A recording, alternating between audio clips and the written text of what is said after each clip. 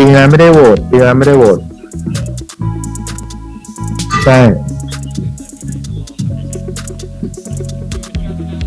เช็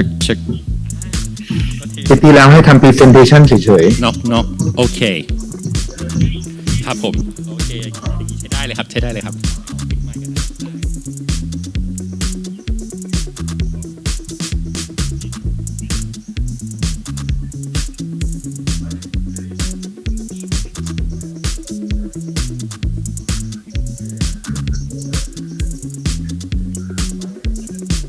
Good morning to everyone over here and warmly welcome to honorable chief guests, speakers and delegates across the world.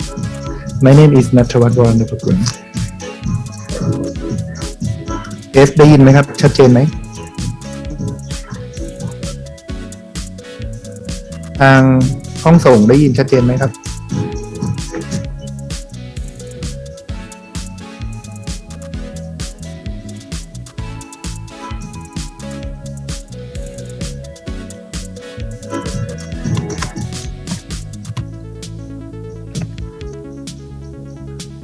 Good morning everyone โอเครับทราบ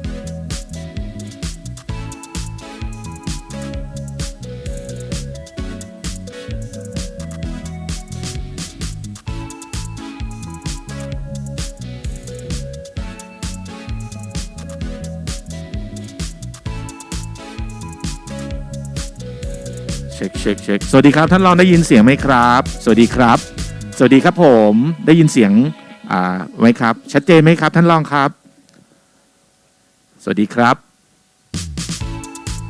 สวัสดีนะครับผมสวัสดีครับสวัสดีครับสวัสดีแขกผู้เกียรติทุกท่านนะครับขอต้อนรับเข้าสู่งานในวันนี้นะครับสวัสดีครับผมสวัสดีครับสวัสดีนะครับ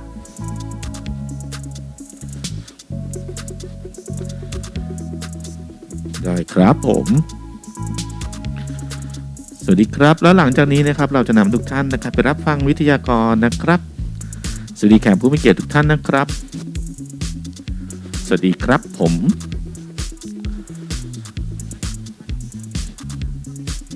สวัสดีครับ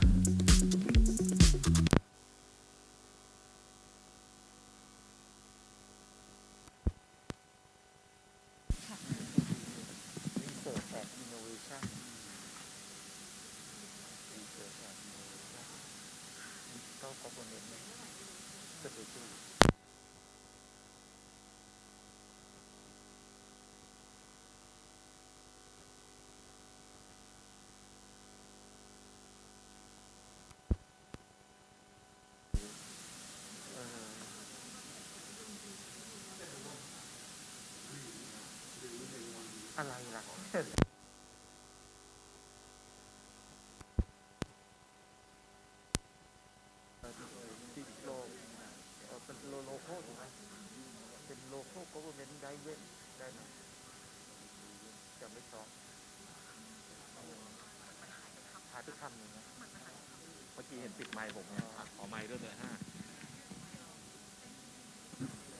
ครับสวัสดีครับสวัสดีครับผมท่านรองได้ยินเสียงผมไหมครับได้ยินครับได้ยินแต่มันซ่านิดนึงครับได้ซ่าใช่ไหมครับวันนี้ท่านรองจะพูดเกี่ยวกับสเกดูของงานปะครับหรือว่าอธิบายรวมๆครับผมสิ่งที่วันนี้ท่านรองจะพูดเปิดนะครับผมรายละเอียดให้ผมพูดตารางของงานด้วยใช่ไหมไม่ต้องครับไม่ต้องพอดีผมจะเช็ครายละเอียดของท่านรองด้วยครับเพราะว่า MC เขาจะได้ไม่ต้องพูดมันทับรายละเอียดกับท่านรองครับอาจจะ MC ให้เขาแนะนำสเกดูอะไรเงี้ยท่านรองก็อาจจะพูดรวมอะไรเงี้ยครับเท่านั้นเองพอดีผมอยากเช็คอะไรเงี้ยครับว่าท่านรองจะพูดอะไรบ้างเท่านั้นเองครับผมเสียงได้ยินชัดเจนไหมครับเสียงได้ยินชัดเจนนะครับผมเสียงครับผมชัดเจนไหมครับครับผมได้นะครับเสียงผมชัดเนาะไม่มีแทรกเนาะเสียงชัดเจนมากเลยครับโอเคท่านรองครับขอรบกวนท่านรองแชร์สไลด์ให้หน่อยได้ไหมครับผมไม่มีสไลด์ครับไม่มีสไลด์ครับท่านรองไม่มีสไลด์นะครับท่านรองจะพูดประมาณ10 นาทีได้ไหมครับผมก็ไม่มีนะเพราะว่าถามไอ้น้องที่เขาลองทดสอบว่าต้องเตรียมสไลด์ไหมเขาบอกไม่ต้องเตรียมไปแค่สวัสดีครับสวัสดีครับสวัสดีครับสวัสดีครับสบายดีนะครับไม่ได้เจอกันนานสบายดีท่านสบายดีนะครับเจ๊ครับผมขอบพระคุณที่ให้เกียรตินะครับสัญญาณผมหลุดไปหรือเปล่าฮัลโหลได้ครับของได้ครับท่านรองครับตอนที่ท่านรองพูดนี่คือท่านรองจะนั่งนั่งแล้วก็พิงเก้าอี้ไว้เลยใช่ไหมครับจะได้ล็อกแล้วก็เพราะว่าพูดเกิดงานจะได้ดูแบบภาพสวยเท่ๆหน่อยอะไรเงี้ยครับอันนี้ตำแหน่งนี้เลยใช่ไหมครับโอเคไม่มีปัญหาเดี๋ยวผมขอเข้าอีกอันหนึ่งแล้วกันนะได้ครับขอโทษครับคุยได้เลยครับ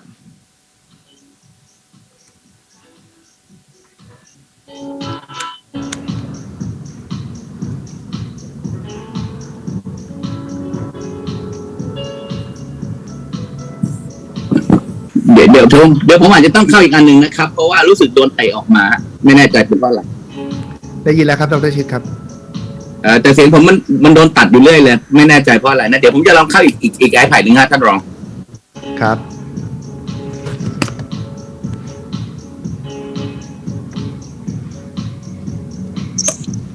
รับผมได้ครับผมเข้าอีกอันหนึ่งแล้วครับท่าน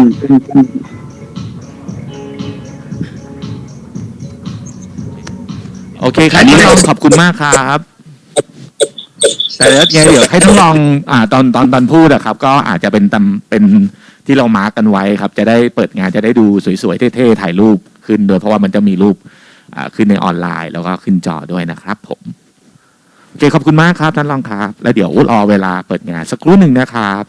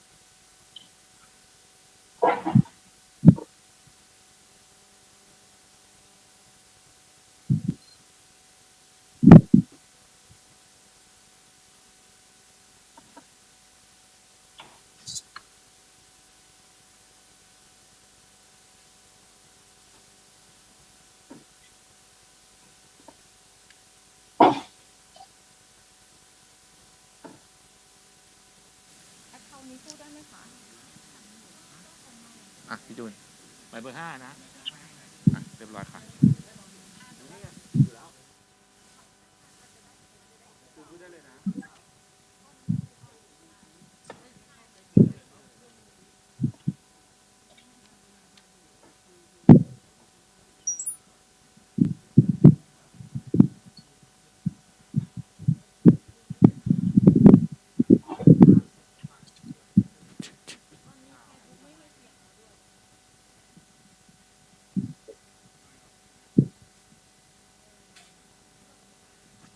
สวัสดีครับสวัสดีครับผมสวัสดีนะครับสวัสดีทุกท่านนะครับ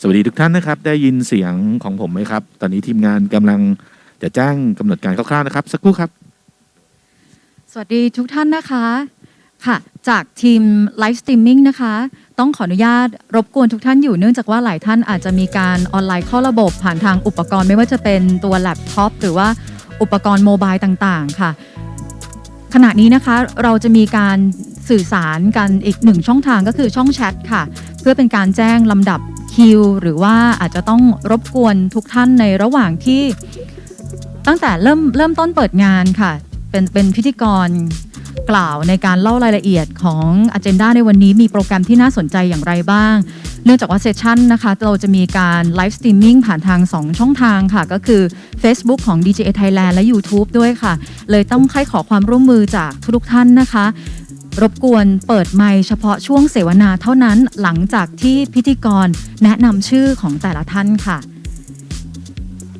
ในระหว่างนี้ทุกท่านสามารถที่จะพูดคุยทักทายกันได้นะคะภายในช่องแชทเพราะว่าเราอาจจะไม่มีการทดสอบระบบอีกครั้งหลังจากที่เราปล่อยสัญญาณไลฟ์สตรีมมิ่งไปนะคะโดยทีมงานจะแจ้งแล้วก็อาจจะมีการบอกเน้นย้ำค่ะว่าท่านใดเตรียมสแตนบายเตรียมเปิดไมค์นะคะเตรียมเปิดกล้องเพื่อเป็นการแจ้งคิวขออนุญาตสื่อสารทางช่องแชทนะคะขอบพระคุณทุกท่านค่ะ เดี๋ยวตอนนี้ทีมงานขออนุญาตทดสอบระบบให้เรียบร้อยค่ะแล้วเดี๋ยวจะแจ้งสัญญาณว่าระบบไลฟ์สตรีมมิ่งพร้อมที่จะออนแอร์แล้วนะคะถ้าสมมุติว่าเราได้สัญญาณที่เรียบร้อยแล้วเดี๋ยวขออนุญาตแจ้งท่านรองนัดให้ได้ทราบนะคะขอบพระคุณค่ะ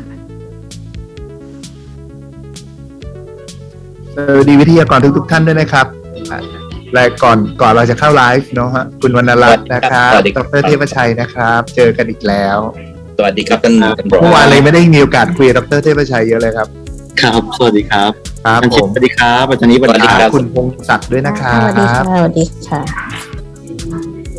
ท่านนายกเป็นยังไงบ้างครับไม่ได้เจอกันเลยก็อาจารย์ยังอยู่ในโรงพยาบาลอยู่ครับอาจารย์อยู่ยังแต่อาการดีขึ้นใช่ไหมครับก็ค่อยๆดีขึ้นแล้วครับอาจารย์ตอนนี้ก็ออกมาจากห้อง ICU แล้วครับแต่ว่ายังต้องพักฟื้นอยู่อีกระยะหนึ่งเลยครับวันนั้นตั้งใจจะไปพอดีที่นครนายกครับ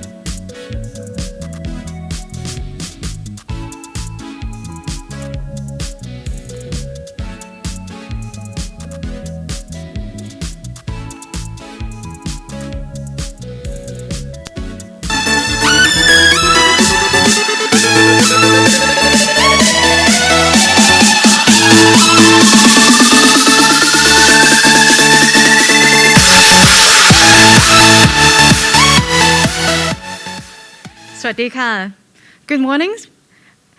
A warmest welcome to all of you to the International Conference on Digital Government Technology and Innovation 2022, or DGTI-Con 2022, the International Conference on Technology and Innovation in Government Sector.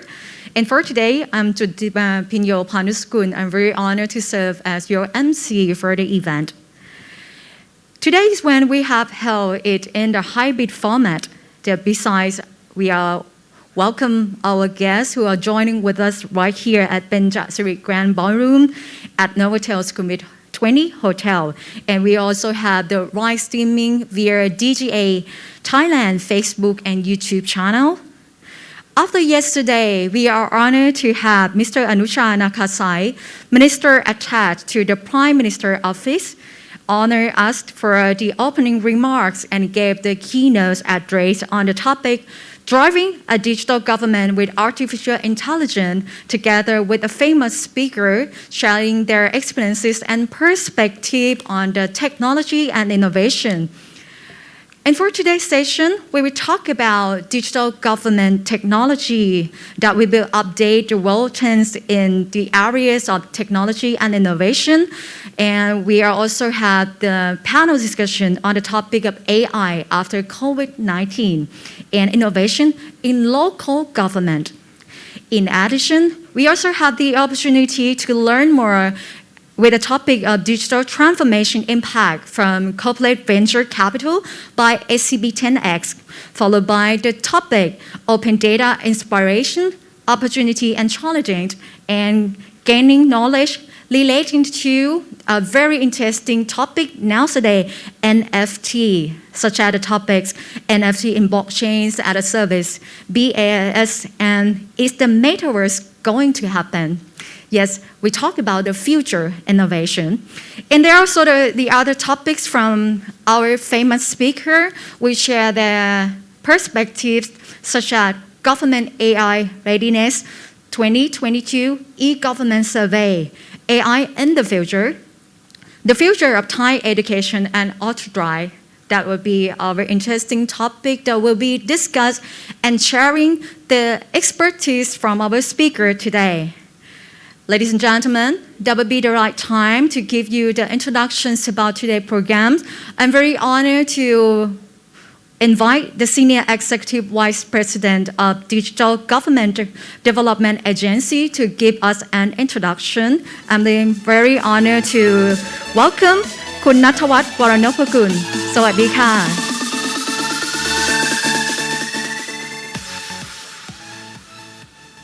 สวัสดีครับ Good morning. Hello. Good morning to everyone over here. Yay. Anyone hear me clearly, right? Oh, I warmly welcome our honorable chief guests, speakers, and delegates across the world. My name is Nathavat Waranopakun, Senior Executive Vice President from Digital Government Development Agency or DGA. It's a pleasure to welcome you all to the first International Conference on Digital Government Technology and Innovation or DGTI-Con 2020.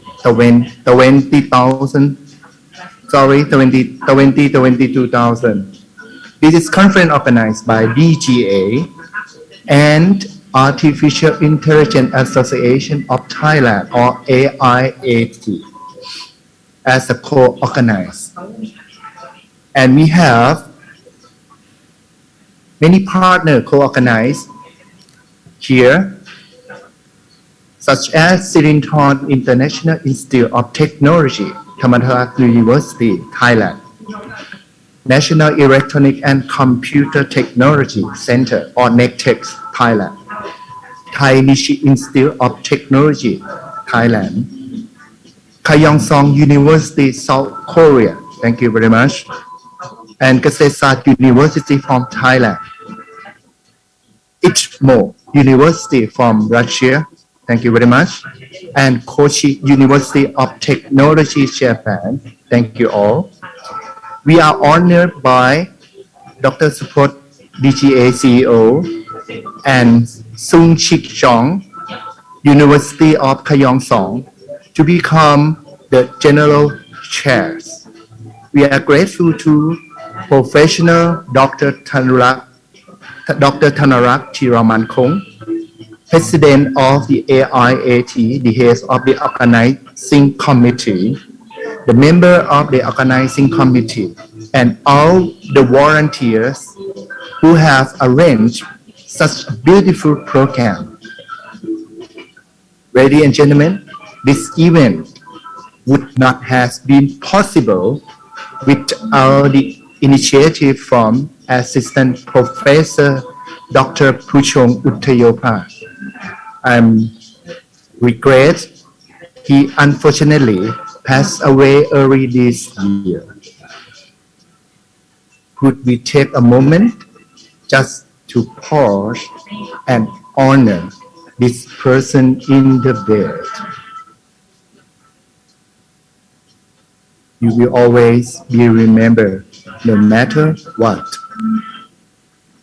Represent love and kindness will forever be with us.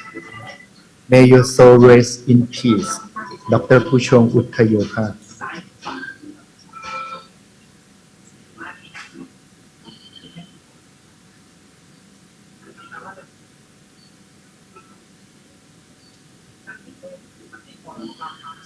All right, everyone. I wholeheartedly welcome all the delegates across the country. We are fortunate enough to get support by our partner, with whom we will interact in the conference. I would also like to thank you, all the AI consortium. As you all know, the current scenario of the GovTech, we all have gathered here to discuss the theme of digital government, technology, and innovation. This conference offers a forum for scholars, researchers, and academics to present their work on the application of AI technology to improve public and government efficiency. The purpose is to create an international forum for scholars, practitioners, and users to debate cutting-edge research and concepts for navigating and balancing the opposing needs of openness and cybersecurity, innovation and accountability, cooperation and privacy. It includes methodologies that are computational, technological, social scientific, behavioral, analytical, theoretical, and integrative. The speakers in the program are uniquely placed to debate, discuss, and highlight the key points, trends, and reform in the system for the audience. It will be great to hear from our keynote speaker today about the influence, prioritize, development, and compassion to international standards in the same field. We have arranged a paper presentation opportunity for our delegates to put forward their digital transformation through in this GovTech field. DGTI-Con 2022 is separate in 5 topics as mentioned.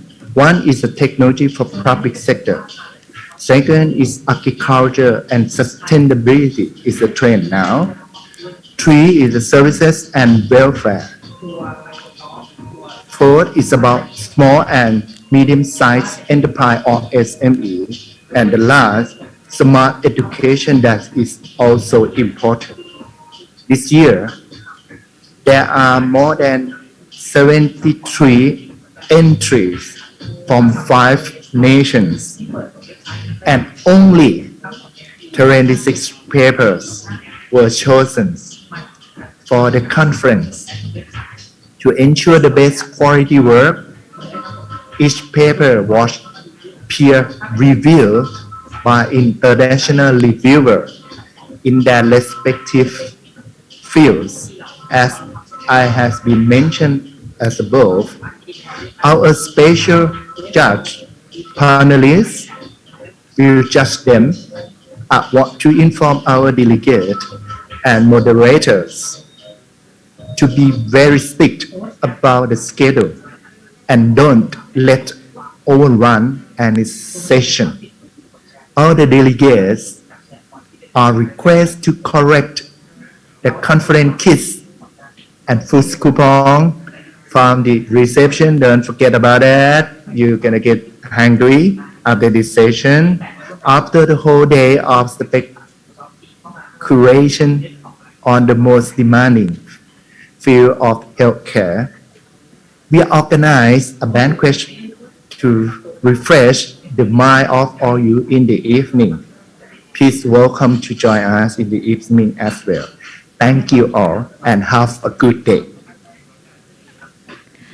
Thank you very much indeed คุณณัฐวัฒน์ วรนพกุล สวัสดีค่ะ That would be the introductions for the International Conference on Digital Government Technology and Innovation 2022 by Senior Executive Vice President of Digital Government Development Agency. Thank you very much to you once again คุณณัฐวัฒน์ วรนพกุล We are surrounded by the experts from the industry for the technology and innovation, and we would like to convey what happened in Thailand in the areas of digital government technology and innovation. We have the words that talking about technology is a key driving force to make the world is the better place by all, and artificial intelligence will play important role for our world. What happened for the future after the COVID-19? We would like to bring you to engage with our key speaker with the topic of AI after COVID-19, the role of artificial intelligence after the COVID-19 pandemic. We are with this opportunity, I'm very honored to introduce and welcome our speaker who joining with us with the panel discussion. We are very welcome Associate Professor Dr. Chit Lawattana, Committees of Digital Economy Committee and Executive Advisor of EEC, and Directors of Institute of Field Robotics, King Mongkut in University of Technology, Chonburi. Dr. Thepchai Sapnithi, Vice President of Artificial Intelligence Association of Thailand, and Assistant Professor Dr. Wanrat Santi Amontat, Directors of Digital Research and Innovation Institute, Prince of Songkhla University. I'm very honored to introduce our moderator by this panel discussion, Dr. Pratchaya Bunkwan, Directors of Language and Semantic Technology Lab from NECTEC, the fourth year. All right. Sawadee krab. Thank you very much for your kind introduction. Welcome to the panel's discussion in the topic of AI after COVID-19, the role of artificial intelligence after the pandemic. In this session, we will elaborate and discuss how AI will shine once the COVID-19 pandemic has subsided. And we are honored to have the three expert panelists online with us today. So I would like to express my gratitude to our keynote speakers for joining us. And let's start the discussion session. So let's begin with อาจารย์ชิด สวัสดีครับอาจารย์ Hi สวัสดีครับสวัสดีครับ Good morning Good morning Hi. everyone Yep. So the first question would be, what will happen after the COVID-19 pandemic, and how can we use robots to help people? Well, technology is the same. No matter it's going to be robotics or AI, it will be implemented as to solve the problem and to increase efficiency. Well, COVID exhibit quite a challenging problem to Thailand for the development. What EEC been planned and also implementing is prepare the infrastructure for the AI and robotic to be available in the area of EEC. Let me mention a few things before because we have a very short time. As everybody know that we already got a successful bidding for the 5G for the 700 megahertz, 2.6 and 26 gigs. So this is very important for being the main infrastructure to build the data. Without correct data, we could not build AI industry. So what I reported to the cabinet that it's very important that we have enough data. And what EC plan to do is that we going to build the common data lake. By common data lake, we will collect all the data that happen in the EC area. And then, when we have enough data, the data scientists, AI, robotics, and, things alike could come to make the benefit from the common data lake. Another thing that may be that even more important than robotics is that we already put the budget on the genomic activity. We plan to use the AI technology to make sure that the gene of the people in the EC area will be protected, and we will study the gene, and then that will lead to many useful pharmaceutical industry. And if we believe that if we have enough data, that will be the playground for scientists, technologists like you guys who come to make use of that data. And that is we plan to do. For the robotics, we already implement the use of robotic technology in Industrial 4.0, and that Industrial 4.0 will be combination of the 2.6 gig and also the IoT. We plan to implement the Industrial 4.0 for about 7,600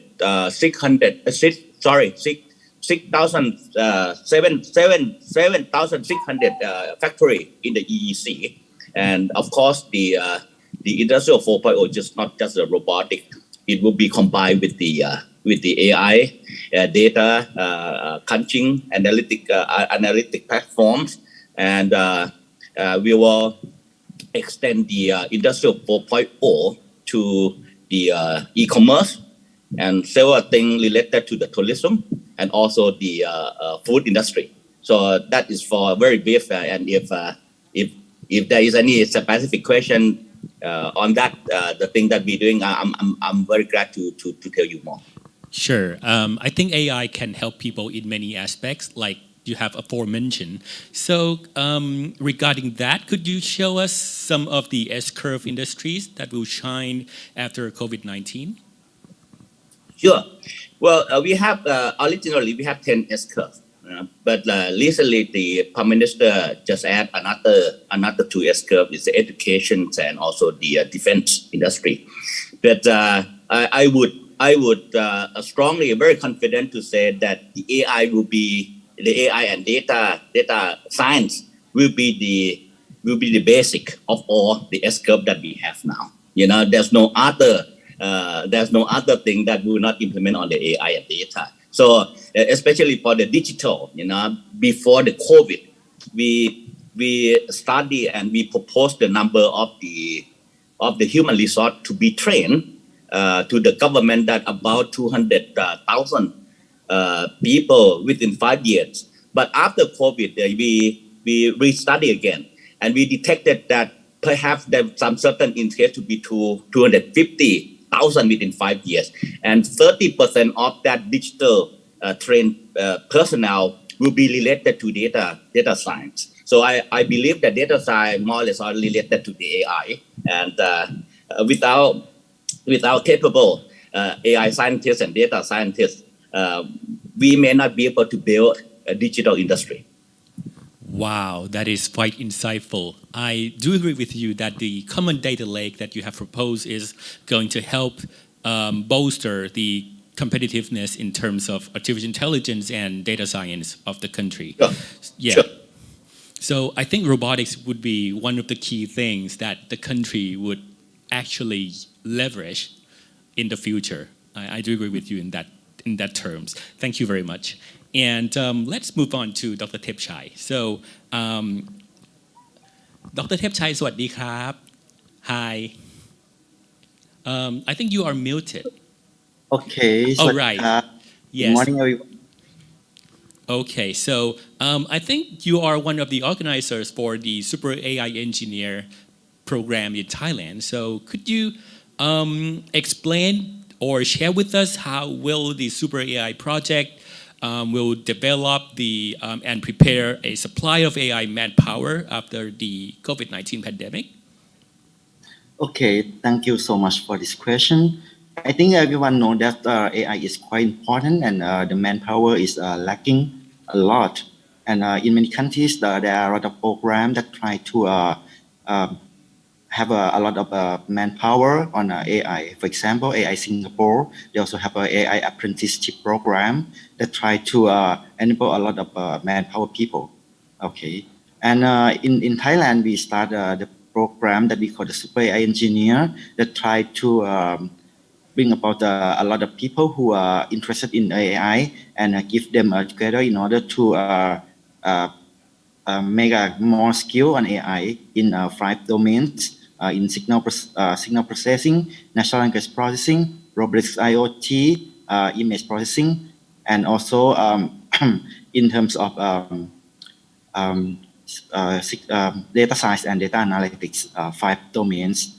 In the first year, we have more than 2,000 participants joins in the Super Engineer level season 1. And in this year, more than 5,000 people joins.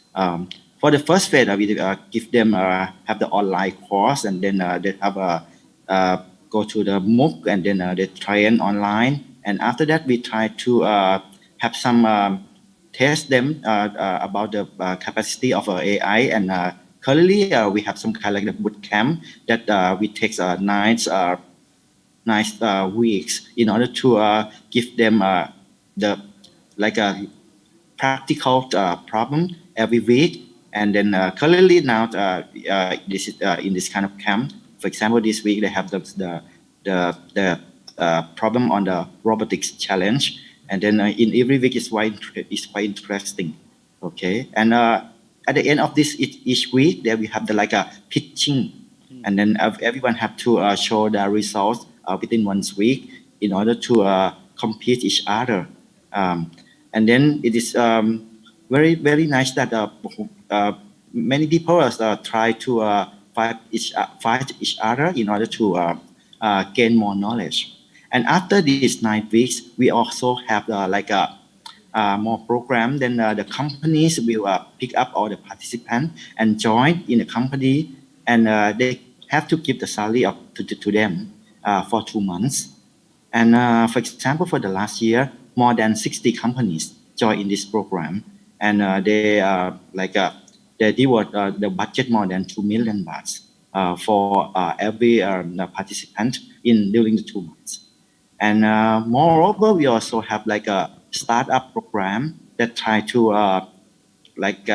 give some people who would like to do their own business. For the season 1, we have 4 startup company already happened for the first year, but we hope in the second year we have more than that. This one is quite interesting, and I think there are more than 100 companies and organizations that join in this program to build up manpower of AI. It is very interesting, but as you know that we have 2,000 and 5,000 is still lacking. I think I talked with Ajahn Nanaras, said that using like the AI research network, university network to make more powerful, and then we can get more and more manpower. I think this one is very, very important. Okay. Wow, that is quite insightful. And in relation to the development of the manpower, we need some kind of backbone. And I've heard about the national AI policy, which is going to be proposed to the Thailand Parliament very soon. So how would this project contribute to that? Oh, I think it's very important because you know that many countries already have their own AI policy. Okay, and in ASEAN also, like Singapore already have AI policy, and also Malaysia, Vietnam, and Indonesia. they try to set up their own AI policy. But in Thailand, we are now close to the final version of the AI policy. I think this one will make the next step of AI communities because after we got the next Thailand AI policy, then we can follow this policy and we have make use of them. Okay, and not only the manpower but also bring about the AI to the business, and also try to make people know more in terms of, for example, like the AI ethics is also very important part. And I think based on this kind of thing, then it is very important and it will help the raise up the level of Thailand. Because in Thailand, we have many sector of business. In the first phase, I think 3 of them is quite the most important that we try to focus on. Those are the agriculture domain, health domain, and also government sector. That we go to this conference and in related government, then the government service is one of the most important part that we would like to bring AI to make the people have a more like a standard living based on the government service.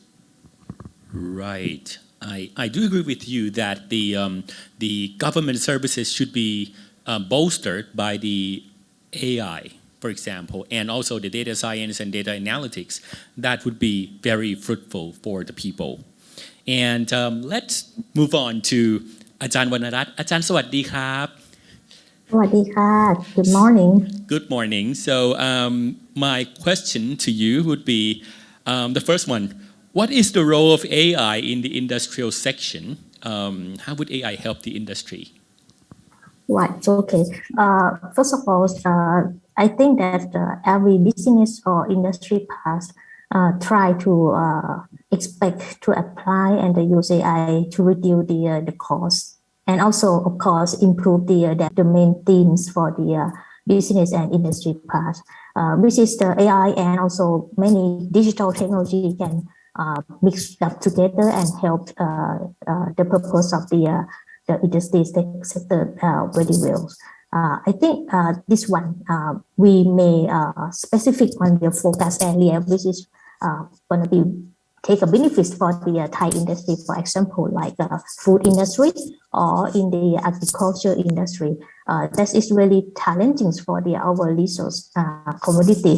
How can we answer that questions and can make that happen to our main Thai industry in that area? Sorry. Can I jump in on this matter? Yes, please. We have the program to support your activity to train AI technology scientists for the industry. For example, if the certain industry would like to get some of their staff to be trained for the AI, and they agree with your curriculum, EEC will pay 50% of the expense. And then another 50% paid by the industry. And we already communicated with the revenue department that the part 50% paid by the industry will be multiplied by 2.5 times for the revenue deduction. So they can save another 25%. So basically, if the expenses for the training AI for their staff done by you guys cost about 100 baht, EC will pay 50 baht. And they pay 50 baht, but they will be able to reimburse 25 baht. So I would like to encourage all of you that if you are interested to work with the industry for training people or staff in the industry, you can get this training budget from the EEC. Oh wow, that's very wonderful. Thank you. Yes, very good. Yeah, I do agree with that. And I think with the help of the government and the EECI program, that would help a lot in the industry and also the AI field as well. Not only the industry, but also the research field. That would be wonderful, I would say. And let's proceed to the next question. So I've heard about the AI research network. So how can the AI research network of Thai universities help boost the country's competitiveness in that aspect? Right. Okay. First of all, actually, we are work closely with the NICTEX or the STDA and also the AIAT by Professor Dr. Thanarak. But in the previous 2 years, we tried to set up the good ecosystem for the AI developer. For example, like we try to set the GPU small cluster of the infrastructure and spread out among the main university across the country. For example, like CNU Chiang Mai, KKU Khon Kaen, or the PSU in the south, and also in the east side with the Burapha, and in the central like Mahidol University, Kasetsat University. So this year we are ready to announce this service together with the data for the research development. For example, we have the research data about the genomics or the omics of the plant or the animal or livestock. We also got a lot of the data from the BCG primary data as our ministry of the higher education, science and resource and innovation set the U2T project. If you have heard about that, we got a lot of the 1 million data come through our data platform. So I think we will have a lot of data for the data analytics and like a playground for the students, the research that we can make sure of that one easily. And the next one is we move close to the announce the AI institutes. It is some kind of the new sandbox which is led by the CMKL in our university network. We will pull all of the resources in the university all together and help to teach students and share the knowledge between us and connect it to the industry. For example, like the telecommunication industry, and also connected to the main business across the country, like the Korea or the Taiwan, or of course China and the USA. I believe that our activity that's going to be come up there this year is going to be really attractive to the people who would like to join and learn and know how to apply the AI, and also the guy who would like to be the professional AI developer. I think this is going to be really, really good activity. Apart from that, in the term of my role for the PMUC is the granting agency. We also have the mechanism to support the research and the innovation fundings for our AI community researcher as well. We also would like to invite many business or the industry sector to join us at the co-research fundings. So that means if you have the problems, you have the title, the things already. You don't want to, get leaks to explore or invest in the R&D, because maybe it's a very early process. You don't know exactly how that can be benefit or take advantage on the digital right now yet. The PMUC can help sharing the funding 90%. So that means the industry or the business who would like to transform to use the AI, and you have the researcher in your hand, you can, pack together and then apply for the grant and research development. This is, I think, very, very good to bridge the gap of the value update in the R&D process development, I believe. I think that's really a mechanism that we try to help and follow by the AI strategy Thailand. This is the NICTEC already has prepared to propose the ministry soon. Yes. Wow, thank you very much for your insightful discussion. So right now we have seen the collaboration between the government, the academia, and the granting agency. They're working side by side to help boost the country's competitiveness in artificial intelligence and also in industrial section. So that is a very great wrap up for the session. I think we have learned a lot today. And I think one thing is that AI will help improve the quality of life as a whole from this session. This is what we have learned so far. So last but not least, I would like to thank our panelists for this fruitful discussion and the support from our viewers as well. So thank you very much and take care and have a nice day. Thank you very much. Thank you. Thank you. Have a nice Thank day. you. Have a Yes. nice day. Have a nice day.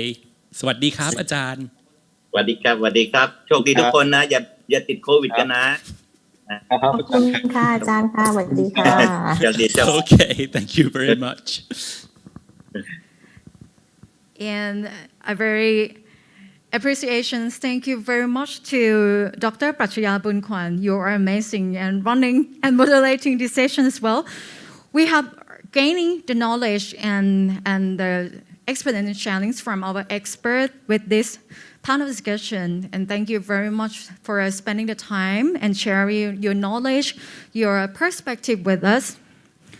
So, and after you understand about the AI after COVID-19, what will happen for the future, not only in our country, in Thailand, but there will be upcoming trend that will happen for the world. So we'd like to moving on to next panel discussion on the topics of innovation in local government. We have a key players who play important role for their community through driving the local governments as well. By this session, we have our guest speakers who are here with us at the Benjat Street Grand Ballroom here at Novotel Sukhumvit 20 Hotel and who are joining with us online. So I would like to invite and call upon our guest speakers who are here with us at the hotel. Kindly join with us upon the stage. First, we are honored to have acting for Directors of Human Resource Development and Social Engagement from Prince of Songkla University. The floor is you. We are very welcome. Associate Professor Mitchai Chong Chiao Chamnan. Welcome. Next, we are honored to have the Spatial Advisor of Urban Information Center, Faculties of Architecture and Creative Art, Ratchamankala University of Technology, Isan. We are pleased to welcome on the stage Mr. Supachat Bundi Khan. And we'd like to welcome our guest speakers who are online now. Welcome. คุณสุรเดช ทวีแสงสกุลไทย Associate Dean for Innovation and Corporate Affairs College of Local Administration ขอนแก่น University สวัสดีค่ะ And together with คุณพงศักดิ์ยิ่งชวนเจริญ Mayor Yala City Municipality สวัสดีค่ะ By this session, we have our moderator from DGA will join with us and share his experience. With all of you, we are honored to welcome on the stage คุณสุดเขต เชยกลิ่นเทศ Research and Innovation Digital Government Specialist from DGA. Welcome.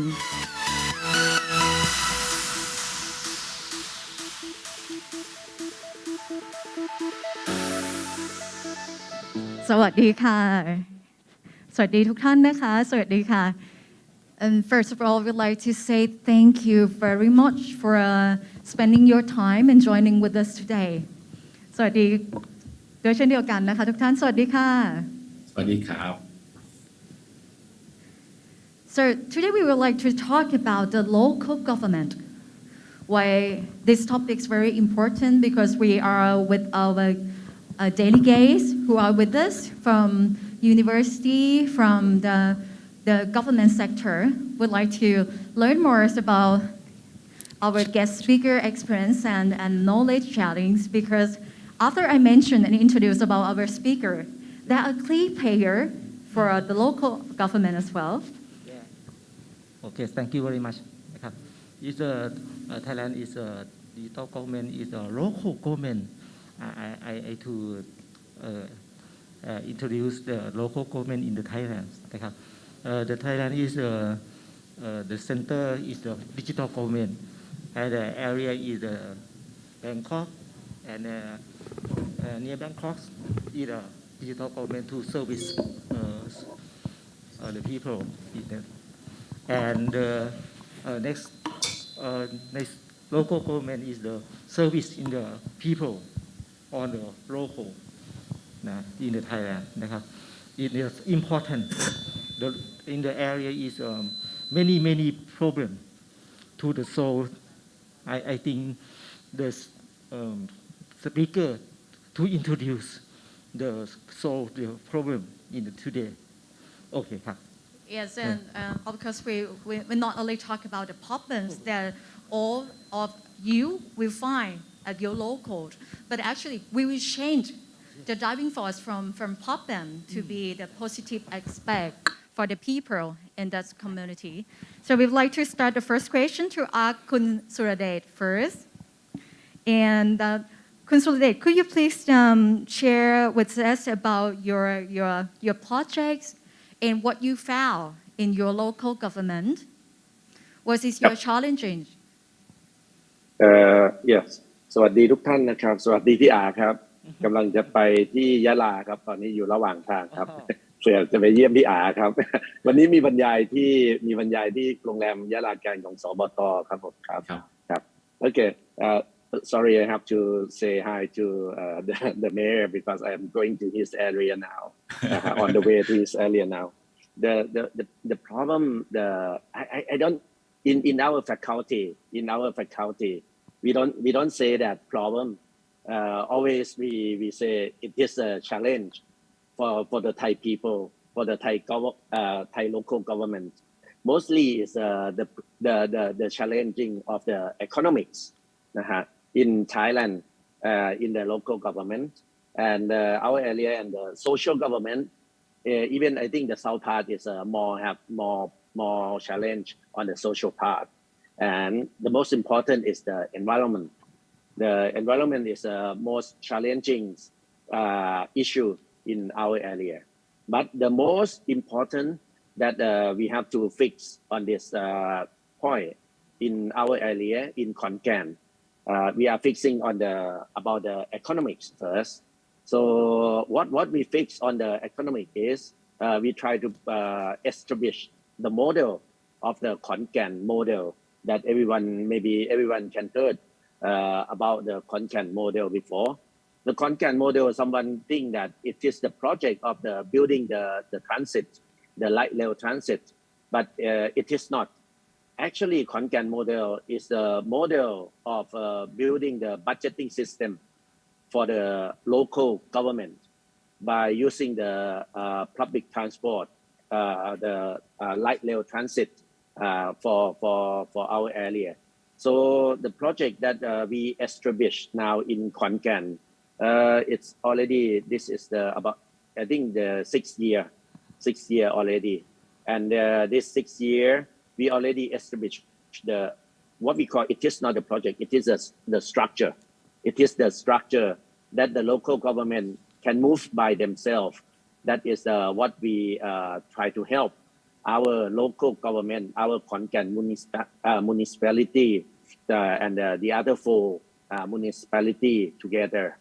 But this one need very important understand from the Ministry of the Interior because of we have to set up one body we call SPV from the approval from the Ministry of the Interior. And now we got that approval already. We are the first Thai.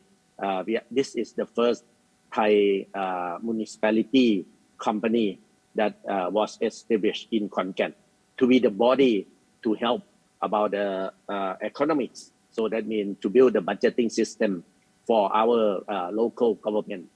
As you know, after COVID, we have very less budgeting from the central government.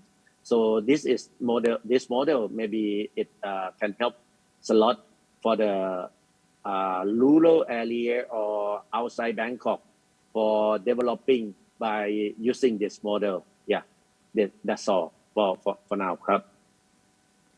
Thank you very much, Kun Suradet. Well, the information that you're sharing is very interesting because the Khon Kaen model should be one of the model that all and every area in the country should apply and adapt this model to. And I also agree with you because the most challenging problem, not call the problem, but the most challenging now today is about the environment and content model that we have this, can we call one way to connecting people? Because we bring the socials of the people to come to in one area by connecting, and we have this content model with the real chances that will be in the publication now today. That sounds very good for your information sharing as well. And what's about your perspective, Kun Suke? I think this the Ajahn Phongsak is a showcase the content models นะครับ The content model is a pilot. I think it's a pilot project นะครับ I think to expand in the other country นะ to develop and research. Okay. Yes, we would like to moving on to another province to share with us too, because we are honored to have Associate Professor Mitchai to join with us, and he also had a very interesting project we'd like to share with all of you too. And we would like to back to the questions about the challenges and the problem that you found in the local government. Please.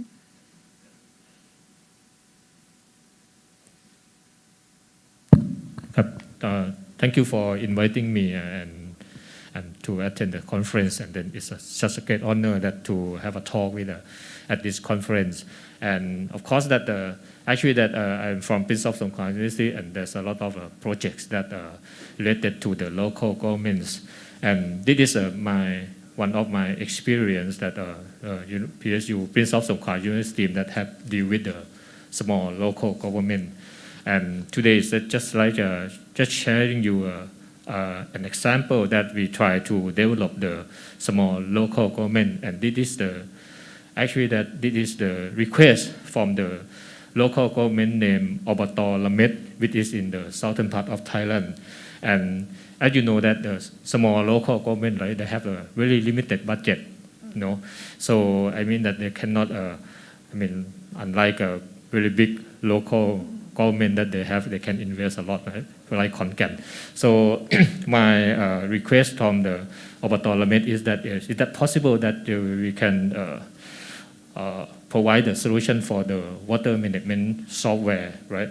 And as you know that for every local government, they can build a water facility and then supply the clean water for the local peoples, and then they can get the money or get revenue from the household users. And according to several laws that Department of Local Administrative Organization under the Ministry of Interior, they will issue several handbook or recommendation or even practices to the local governments to comply their handbooks or practices.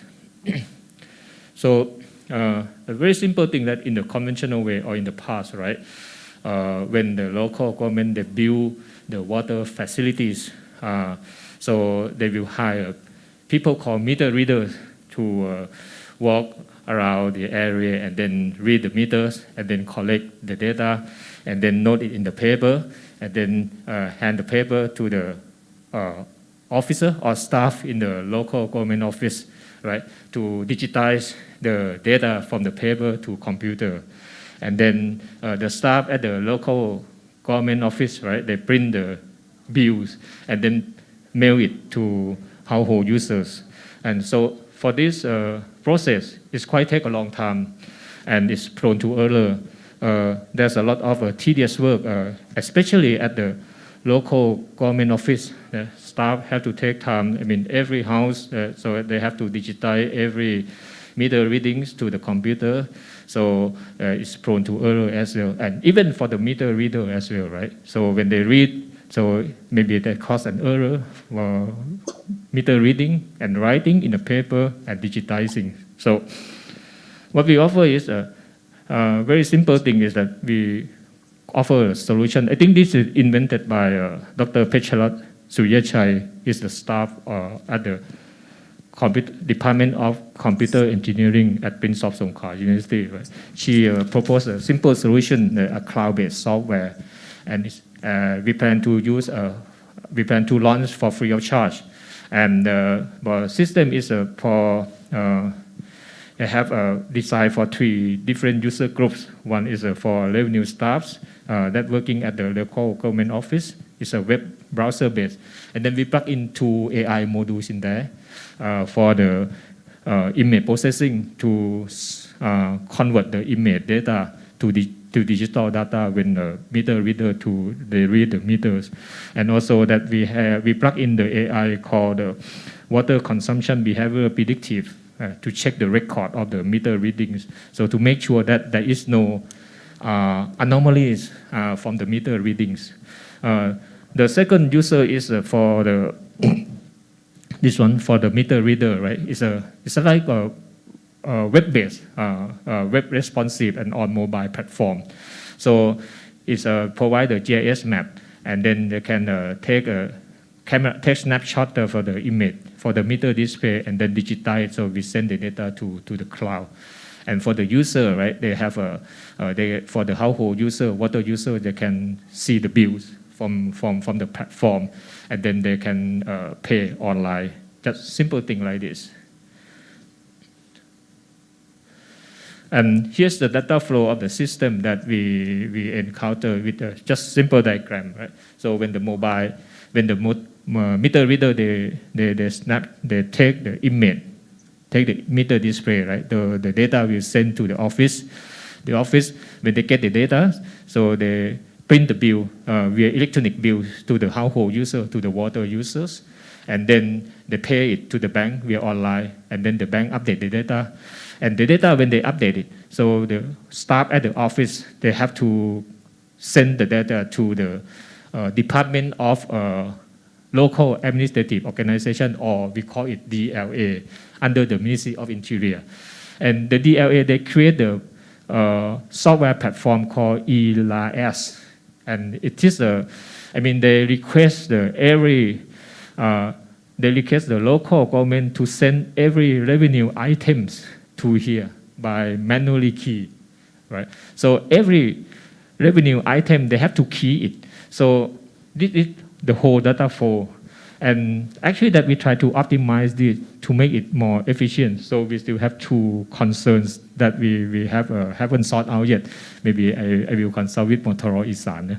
So the first thing is about the electronic bill permissions, because we have to decide the official form that approved by the DLA.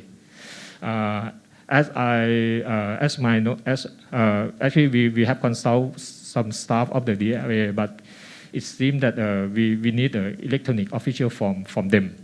And the second thing is about the electronic signature that we haven't sorted out yet. That is the first one, the first problem that for our project. The second one is we still need a manual key in data that have to input to the e-Baas platform. Unfortunately, that at the current version of the e-Baas, there is no gateway or no API to transfer the data from our platform to the e-Baas platform automatically. And so that is the second bottleneck that we encounter with. So this is the project that we design for the small local governments. Thank you very much for your effort and dedication, because as Associate Professor Michai had mentioned at the beginning, this project, because during COVID-19, a lot of organizations, not only the government sector, but also in private sector, they should save the budget, because this will be the factor that we have to change mindset and change our working and lifestyle and workplace to enhance digital transformation to the local government as well. That will be the idea to apply this project, the water management software. So we have the digital solution to help the people, help the worker to use this solution. And because it's digital era, the paperless is the key to the whole organization too. And because we understand that the digital transformation, they will move everything to the cloud infrastructure. Thank you very much because there will be the project to share. Because at the beginning, we talk about the Konkan model from northeastern regions of Thailand, and we go to the southern regions of the Thailand. But our next speaker, Kun Suket, he also have similar project, but it's quite different, right? It's quite different. Because we also would like to talk about the water bill management. So we'd like to ask Kun Suprashad, could you please share with us about this project? Because you are a big important role to create the idea from the project, and you understand from the beginning with this process and workflow as well. And what's this about the perspective from Ratchabangkala University of Technology Isan with this water bill management? Yes, thank you everyone. I will show up you about this chart. If we know about the pattern of development in Thailand, we have the federal government in the top of the rectangulation.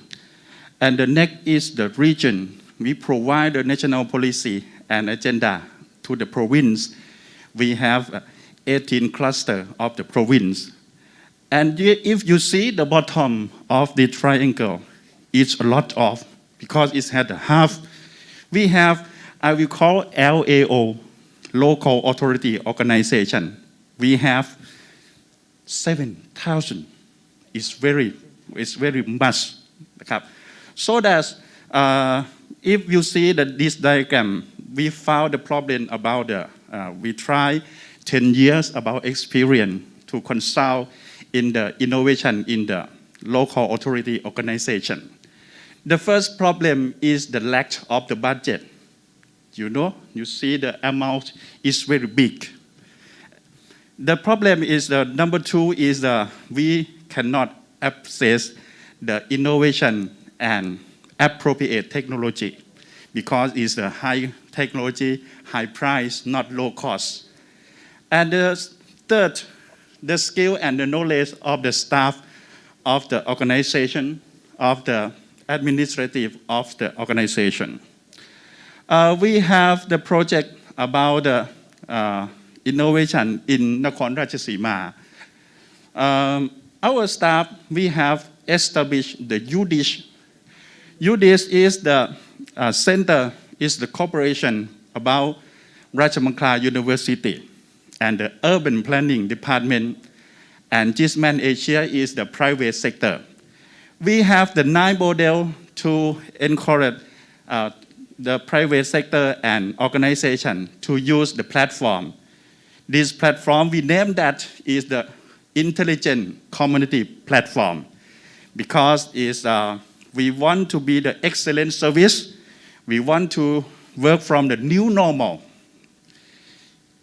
The next, this is the pattern of we sign the MOU with the local government. After we sign the MOU, we have the MOU and know-how from Supermap on China. And we have the platform number 1 is Smart Health. Smart Health is preventing, promoting, and managing the, if you see from this, you have the wristband. We connect the data from the hospital. If you scan this, you know you have the high pressure of the blood. And we send the signal to the line. And the signal to line is to the EMS. The smart number 2 is smart EMS. And the next platform, we show you, we have the 2 comparison about the last. We have the analog model. If you want, you call the ambulance, get you home. And now we perform this platform to digital. The next, This chart will show you that we save many people in the local in Sukhothai. If you have the high pressure, you only have 1 hour. If you not go to the ambulance, you go to the temple. That's right. We save the time 2 hours, less than into half hour. The next platform is the private sector and public service. If you maintain about the smart iPole, you have the light. If the people in the government, you see this board in the top of the pole. If you want to the people to fix this, you scan the QR code, and the local staff know this iPole where is it, because we collect the coordinate of all of iPole in local government. We transfer the next to the next innovation. We call eSmart Service. eSmart Service is the 20-hour online platform. We provide the 3 objectives that people can faster, can easier, and can cheaper. Everything you do in the office, you can do online 20 hours in Chumphar district of Khon Kaen. The next, I will show you about the next platform. We have the key of service. We collect the statistic. You can collect the statistic of the budget of the who want to sell. The next platform is smart infrastructure. This platform is based on the urban planning design, and the platform you know about when you fix the road on local government. And I would like to introduce about the Smart Kit platform. The Smart Kit platform is the newest platform. We set up the QR code in the back of the child, and when you go in the child, you can scan and use everything in child center for this smartphone. And all of the drone technology is the platform to collect the taxation map to link to the government LTAC. And the last, I will show you smart pumping, like this from the southern. Yes, we collect the billing and to noting and paying bill into. So the last one is the smart garbage. It's the platform to pay and to collect the data about all of garbage in local authority organization. That's all for this session. Thank you. Thank you very much, Kun Suprachat from Rajamangala University of Technology Isan, because your sharing is about this smart platform with an aim and the opportunity to connect the healthcare service and the medical staff. That because we are now in the situation that every sector and the people are suffering from the pandemics of COVID-19, to your key platform will help the people to get accessible from any device and anywhere with this medical service as well. And we also learned that by your project, we change everything to be smart and smarter. We really love it, right? Okay, so I thank you for Ajahn Suprachat. Yeah. I have many projects in the local governments. In the Thailand digital government policy, either to support to the local governments, do the direct to the people to service mind and nice service. It improves. I think some project is Ajahn Suprachat is easier. Yeah. I think it's very good to use. Okay, thank you. Thank you very much.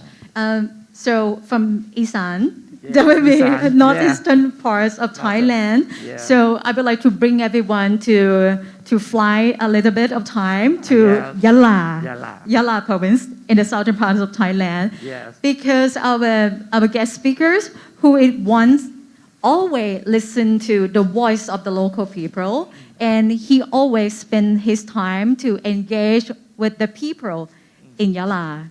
And we are honored to have คุณพงศักดิ์ยิ่งชลเจริญ the mayor from Yala City Municipality สวัสดีค่ะ สวัสดีครับ สวัสดีพี่จริงครับ สวัสดี ครับ อาจารย์วิชัยด้วยครับ สวัสดีครับ สวัสดีครับ ค่ะ Good morning everybody ค่ะ we would love to hear from คุณพงศักดิ์ as well about your challenges in Yala what you find your problems for the local people from that problem you always have the ideas and change everything to be a platform could you please share with us about this Yes. First of all, may I share my slide first?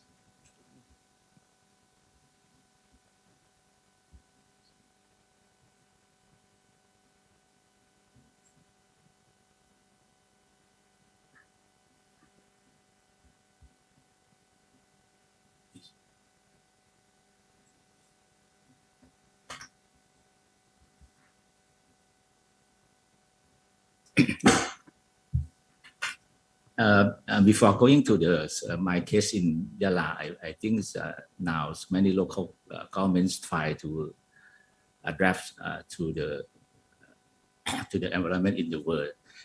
Especially innovation is really important. I mean, in terms of the local governments. And so, what is the main factor to innovate in the local governments?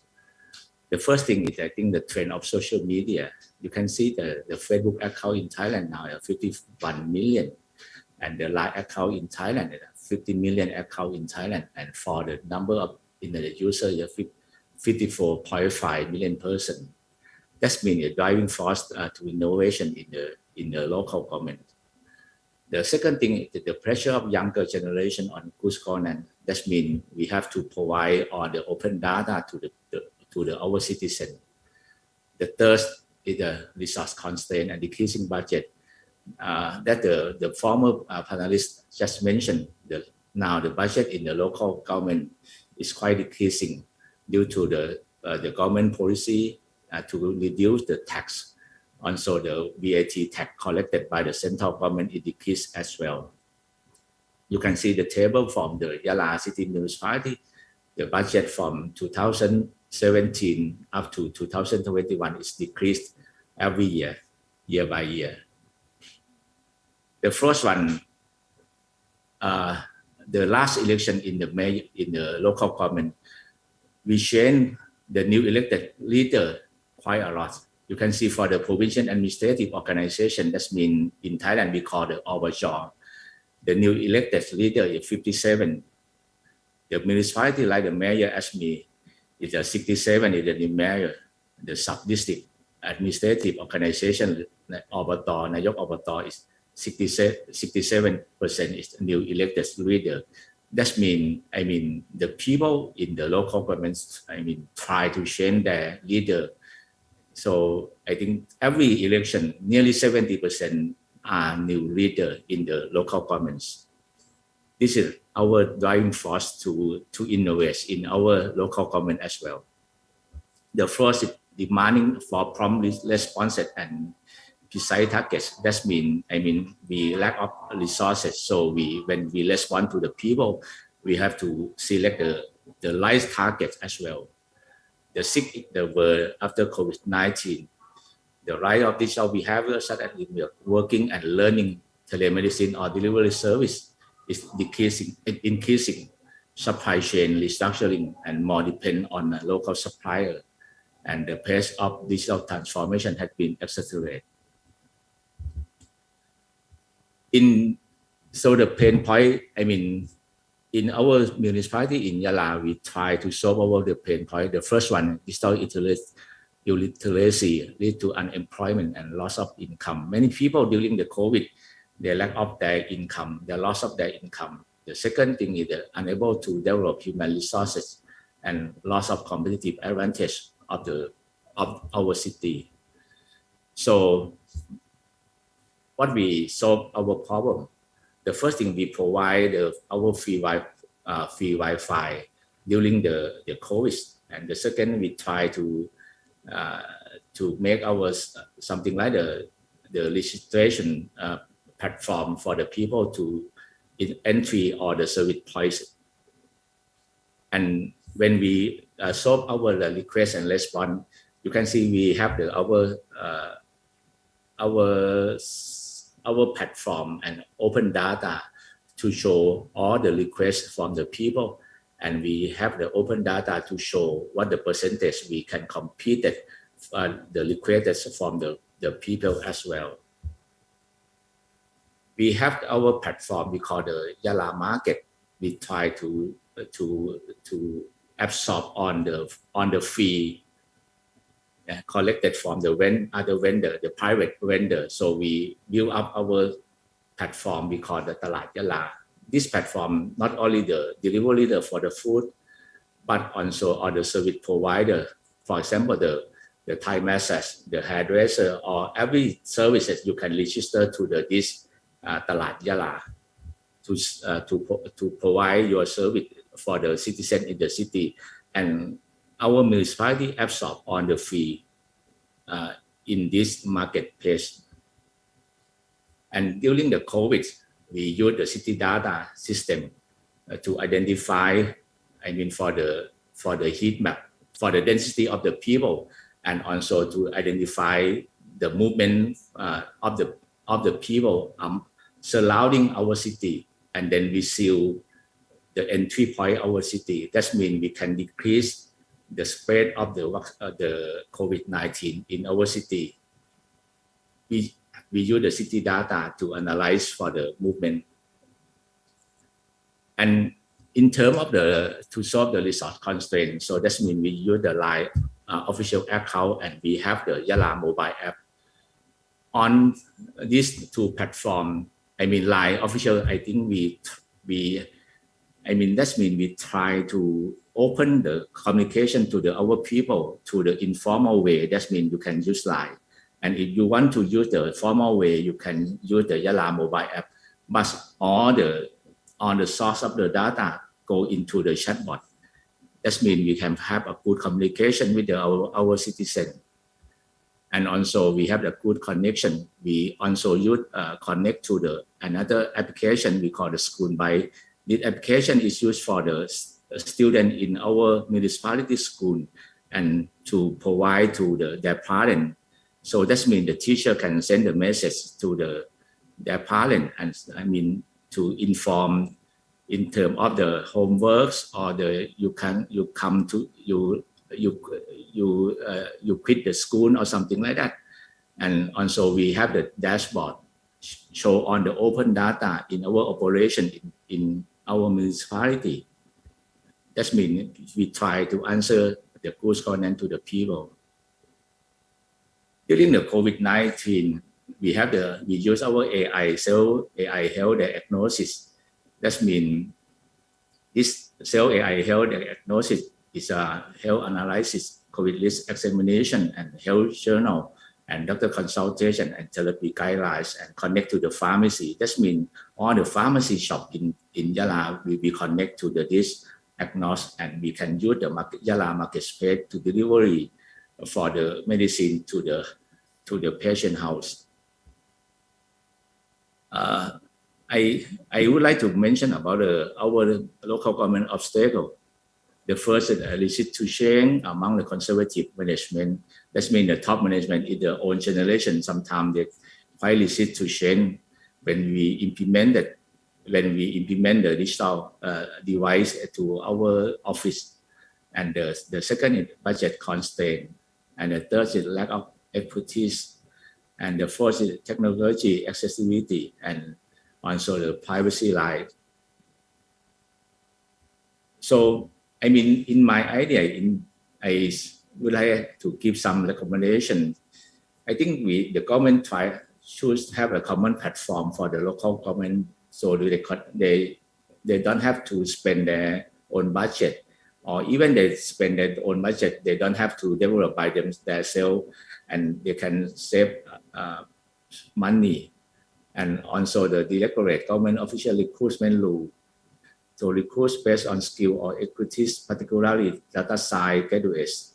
And the third is the select ready city as a pilot smart city rather than choosing only a big city as a pilot. This is my recommendation that I use it in Yala. Thank you much. Thank you very much. We really appreciate for your dedication, your efforts for this work, because we heard from the Yala citizen that you always take action and listen to what is the request from the local people, and you go to that side immediately. That's why you create this platform to help the people to make their life happier during this situation. Yes. Thank you very much too. There will be the real use case that we're talking about the local government, the sharing from the mayor, Yala City municipality. We also talking about the AI. Kun Pongsak just mentions about this innovation, the AI health diagnosis to guide the patient, which is the nearest for a pharmacy for you, and the pharmacy shop can go to the patient house. That would be this one, and the city data system to identify was it a request from the local people. Thank you very much. Can we ask, because we're talking about digital government, technology and innovation, and Kun Pongsak just mentions about AI technology. We would like to back to each of our speaker. Could you please share with us about the artificial intelligence? What can help the local government from your perspective? And if you have any recommendations or suggestions to share with our delegate, the floor is yours. And I would like to back to Kun Suradet from Khon Kaen. Please. So let me share my slide about what we have to do now.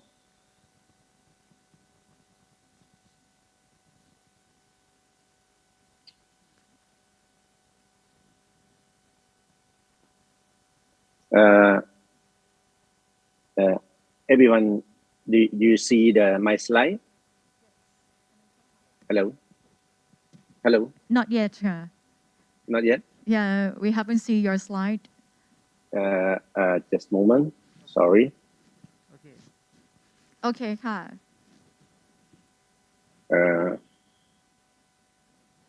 Can you see now?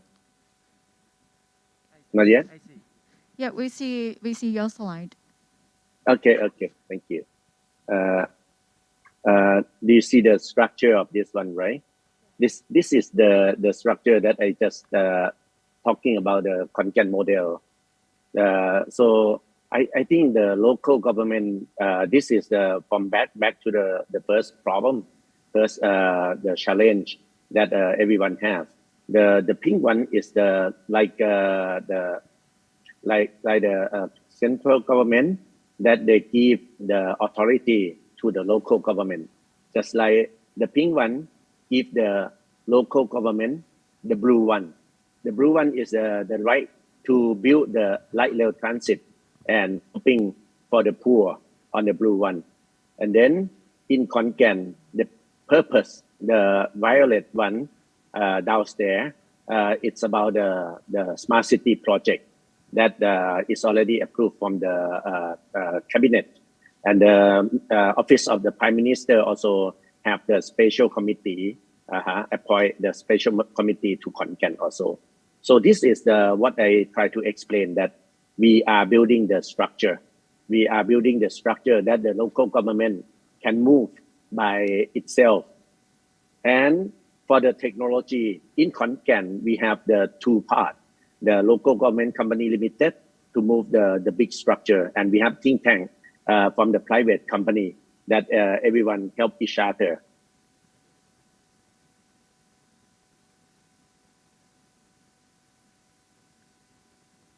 for the technology. Now in Khon Kaen, if everyone see, we use a lot of the technology to helping our local government. Now it is the time that we are building the new structure. What the structure we build? We want to build some kind like Kun Pongsak, Mayor Pongsak said that this is the government should be the one who be the owner of the digital. So that means the wording, the keyword is the digital as utility, because digital as utility, just like just now your guy already mentions a lot of the platform, and each one, each area develop the platform by themselves. I think the government should have those platforms and give the all local government to use together on this one. So this is the purpose of Khon Kaen, that Khon Kaen want to move to the structure like this. Now Khon Kaen are moving to the other level. So now we just get approved from SEC. We have the token called KGO. KGO is stand for the knowledge governance token. This token is the activity token, just like in the municipality. When someone come to help, the people come to help, you can give that KGO token to them, and KGO can use as a discount token for the shop in Khon Kaen and now in Rayong and maybe in Chiang Mai in the future. So, and the other one is the Siam Metaverse, that we try to do the Siam Metaverse to help the Khon Kaen people to go into the digital, more digital activity. And the people NFT that we do three things on this one. KGO token, it is the token that used for the maybe roadside, street food, everyone. This token is for the people. This one is from the Bopator and us doing the research project together on this one. Siam Metaverse Digital Land. We will mint the digital land, and then after that, we talk to the government that we want to give the 30% of the land to the poor, to the poor, and we will try to have the big activity on the digital land, so it will create the traffic to the Siam Metaverse. The last one that we try to help is we will mint the NFT for the artists, and this artist mint NFT, and then after that he can use he can sell in the marketplace in worldwide, and we use KGO to build the game for the Gen Alpha also. This is what we try to do in Khon Kaen. Khon Kaen model development. This is the last slide. The purpose is the transparency, poor, and equality of opportunity. So now we are moving. So now we are moving to the snowball, on the fourth snowball already. And in the future, we hope that we can have the very good digital structure in our area. And maybe if the government help us, I think the government can use this one as a utility for the whole local government, that we can share to use those platforms together. This is for the Khon Kaen 16 years later. This is the plan that we push into Khon Kaen strategic plan for the province. That's all for me now. Thank you for your challenge on Thank you the very futures of Khon Kaen. Yeah, very good. Yes, thank you very much, because Kun Sordet just shared with us, it's not about the new chapter of Khon Kaen, but it's a new dimension for the country, because we can apply this project to all the area in our country. We have a short time for this panel discussion. We would love to extend the time, but we cannot. So we would like to ask back to Associate Professor Mitchite and Ajahn Supachad, could you please share with us about the AI project that would be, we would like to convey the mindset and the idea to the other delegates. We'd like to start first from Associate Professor Mitchai. Thank you. Everybody said that, especially that for Yala municipality said that the most important thing is that to drive the digital technology and AI to the local governments, and especially for to make people, local community to participate. Right? We have to talk in fact that digital skill in the people or staffs who work in the local government, especially that small local government, they still have a large gap when we're comparing with the people that working in academics or people that working in the private sectors, right? So when we talk about the AI, I think that they have a limit knowledge to learn about this, and especially that they have a limited budget to invest in digital tools, right? Very innovation things to use. So one of the example that I just introduced is about the water management software. I try to design in down to earth project, not too luxurious things, right? And try to make it in a bottom up, not top down approach. And we try to add some simple tools like the 2 AI module that easy to use, because we are afraid that maybe if we design too difficult things, right, they will not, don't dare to use it. One thing that I know that especially that for people who work, staff that will work in the local governments, they're just still using a very simple software program. Right? Microsoft Word, Microsoft PowerPoint, Microsoft Excel, right? But now we are moving, everybody talk about the cloud computing, right? So what I found is a very simple thing is, if we try to move this, to improve the digital skill for the people in the local government staffs, for the staff in the local governments, right? We have to, there is a simple AI things, very simple machine learning algorithm that they can work with. For example, that for cleansing data, right? When they use the Excel, right, Microsoft Excel, they can plug in something like the machine learning algorithm to detect anomalies, right, for the data, for cleansing the data. Try to do simple things, or even a predictive analysis. Just use a simple machine learning algorithm like a linear regression, something like that, or multiple linear regression, something like that.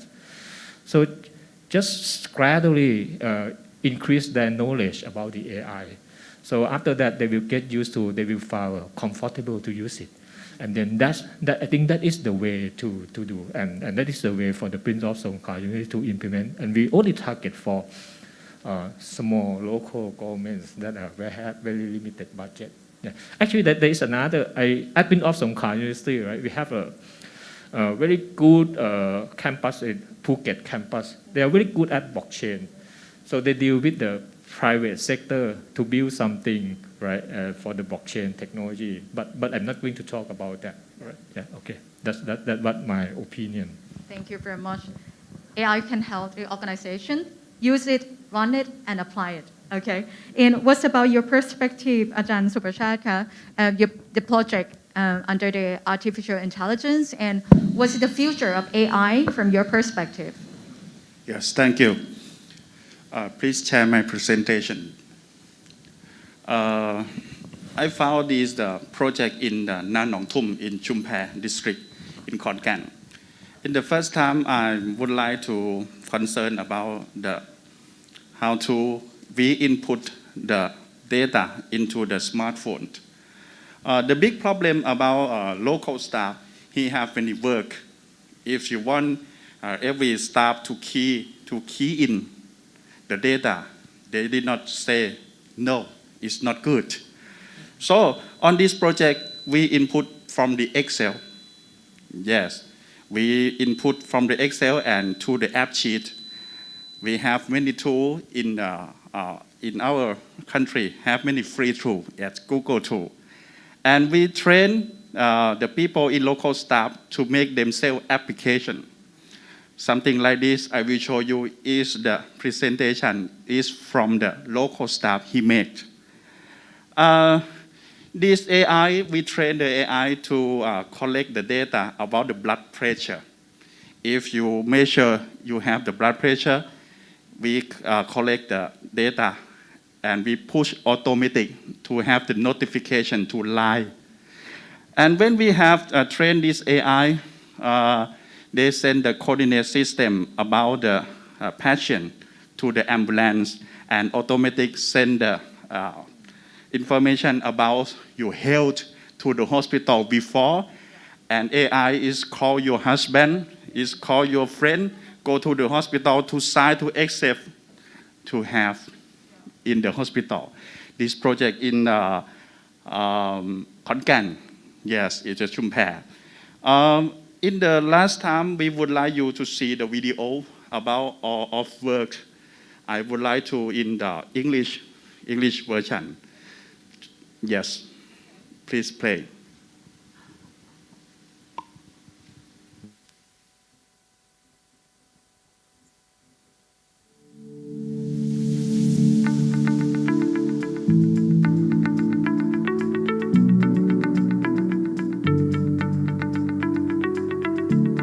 In modern time, with the advancement of technology, everyone can't deny that smartphone is a part that plays a huge role in daily life.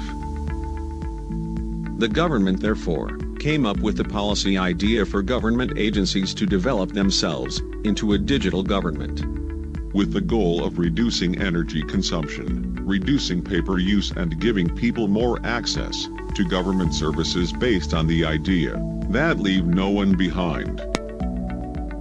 To enhance the quality of government data management according to the framework of data governance, leading to disclosure linking and exchange of information between government agencies and the people.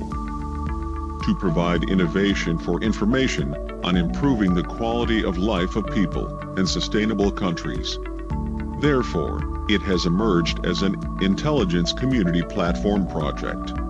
It is a collaboration between Gisman's Asia and the Information Center for Urban Development that has brought the results of innovative research studies related to the work of local governments to be used in stepping into the work of local governments, including Smart Health, a project to develop the potential of the elderly bedridden patient, Smart iPole, e-Smart Service one-stop service, Smart Infrastructure, Intelligent Structure Data, Smart Kid, Smart Child Center Project, Tax Map, and L-Tax 3000 Property Registration, Smart EMS, Intelligent Emergency Vehicle, Smart Plumbing, Smart Garbage, Waste Management Project. It is a digital platform in the form of applications designed to respond to the work of local authority organization in all aspects of work, including urban planning, care for the elderly, dependents, early childhood education management in Child Development Center, high-resolution surveying and mapping, for revenue collection and the use of maps to prepare infrastructure data for budget support. In addition, various tasks of local government organizations have been compiled into a system called e-Smart Service so that people can contact government services via smartphones conveniently and quickly. The need for innovation and technology in local governments and working procedures to make people more convenient is one of the challenges of government management. To extend the concept of digital government to smart local government, actionable in local government, organizations at all levels will have a positive impact, causing changes to create transparency in local operations, in accordance with the principles. Governance is the basic governance principle of Thailand. Thank you very much. Thank you. All right, we come to conclude this panel discussion. I have no more question, but I would like to ask the guidance from Mayor Yala City Municipality, Kun Pongsak. Could you please give us the guidance to encourage the key workers to drive the local government? Please. I think now it's unavoidable for the local governments to adapt to the new digital world. So that means we have to start now. You can see the result of the last election, and the new generation is more over and over. So that means it a lot of pressure to the local government. And in terms of decentralization, I think the trend of decentralization is now a world trend. So that means in the near future, I think the governments have to decentralize for much to the local governments. That means you have to adapt and to respond the needs for the people quite more promptly. That means you have to use the technology to instead of the manual one. So I want to encourage all the local governments have to start to innovate our office now, and that means to not only our office and to have to educate for our citizens as well. Thank you much. Thank you very much. We would like to take this moment to thank you all the speakers for your times and your excellent sharing. Thank you very much, คุณสุรเดช Associate Professor มิตรชัย อาจารย์สุประชาติ and คุณพงศักดิ์ Thank you very much. Thank you.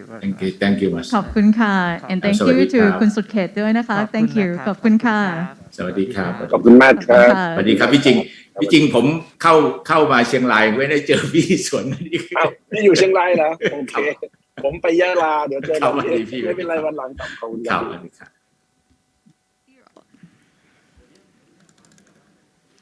Well, dear all delegates, we also have another interesting topic we'd like to bring everyone to engage with the topics of digital transformation impact from corporate venture capital by SCB 10X.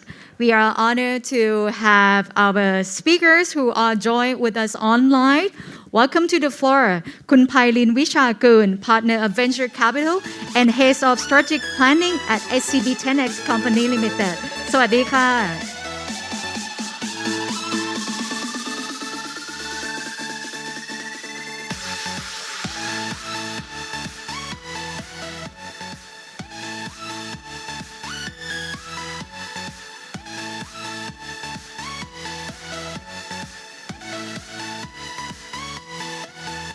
When we talk about SCB 10X, there will be the new dimension for the venture capital.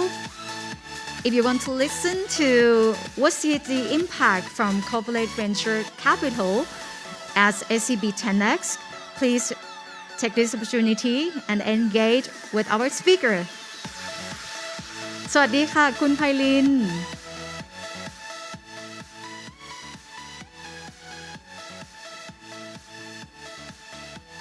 สวัสดีค่ะ สวัสดีค่ะ The floor is yours. Hi everyone. Hi everyone. My name is Thai. I'm the partner of venture capital and head of strategic planning of SCB 10X. And today I would like to share you how corporate venture capital could have an impact to the digital transformation of the group. And let me put out my presentation.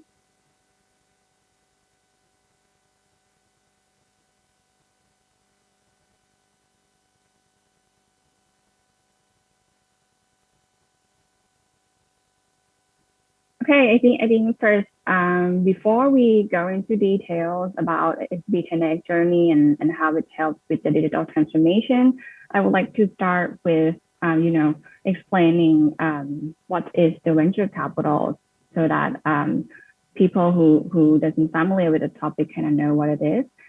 So venture capital is, we have a so-called venture capitalist, which, seek gather funding from the private investors and invest into entrepreneurs in exchange for stocks, and they hope to, exit from investment and make a financial gain via either it could be the events like an IPO or the M&A. So these entrepreneurs typically have a difficult time to raise funds from like traditional banking because they usually lack of historical financial background for their business. So this is just like a short explanation of the VC. And then next, like I would like to highlight, so at what stage that the VC invest. Here, this is like a typical, S-curve adoption from over time, from early adopters to, late majority. This is like a technology S-curve. And the purple area is the area that, VC tends to invest in. It could be, depends on the strategy of each VC fund. From, if they have the early strategy, they will start early on. And if startup only have an idea, they're just about to test the market, then do we see with growth, with early strategy, will focus in this area. And then it could be also the fund that focus on just, put money in the late stage company where they seek for funding to accelerate the growth. So this is like typical VC investment period. And then since the topic today is talking about corporate VC like SCB 10X, I would like to highlight the key differences between the financial VC versus the corporate VC. So first, I think is the source of funds. Of course, as I mentioned earlier, for financial VC, they raise funds from external investors or the so-called limited partners. But for a corporate VC like SCB 10X, we use internal funding from our balance sheet. Like SCB 10X, we use the money from SCB Bank. And the fund horizon is also another factor. Financial VCs tend to have limited fund life, usually 10 years, while corporate VC, there is no end of fund life or also strict with the timeline. And the objective is also another key difference where, typical VC will just focus purely on financial return, but while a corporate VC will, highlight on the strategic focus, which could, have a wide range of spectrum from, just learning about new technology into like having a very strategic, like bringing in the commercial value to the corporate. And this depends on the objective. And the control preference is also another differentiation. The board seat, it could be something that financial VCs seek for because, they want to be active in shaping the direction as they hope that it will be exit in the future at the positive financial return. For corporate VC, we tend not to, it depends on the strategy for each investment, but usually it's more of a passive role.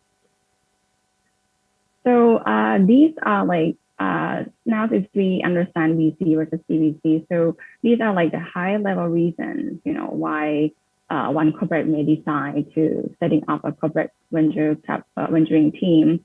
And these are the metrics from, heavy in terms of strategic reasons and the aggressiveness of, business building. And if it could just be, at the very weak level on the bottom right, could be just, seeking for financial return, having a new type of investment into the corporate to kind of complete the investment portfolio of the group. This could be the financial return reason.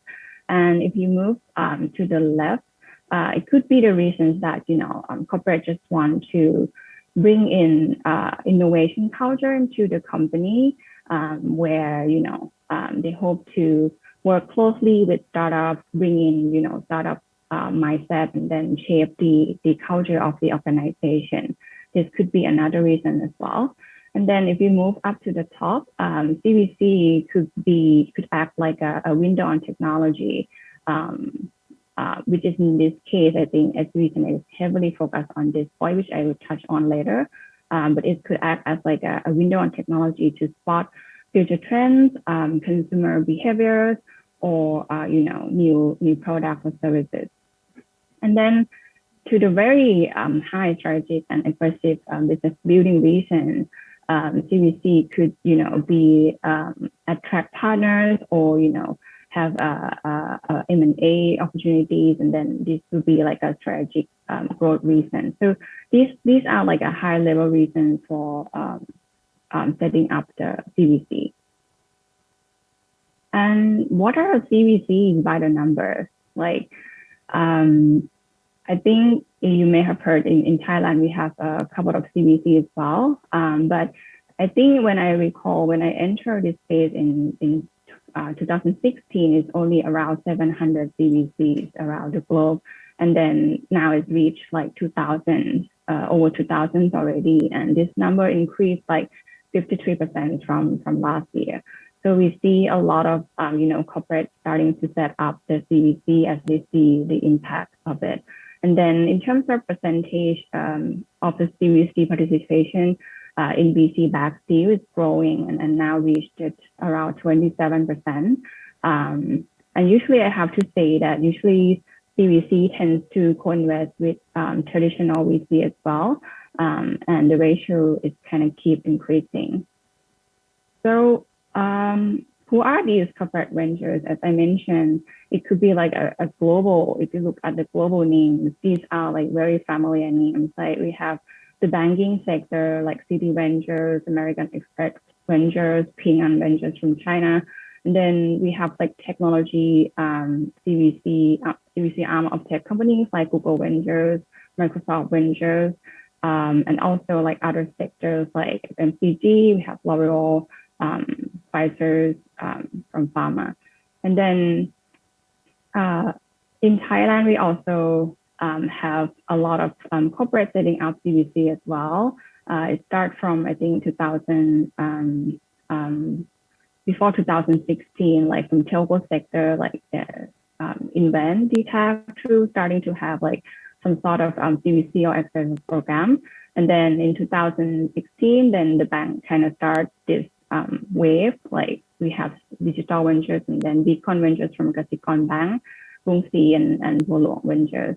And also other sectors also joining, like Adventures from SCG, and they are still active and investing in startups today with different strategies. So next, since we now probably perhaps have a good understanding of corporate venture capital, I would like to touch on the SCB 10X journey. Like why we decided to set up SCB 10X journey. Of course, we know that the banking is approaching the sunset, and from digital disruption, we see that a lot of fintech companies starting to grabbing shares of our customers. And we see the young gen's digital preference is changing. So we know that we need to do something and start the transformation journey. So we actually start the journey since 2016 when we set up the digital ventures. Back then, I think the goal is, we know that we don't know a lot of technologies, and we just want to set up digital ventures to become like a small boat that experiment with the like getting the knowledge in this area. So when we set up the digital ventures back then in 2016, we have three main activities or units. So we have venture capital, we have labs that experiment with new technology, and we have accelerator program, which kind of help us create a relationship with Thai startup ecosystem. And then I think during this phase, we also, uplift the foundation of our technology, like the uplift of the SCB Easy platform, because we know that we need to make ourselves ready for the digital behavior. And then in the next phase, the bank is, in the period of leaning the bank, and then once we have the foundation ready from the previous phase, we start with the, aggressively in terms of digital acquisition and strategy. We focus heavily on data capabilities, and we start to experiment with, creating a new digital lending platform with partners, like the launch of the Monix that we do with partner from China, and also like Julius Baer. And also we start experimenting the, making a platform beyond banking, like having a Robinhood is also initiated in during this period. And we still continue till today, like navigating the COVID and everything, and we still see that there is a need to, changing from today, become just bank using technology to become like a tech that's doing banking. So that leads to our, restructuring of SCBX group. So now we kind of have a carry on the cash cow business on the left side with traditional financial services, and then on the right side we have technology platforms, which can be divided into two groups. One is the digital platform that, digital lending platforms in each key verticals like AutoX, and then we have like a tech platform like SCB 10X. So that's overall group transformation journey, and now I would like to zoom into SCB 10X itself. SCB 10X, we start our journey in 2020 with the mission to build the Thai unicorn, become a leading investor in Southeast Asia and employer of choice for digital talent. These are our vision, and then right now we are in exponential stage where we hope to scale the model that we explored during the past 2 years. So here, I think this is like to achieve this moonshot mission, the key unit activities that we have is like venture builder and venture capital, which is unique to us. And then we tend to, right now we focus on blockchain and digital assets, metaverse, and these are like the blockchain adjacent areas that we see that it's a disruptive trend. So now I think we like, I would like to summarize, like maybe highlight 3 points that, how having a CVC kind of helps with the digital transformation. And first, CVC acts as a window on technology, as I mentioned briefly earlier. It's allowing the group to, identify which areas we should focus. And as I mentioned, blockchain is one of the areas, and I think we have been looking at blockchain technology since the setup of digital ventures, because we see that this technology could become like an underlying technology for our future innovation due to its, transparent and decentralized nature. And DV itself, or digital venture itself, now the lab part has been, experiment blockchain projects since 2016, and now digital ventures become like the company focusing purely on developing enterprise blockchain system for corporate partners. And I think that's like the area that we focus. And then I think during like why we see the blockchain enterprise side, we also see a lot of momentum happening in the decentralized or private or public blockchain. And when we set up, when we set up SCB 10X in around March, the total value locked in, the digital in decentralized finance protocol is only 500 million. And then today, 2 years now, it grows to, to over 200 billion. So it's 400 times. And we know that we need to do something about this exponential growth area. So we start with, we start with educating people in the market with, setting up a conference called Redefine. And we have been doing this for 2 years already, and we hope to do this year too. And this is to create awareness and hope to educate people about blockchain and DeFi itself, and also having us, providing us with an image that, or positioning that we focus heavily in this area. And not only the event, we also, create a dedicated blockchain fund to focus on this area. Hence, we have a decent portfolio in this area where we focus mostly on the infrastructure side, like Fireblocks is doing crypto custody. So all these activities like the events, the dedicated funds, this kind of allow us to have a position in the market that, okay, we are serious about this sector. We have a dedicated fund and we have people that know this technology, which kind of help us to attract investment in this space and gain, a lot of, become like a thought leader in this space. So with that good portfolio, we now become achieve the top 2, become the second rank in terms of the top CVCs, and we earn recognition in many medias and awards. I think the one that I would like to highlight, we've become the most active banks in blockchain and crypto, along with Goldman Sachs and JP Morgan. So this is how we pinpoint having just CVC and then focusing on areas, spotting the trend, focusing on area, and then become the strategic focus area. And next, I think I would like to touch on what beyond investment that the CVC create.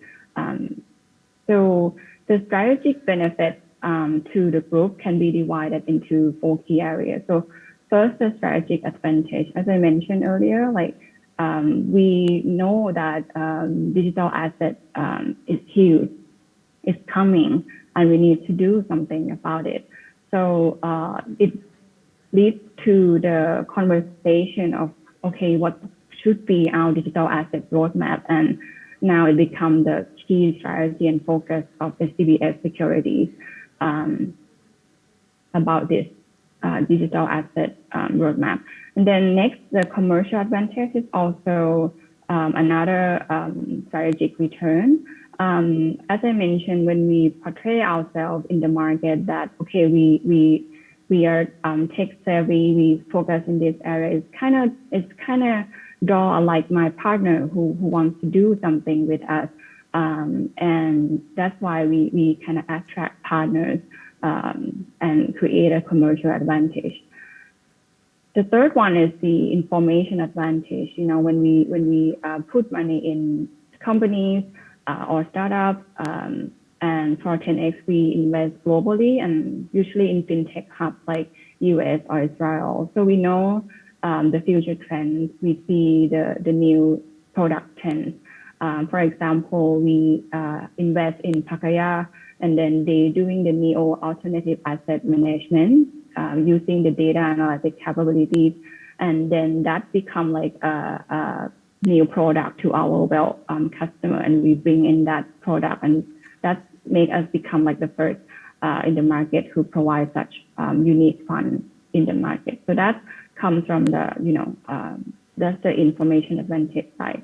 And lastly, the M&A advantage, having a CVC, screening all the deals, the trends, we kind of spot the potential acquisition targets too, like the latest announcement of the bid cup. So these are like the strategic benefits that we receive from having the CVC. And this is just the example of partner that we co-invest with us and launch business together. So Skinnex is the joint venture with Mitiwet Group in providing the telemedical platform for skin. So this is example of how investment can create a commercial value and attract partners. For the last part, I would like to highlight how CVC, could have a potential impact to digital transformation. Of course, it helps a lot with, foster innovation and an entrepreneurial culture. We believe that, when we talk about digital transformation, people are the key in every organization, and we can't have transformation happen without having the right people. So we set up SCB10X. We know that we need to create values and make it clear to our people. And I won't go into detail, but it's kind of touched on like making having a boldness to courage to cope with new things that we are doing, be open because we need a communication. We are very flat and small organization. Everyone needs to take ownership and then work with speed. And we trust our people to make impact. And I think for this, I would like to highlight that it also helps a lot with having the right authority and then, to make, allow people to make decisions. So these are our core values that we set. The positive work environment also help inspire people. And we design our office to become like, a very a positive environment to work. We see that this is important because we have only one floor and then it's all connected and it's all like hot seat concept. So everyone kind of walk around and can talk to each other. We see that, we need to have this open communication. And not only the space itself, but also the activities we do, because we deal with, all the new technologies. We need to have like a quarterly, update and demo session to share the trend, knowledge sharing session trend, and also the bonding activities. I think these are the key areas like of activities that we tend to do.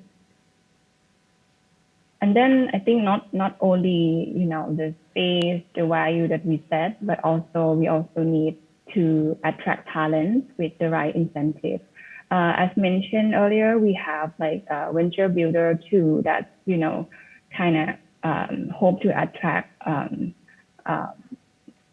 people that want to do startup, but they may not want to do on its own. And then we want to, attract them to work with us and become entrepreneurs with our venture builder team, where we incentivize them and they have a chance to, own stock and spin off the company.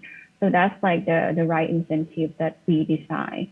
So all these, I think it comes from the fact that, we have a CVC kind of knows how startup works, and then we use that knowledge to kind of create these incentives as well. And this allow us to, benchmark the incentive, especially for the VB program, to have a similar, somewhat similar to what the market provides.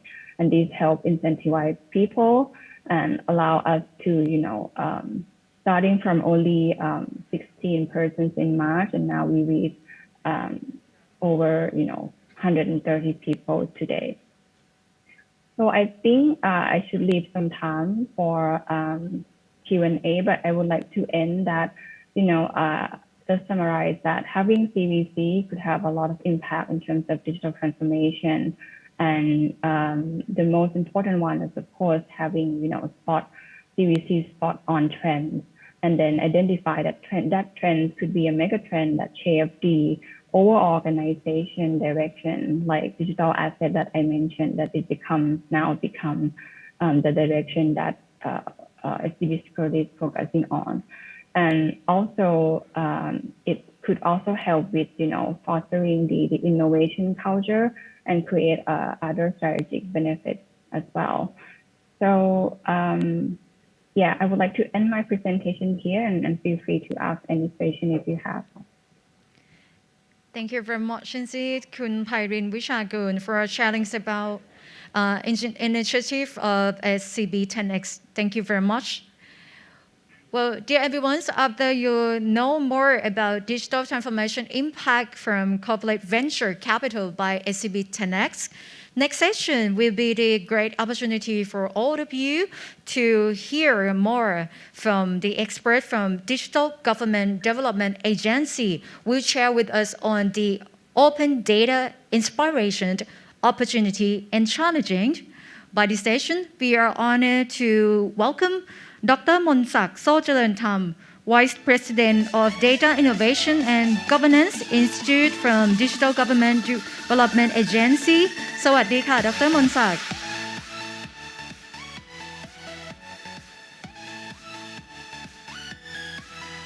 สวัสดีค่ะ It would be a good day to hear from you about the open data inspiration, opportunity and challenging.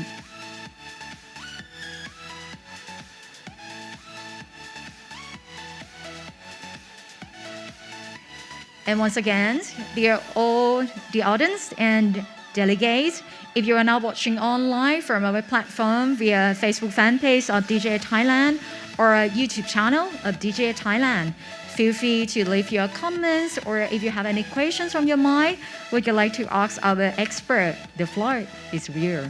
สวัสดีค่ะ ดร.มนศักดิ์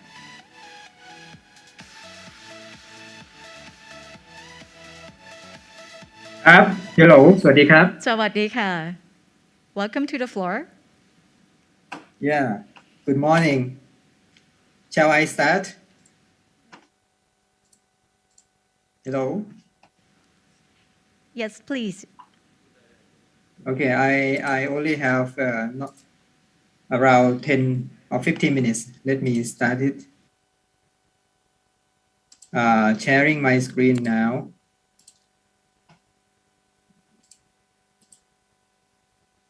You should be able to see my slide. I will not talk much. I will just focus on the very intense contents about the open data. So my topic is the open data inspirations. I will discuss on the opportunities and challenges. I will share experience from DGA and also from DG. You can see, as you can see on the lower left.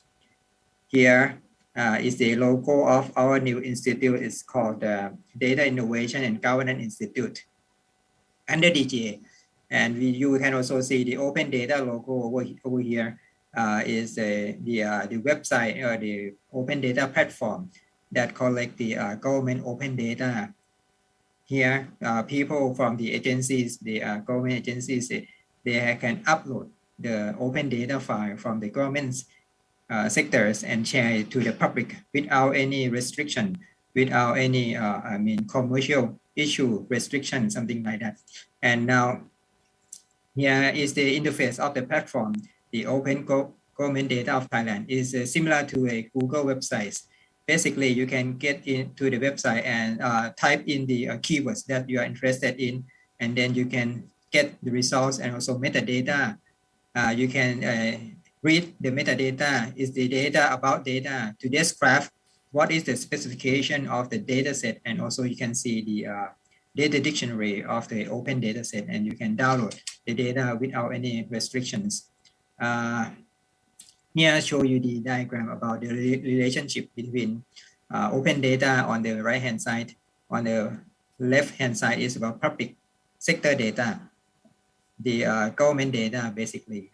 You can see that not all the government data are open data, and in between we will have the high value data set. So that also means not all the open data are considered high values. So we also have the promotion from the DG and DGA to increase the number of high value data set to the seminars, social content, social medias, and also tutorials for the government staff. Below is the good characteristics of open data. We also developed the medias and contents to promote the understanding and awareness about the good characteristics of open data as well. Basically, we are driving open data platform for Thailand, Thai governments. Here are some good statistics, some of the past statistics about our platform. We have around 1.4 million people get into the platform using the platform. Compared to the version 1 so far, right now we have version 2, the platform version 2. Compared to the version 1, we launched version 2 around March last year. And when compared to version 1, we increased the number of users increased by 1,000%. And also around in average 10,000 people get into our website and use the website to download the data or visit the data increased by 143% compared to version 1.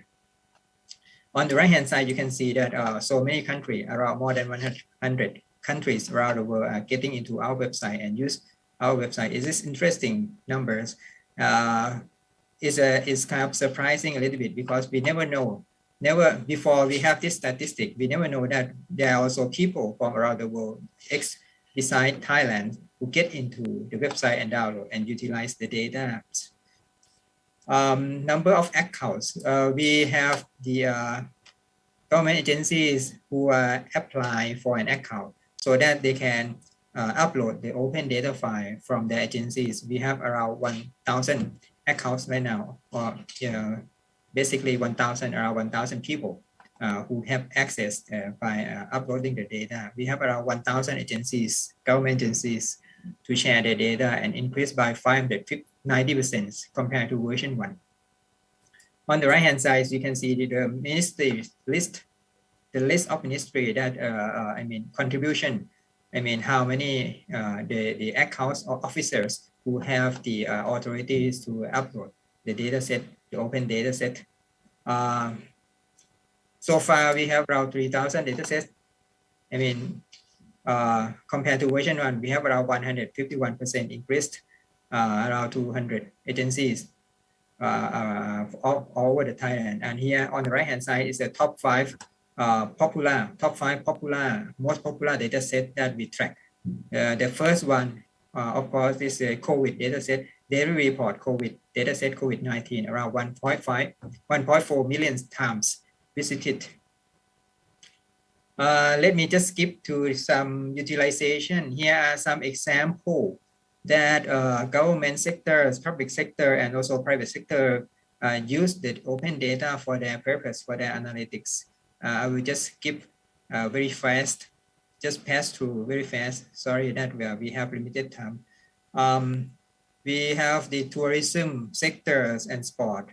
We have the data from the Department of Business Development, the analysis about the registration of the SME companies in Thailand. Also the road accident data. I-TIC is a foundation that downloaded and used the road accident and fatality statistic and use it for their analysis and their objectives. TIJ is another government organization who downloaded the road accident information. There is some dashboard, some analytics dashboard about the road accident also. I have also some example from the US. I will just skip very fast, just go to very fast. Basically, this is a good example. Data from taxi limousine, New York Taxi and Limousine Commission, they share the open data, the GPS tracking taxi data, and there are some volunteers who download the raw data and do some analysis. And they have the create a value added processing on the raw data and share to the public. Here is some example of the power of open data. You can see they found out that on the left hand side is the travel time from point A to B, the route number 1, and on the right hand side for route number 2, the travel time. You can see the travel time are not stable because of the traffic status, traffic variation. They found that by comparing the travel time, the maximum and minimum travel time, we can identify the route that has the most problem on traffic variation, something like that.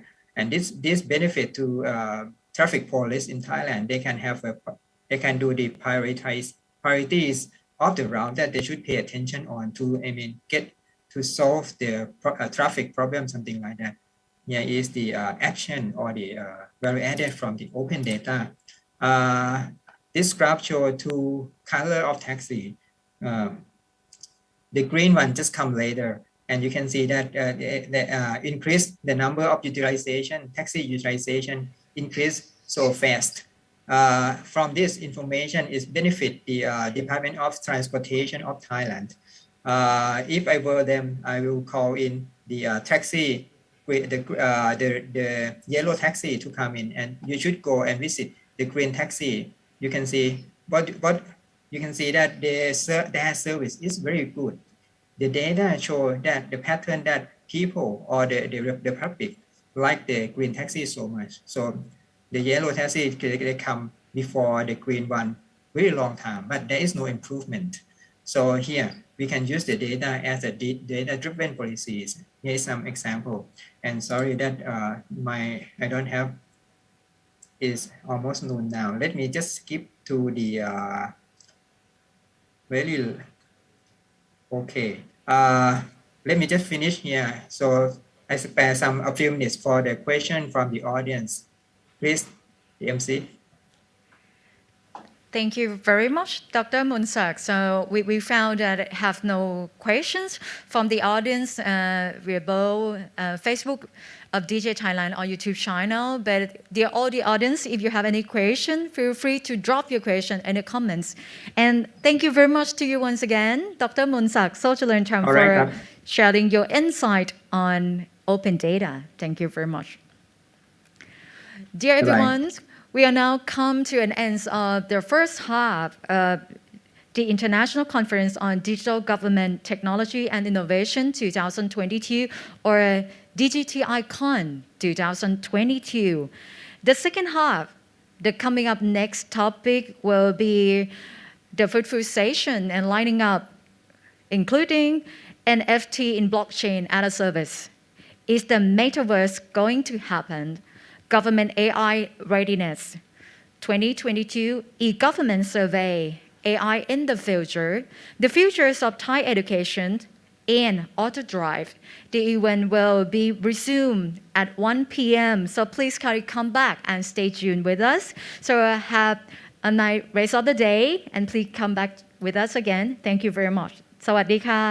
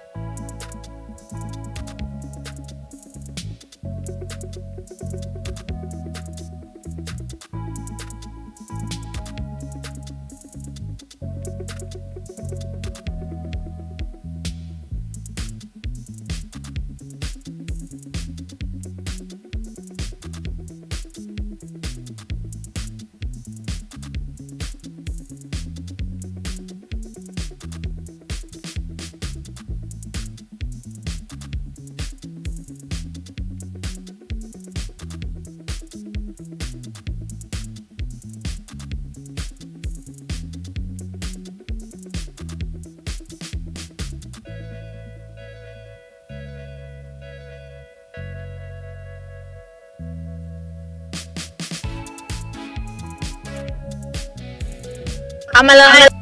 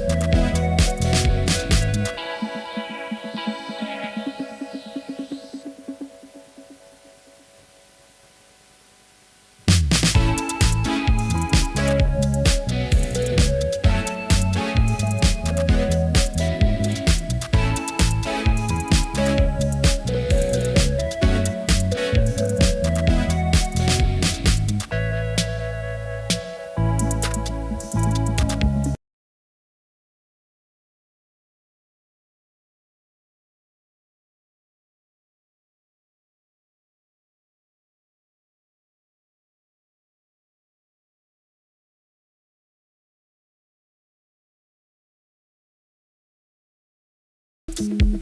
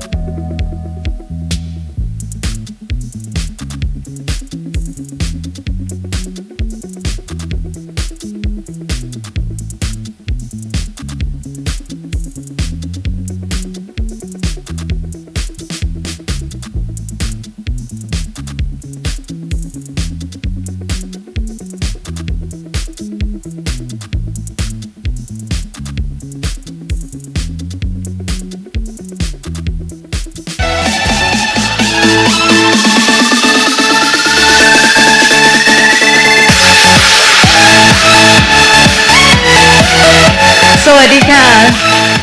Welcome back to the second half of the International Conference on Digital Government Technology and Innovation 2022 or DGTI-Con 2022. With these sessions, we would like to share with you all about the perspective and the aspect that's most widely talked about recently from the last year. For example, when we mention about this word NFT, which is stand for non-fungible token, is the name of the type of cryptocurrency, which is the only digital asset in the world. We would like to bring you to learn more with this topic, NFT in blockchain as a service. We are honored to introduce our speaker who joined with us today in the event. We are honored to have Assistant Professor Dr. Ferdin John Joseph, Assistant to Dean for Research and Academic Affairs at the Thai-Nichi Institute of Technology, will share his perspective with us today. Ladies and gentlemen, welcome Assistant Professor Dr. Ferdin John Joseph.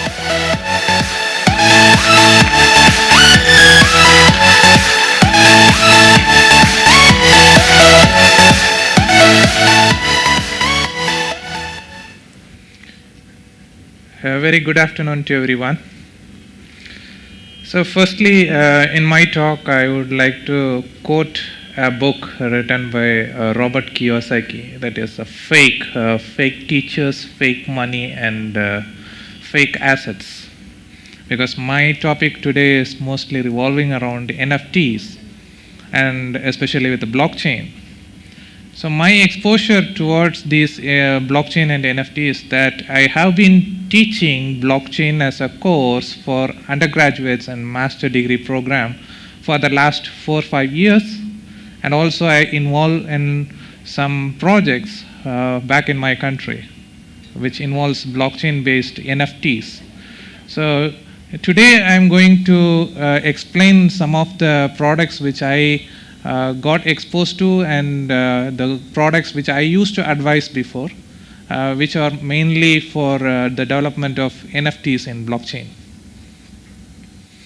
So we have the 5 components of blockchain: distribution, encryption, immutability, tokenization, and decentralization.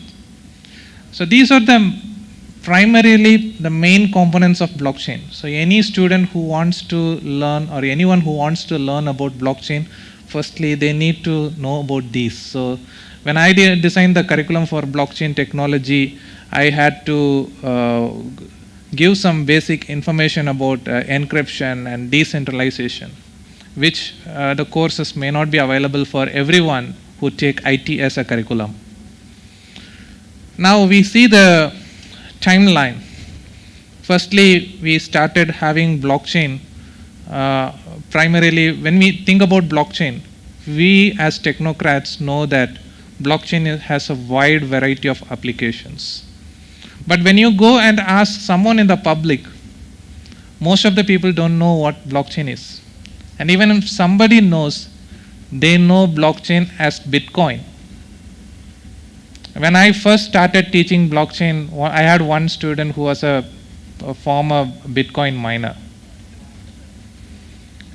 So, firstly, they started with this distribution and encryption.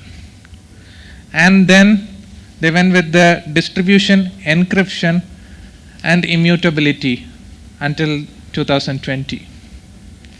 And now the value of blockchain has coming to a complete level, and in the enhanced level we incorporate the usage of artificial intelligence along with blockchain. So it has all the 5 parameters I mentioned before, all these 5 parameters combined with artificial intelligence. So that is what we see in the year 2030 timeline. So this is the Gartner blockchain spectrum, which we get to know that the maturity of blockchain comes around 2025. So this is about the report given by Gartner. And now we go to see about non-fungible tokens. So what are they, non-fungible tokens? They are digital assets. And the format can be like any image format, a JPEG or a GIF or some tweet image, or it can, and these assets can be traded in the form of cryptocurrencies. So far they do it in the form of cryptocurrencies because to enhance the security and to stop replication of those assets, they do the transactions in cryptocurrencies. And they provide digital ownerships to the owner who is buying those tokens. And the viewers who are seeing my presentation, I will be giving the link for this PowerPoint at the end of my slides. So I said that this is a digital asset. Most of the assets we see are like some digital art. So there is a confusion, or like there needs to be a consensus on taking whether NFT is an art or NFT is an asset. We cannot take the digital art of NFT as an art because we buy and sell.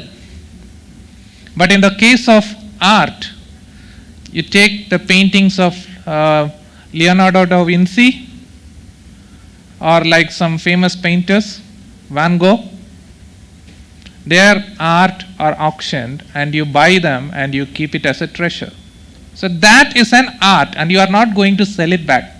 But these arts, you buy them and at one stage you sell them for a profit. It may be because the demand for that particular art increases or the value assigned for that crypto asset increases. I mean, the currency in which it is bought. For example, if it is bought in Bitcoin or if it is bought in Ethereum increases, then you sell it. So you can take this as an asset as well as an art. So it is in between. So you cannot say directly that this is an asset and you cannot say this is directly an art. So because of this concoction between art and asset, this NFT has expanded its horizons beyond people with technical knowledge, and it has become more popular among people who have arts background or like who have creative skills. Now, this is an NFT. We call this as Beeple's NFT. This is a phenomenal NFT which raised attention of the global media and the global technological community on what exactly is happening with these kind of digital arts. This is a collage of a lot of digital arts.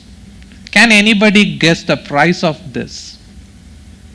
It was placed in an auction in an NFT platform, and the final bid was $69 million US. Just for that collage.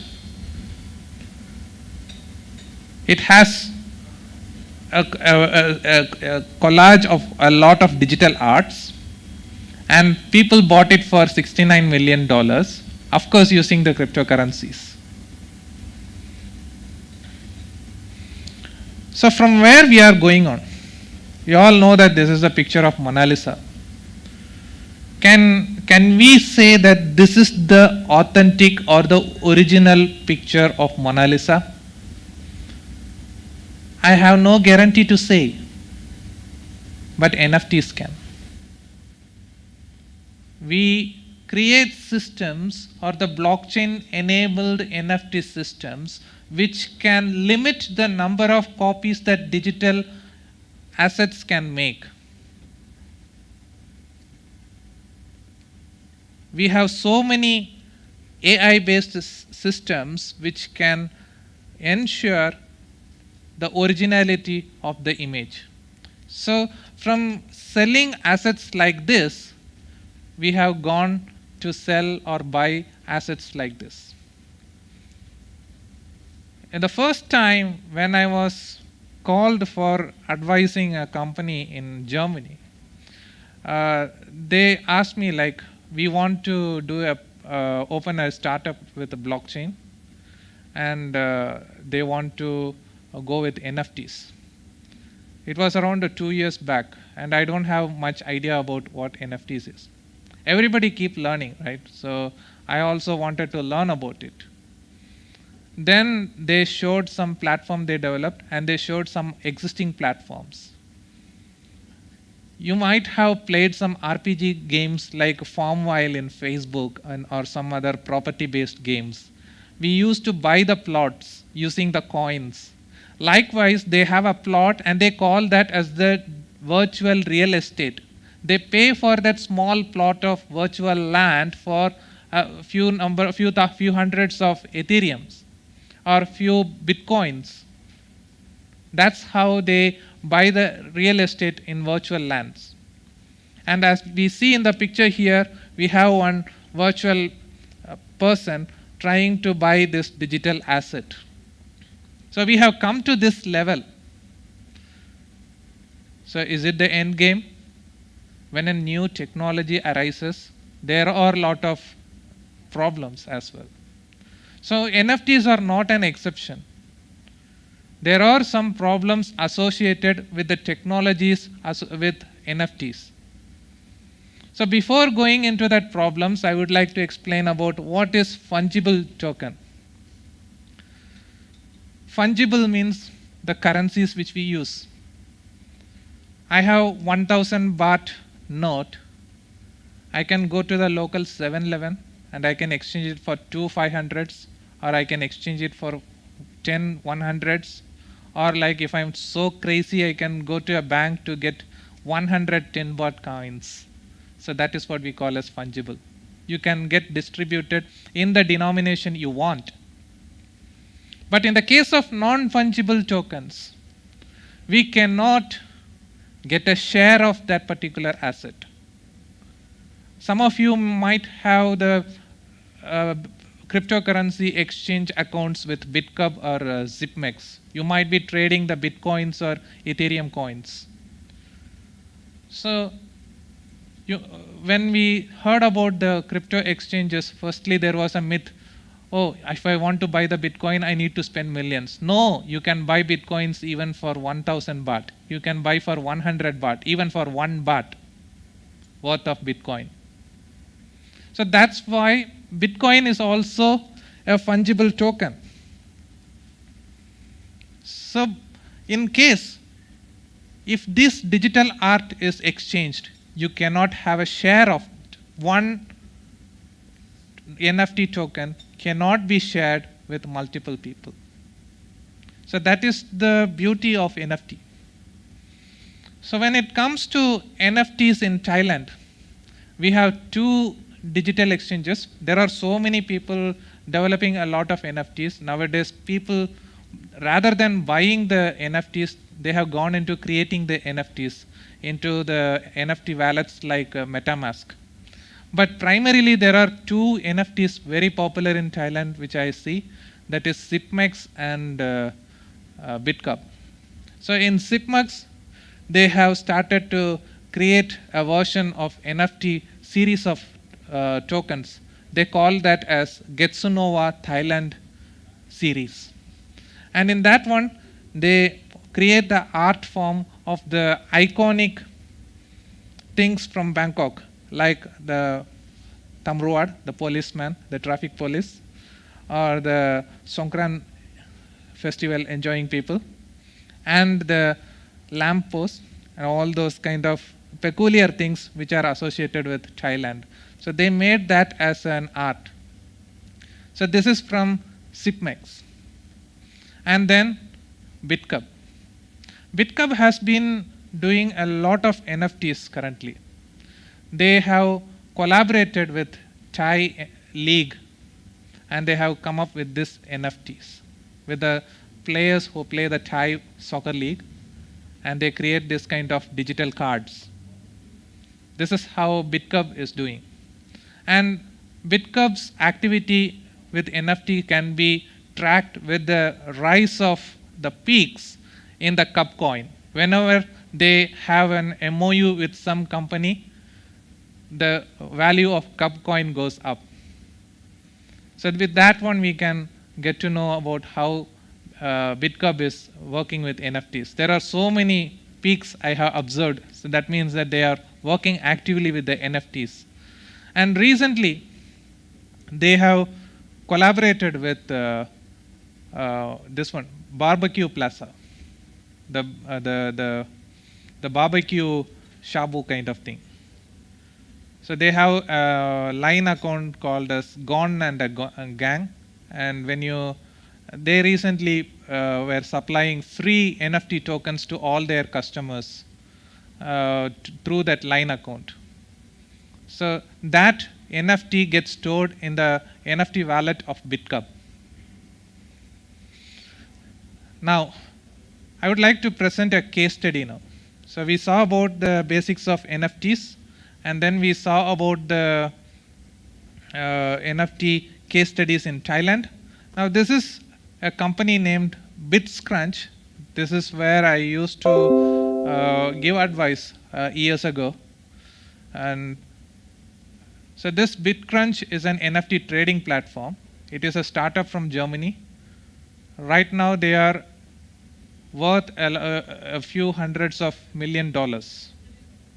And it provides services related to NFT trading. And they have like 4 products. These 4 products addresses the challenges in NFT trading. So they are not just limited to blockchain. Firstly, they mentioned like they want to go as a blockchain service. But when they started analyzing the problems associated with NFT, it is not just blockchain. It involves blockchain with an amalgamation with AI. So they have this combination of data analytics, security, and artificial intelligence.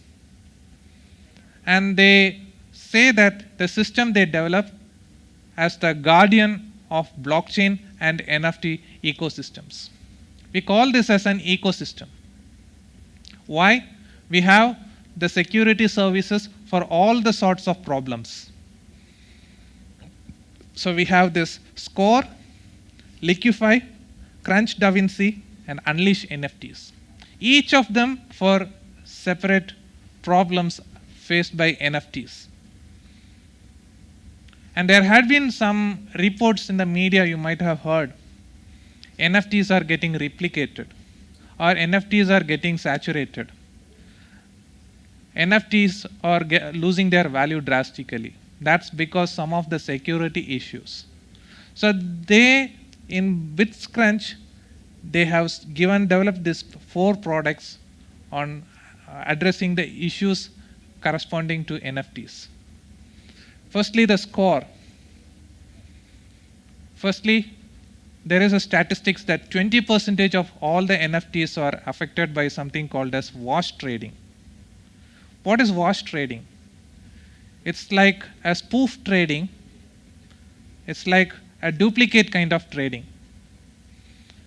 So this wash trade has been analyzed using AI, and using some kind of AI algorithms, they have created the Score as a wash trade detection tool.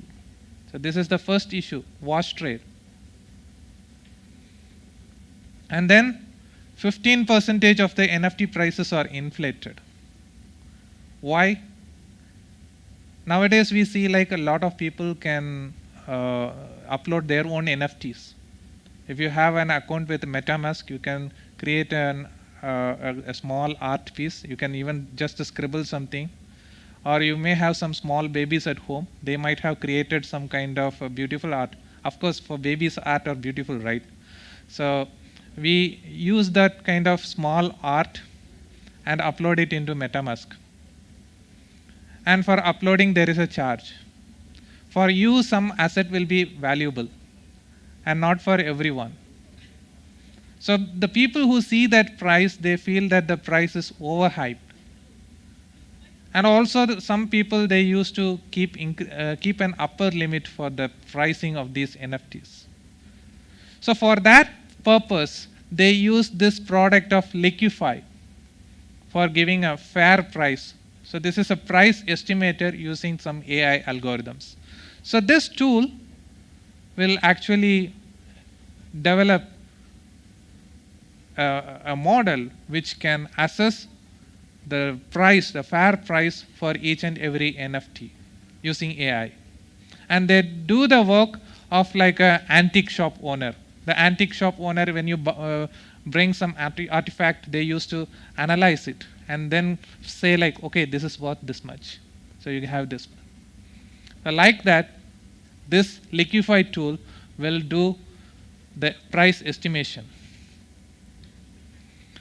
And then we have this Unleash NFT. What is this Unleash NFT? This is a dashboard. We have the AI algorithms. It provides the analytics, and then it makes the portfolio tracker, and it uses the expertise from Kaggle Grandmasters. So this is like an open contribution. It works like in the model of open source. They have a lot of competitions in Kaggle. And from that Kaggle competitions, they used to provide the services with the portfolio tracking and analytics. And they have this blockchain-based real-time analytics for various NFT collections. And they create the trends for the wash trade, and they give the details on the most traded NFT collection. And for each NFT collection, they will bring out the primary as well as the secondary list. And lastly, we have this Crunch Da Vinci. Why Da Vinci? Mona Lisa. We have so many paintings of Mona Lisa. So which one is original? We don't know. NFT forgery has been happening for a long time now. And that has been the major issue in bringing down the cost of NFTs. So they have developed this NFT forgery detection system, which cracks through the even the edits made with the software. Like even if you use Photoshop or some mild steganographic effects, it can crack through. And it disrupts the trust issues of buying the NFTs, and it ensures the originality of the NFTs listed into the trading platform. So this is the work done by Crunch Da Vinci. Now we have the NFTs for metaverse. Until 2010, we were having some standard mobile phones which we primarily use only for making calls. Later we have the smartphones until 2020. Now in the current decade, it is inevitable that we need to have virtual reality, augmented reality, and immersive reality. And how in this metaverse, which involves these realities, we are using NFTs. So the physical properties like real estate, physical artwork, or the properties in some sports team are created as NFTs normally. But how they are made into reality? As we see, like immersive reality, it is an amalgamation of digital worlds. Amalgamation of the real person along with the digital assets. We see that real person looks like the real person has gone into the digital world. So I have this video to play now. So this is a metaverse classroom which I created in my laboratory. So this is to give a kind of interactive way for the students rather than making them attend through Google Meet or Zoom. So can you please play this video?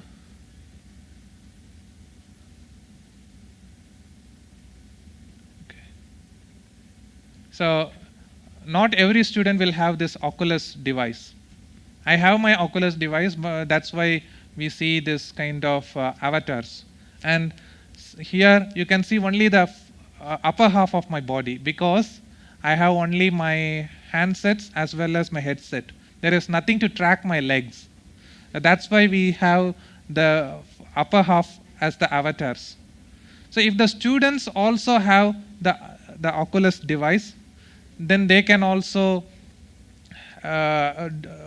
do this kind of avatars, and they can feel like they are just close to me in that virtual reality. And if the students are not having, you can see that another student is watching through a camera. So this is how they watch me. And if they have this virtual reality stuff, they can come like an avatar. I want to close this video. Okay. So in this one, it is metaverse. What kind of NFT we can have for the classroom? It is like a normal classroom. I am teaching my students. What kind of NFTs are possible? There are a lot of properties you can see on the screen. It can be the digital artwork, my university logo over here, or my YouTube channel's header, or the suit I'm wearing. All these are digital assets. So we can have virtual jackets, virtual artworks, virtual markers, or even it is becoming like a virtual fashion. Top fashion brands like Adidas, Nike are designing their virtual sneakers for people who are in metaverse. I don't know how effective will be virtual sneakers, but in the case if they start designing virtual jackets or like virtual outfit for the upper top of the body, then that is going to have the scope. This virtual fashion is becoming the talk of the town now. So that's about the use of NFTs in classroom. And there are a lot of applications. There is no limitations with NFTs. When you combine metaverse with NFTs, and of course NFT work with the blockchain, the technology is going to disrupt more. So this is my YouTube channel. I have shared that video which I put in this system over here in the slides, and the slides are available from my SlideShare. Thank you so much. Thank you so much. Assistant Professor Dr. Ferdin John Save for sharing about the blockchain in NFT. Thank you very much to you once again for sharing with us your knowledge and the perspectives about the blockchains as a service in NFT. Dear everyone, you may now learn more about the blockchain technology, which is the backbones of NFT. And our speaker just mentions about this word, the metaverse. We would like to bring you to keep and learn more about this topic. Is the metaverse going to happen? When we talk about this metaverse, how the metaverse could impact the world and the future of technology, that will be your opportunity to hear from Mr. Walter Pasqualelli, Manager Tech and Society at Economist Impact United Kingdom. Greeting from Thailand. สวัสดีค่ะ Mr. Walters.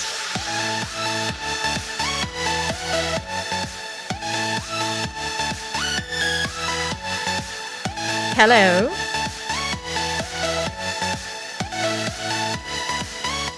How are you doing? Well, hello everyone. Good morning. Hi. How are you? Hi. สวัสดีค่ะ Excellent. Good morning. Am I good to start? Yes, please. Welcome. Excellent. Thank you so much. Well, hello everyone. First of all, many thanks for having me. I know in Thailand it's afternoon right now. I'm dialing in from London, where it's 6:30 a.m. right now, but I'm incredibly excited to be here today. I would first of all like to express my gratitude to the fantastic team here at Thai Digital Government Development Agency for inviting me to speak today. Well, my name is Walter Pasquarelli. I'm an advisor on technology and data policy. I'm currently working for the Economist Group as a manager within their technology team. Before that, I worked as at a London-based policy working on benchmarking government AI readiness. As part of my role, I've advised governments as well as tech companies worldwide on how they can position themselves to make the current technology and information revolution that we're currently undergoing a success. I've been involved in advising on AI strategies, building data governance policies, and as well as researching the impact of new technologies. And one of these technologies that I have become increasingly interested in the past couple of years has been one which has come to be known as the metaverse. Now, the metaverse, some call it mixed reality. Some say this is just virtual reality or like an immersive technology. What exactly this is something that we're going to discuss in today's presentation. Now, what is the metaverse? And is this a technology that is actually even going to happen? The reason why I've asked this question is as few sectors have produced so many buzzwords, like the tech sector, from super intelligent AI to brain machine interfaces. There have been a lot of technologies in tech promising an inevitable utopia or dystopia. So where does the so-called metaverse fit in all of this? What are the opportunities that could arise from it? And will there be some risks and some challenges that could emerge as a result of this technology becoming increasingly popular? These and other questions will be some that I would like to explore with you today. Just to run you briefly through the structure of this presentation, I will start off first of all with asking, well, what is the metaverse beyond the buzzword? How does the technology work? Is the metaverse going to happen? Then thirdly, what are some of the impacts of the metaverse? Where could we see some interesting activity in terms of some sectors where something is going on? And fourthly, I think it will be good to discuss as well some of the risks and the ethical questions of the metaverse. And I will conclude this discussion just with opening up some questions if applicable. Great, so let's get started. Well, what do we mean, first of all, when we talk about the metaverse? It's been a term that we have found quite frequently in the news and in tech policy discussions in the past couple of years. So I always like to put it like this. Imagine a stranger comes along and he or she just offers you a choice. That choice can be between either continuing living in a physical world where you have traffic and rainy weather like I'm having in London right now, or you can enter a digital world in which the sky is always blue, you have superhuman abilities and whatnot. Which one would you pick? And it does feel sometimes when we put it like this, like a scenario from some kind of sci-fi movie, but in the summer of 2021, Mark Zuckerberg from back then Facebook announced that Facebook was going to transition from being just a social media company to being a so-called metaverse company. Later in the year, Facebook made this move even more official, if we want, by changing its name from Facebook to Meta. And this really highlighted from the company's perspective a desire to shift not only their business model to a virtual reality, an immersive reality company, but really their entire mission. Facebook's mission, as they still stated right now, is to build the metaverse, essentially. Why did Facebook do that? Change its name. There's a couple of reasons for that. Some people say it's just basically an attempt to avoid increased regulatory scrutiny, where some others say that is really genuinely about this mission. But essentially, since Facebook did this shift, the term metaverse has been all over the news. It has increased, I don't know by how many times in terms of like Google searches. And it has essentially become the new buzzword in the tech world. Now, there are a few caveats to this. The first one is that it should be noted that the term metaverse was not actually coined by Meta or by Facebook, but in fact, it was mentioned already in 1992, the first time in a book called Snow Crash by Neil Stephenson. And basically, Neil Stevenson, the author, talks about a young guy who works as a pizza delivery boy. And after a long and stressful day at work, he comes home and basically just wants to relax. And he does that by plugging into a virtual world called the metaverse. And the metaverse is basically a collective virtual space where this character in the story meets friends and socializes with other people and basically enjoys some leisure activity. Now, obviously, this is not a real story. Some might recognize it from some of these movies here that became quite famous in the past couple of years. Think about The Matrix, Avatar, or Ready Player One. And I gotta be very honest, I'm usually very skeptical to compare reality to movies for obvious reasons. But the amount of creative and artistic work that has been done in this area suggests that similarly as to, for example, it was with creating drones or robotics, it seems that it has been a long-standing ambition of humanity to recreate some kinds of virtual spaces. Now, virtual environments, again, they're nothing new. Zoom, Google, Hangouts, other platforms are technically all virtual spaces, like the platform that we're using today as well. So if we want to, what is it that distinguishes these platforms essentially? What is it? Why is it that some of these platforms classify as a metaverse and some others do not? Well, the reason for that is a concept that I would like to share here that will become evident throughout this presentation, and that's something that is called presence. Presence is essentially a feeling. It's essentially a sensation. It's that feeling of being there in a particular space and time. So rather than feeling I'm talking with a friend or a colleague via phone, presence means that it feels that I am there with someone sharing the same space. I'm there in a particular location as if this was in reality, right? And the way that presence is sought to be achieved is through virtual reality. And basically, this is really what the metaverse is all about. If I had to find a definition for what the metaverse is, I have it here, I would say that it's a collective digital space bringing together virtual worlds in a way that generates this feeling of presence. Even if we look at, for example, the term metaverse, it means beyond. So meta means beyond, and verse is basically a shorter version for the term universe. And that really highlights that, as Mark Zuckerberg and several other people in the world of technology said, the idea of the metaverse is really about sort of the next chapter of the internet. It's an internet that you're not only looking at, like I am doing right now through a screen, but it's an internet that you're a part of, and you achieve this being part of the internet through virtual reality. Now, here's a question that we said we were going to address in this speech today, and that's, of course, is the metaverse an actual thing? So is the metaverse going to happen?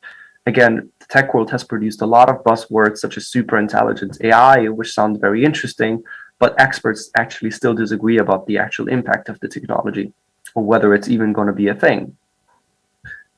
So usually in tech advisory, two elements that can help us understand whether a technology is about to proliferate, and these are some very strong simplifications, I would say. There's some more analysis that needs to be done, but to make it understandable, the way that we look at it is by considering both the maturity of the technology as well as the demand on the consumer side.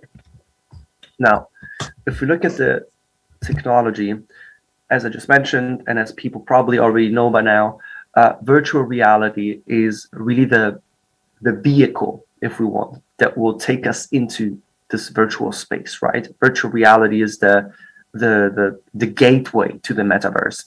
And it's kind of interesting when talking about virtual reality, because virtual reality is not really a new thing. Virtual reality has been around probably since at least the 90s.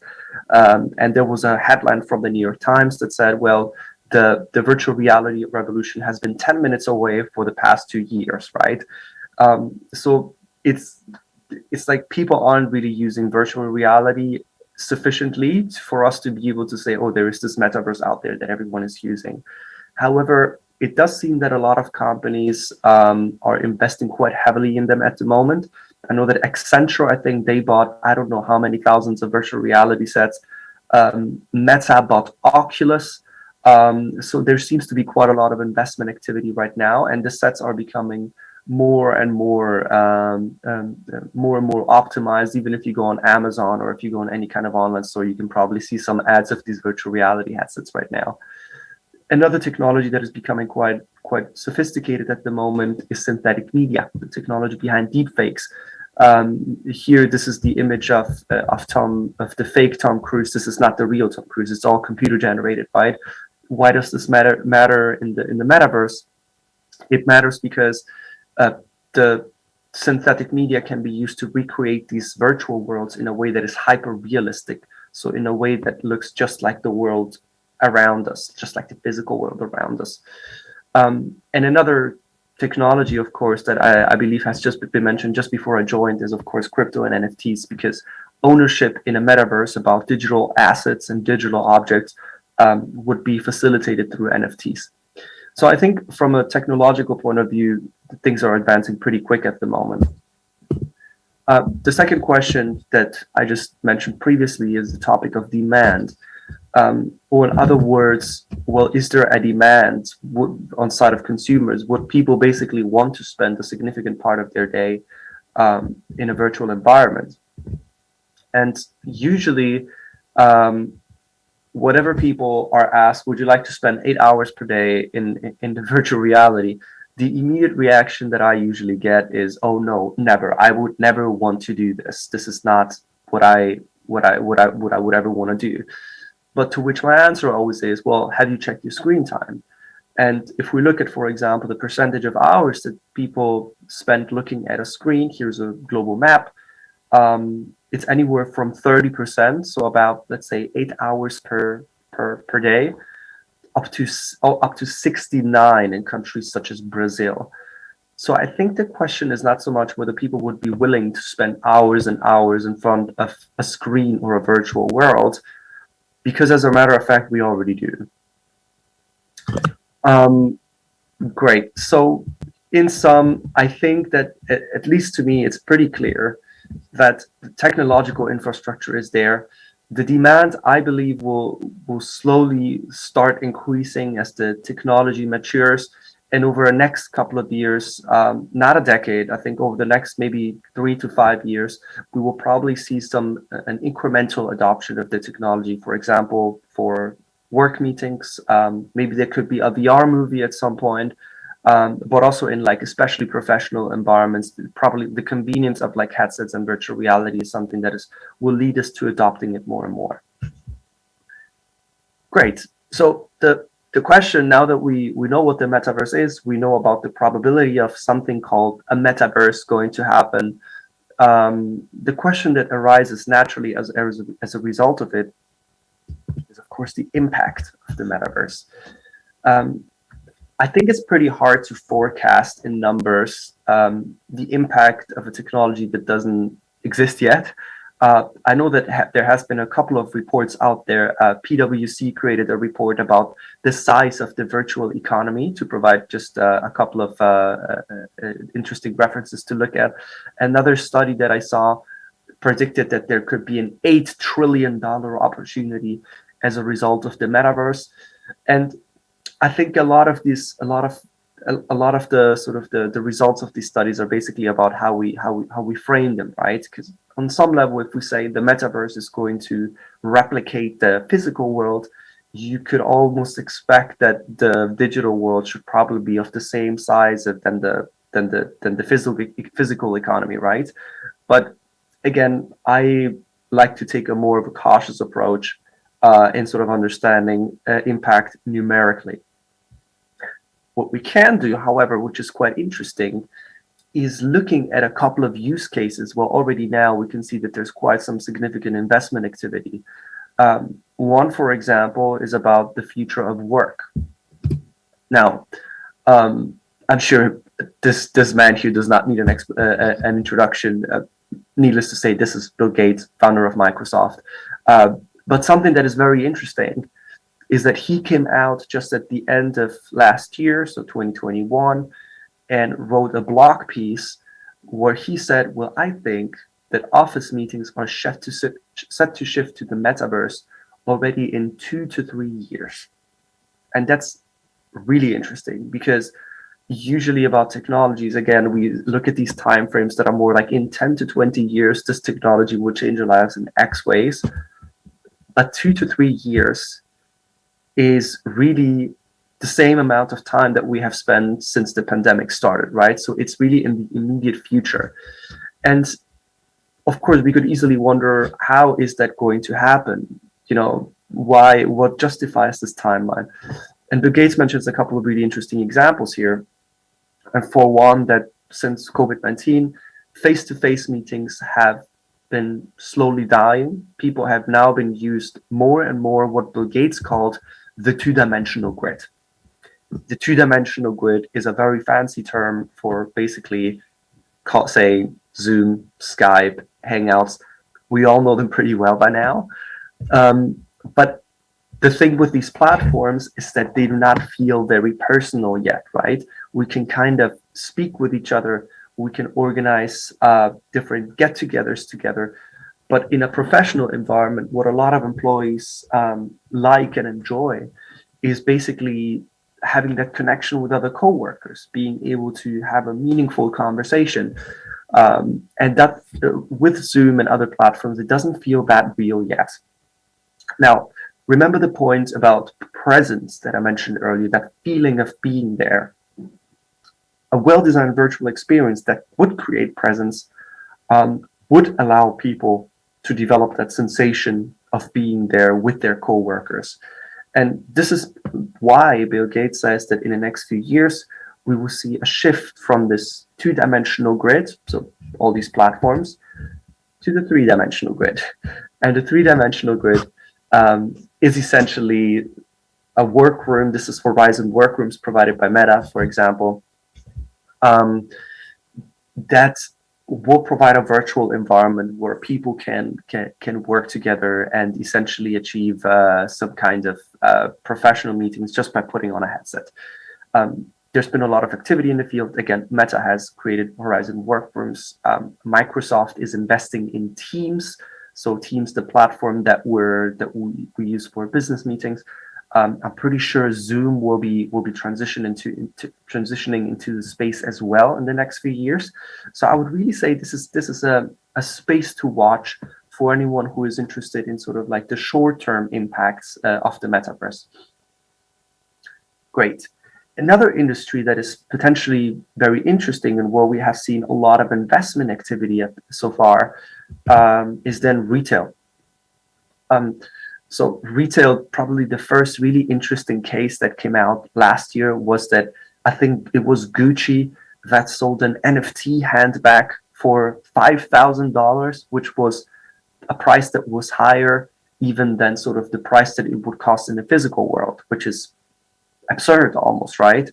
So why would people buy an NFT handbag? Well, we could say if we spend a lot of time in the metaverse, probably in the same way that buying expensive clothes to show off and increase social status in the physical world will probably matter just as much in the virtual one as well. But there's also some potentially a little less abstract examples. So for example, this one with Walmart. This is a video that went viral just a few months ago. And it basically shows a customer that can go through a virtual shop and select items. For example, in this case, the customer is selecting a bottle of red wine. And there's also some other items that the customer can put into his or her basket and purchase them digitally.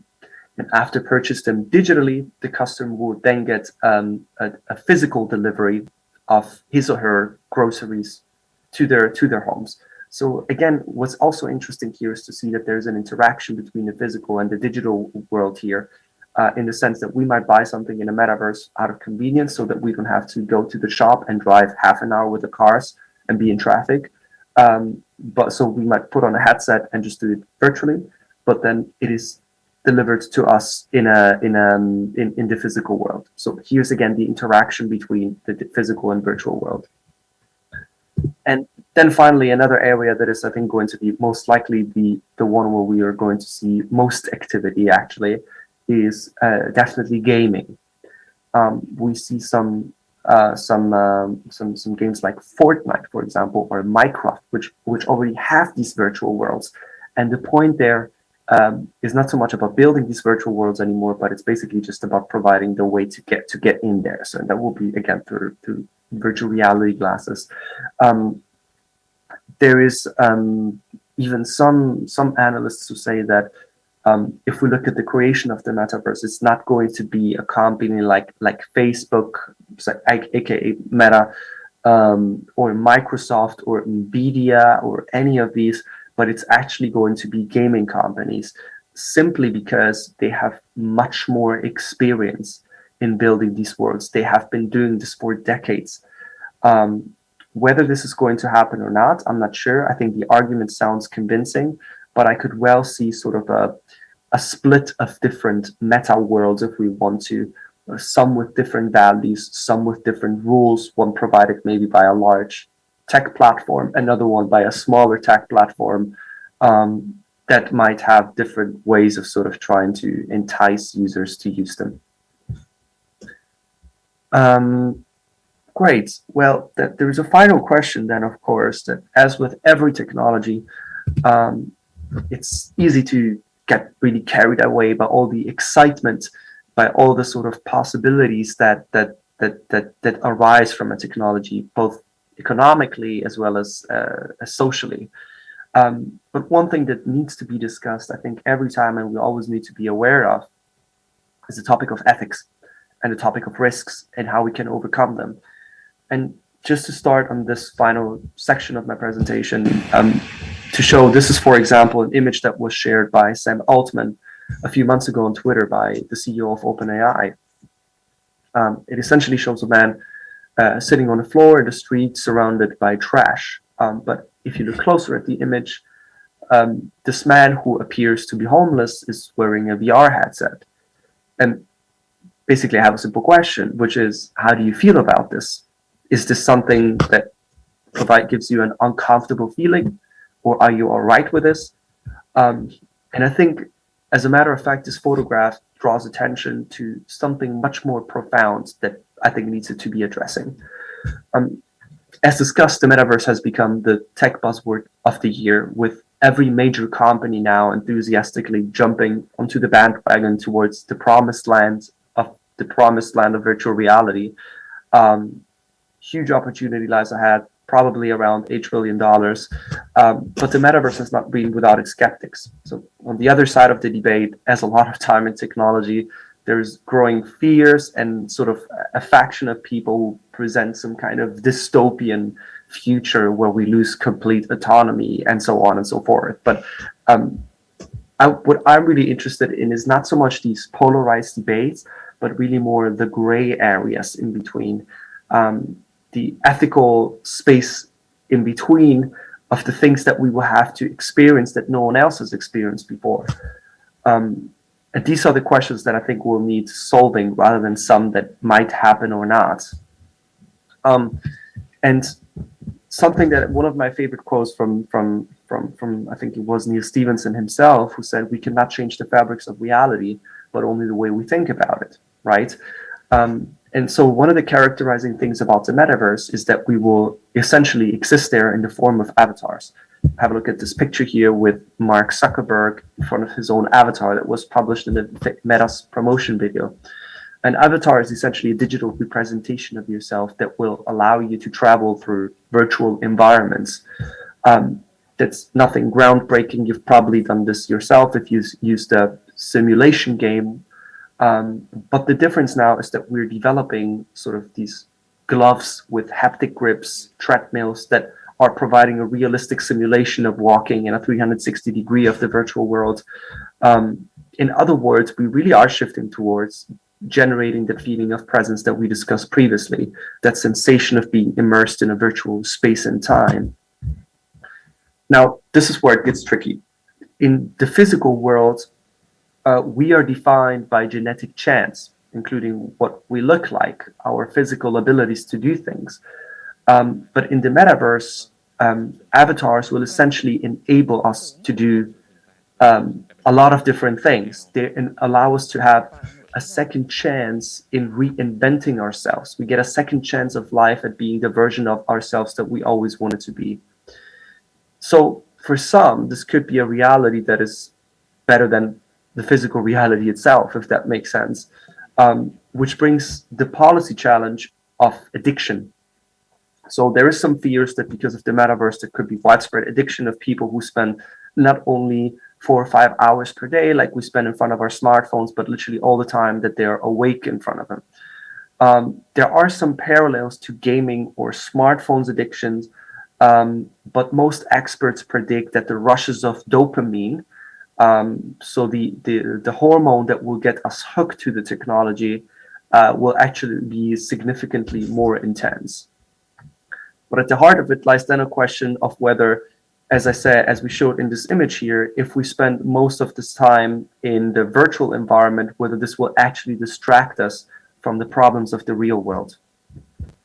There is a second challenge that we find in most of the research that we do, that only because something is happening in the virtual world, it doesn't mean that it cannot have an effect in the physical one. And who do we hold accountable then? Just to provide an example, a few months ago, it was, for example, revealed that a woman was sexually harassed in the metaverse. And according to the victim's own account, she was basically in Meta's Horizon virtual worlds, and a group of men started groping her. And as soon as she went public with that, there was some discussion of, well, is this actually something that should be considered harassment just because it happens in the virtual world? But the problem, although it's virtual, is very real, and the issues of the physical world will not just stop at the gates of virtual reality, but they will persist in the same way that they always have existed, and probably always will.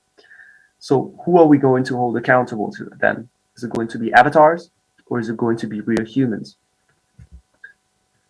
So the question is, of course, how do we solve these ethical dilemmas? And I wish I could be here with a ready-made answer to that, but the answer to this is that there's going to be some very hard choices to make. And hard choices are many times ethical choices.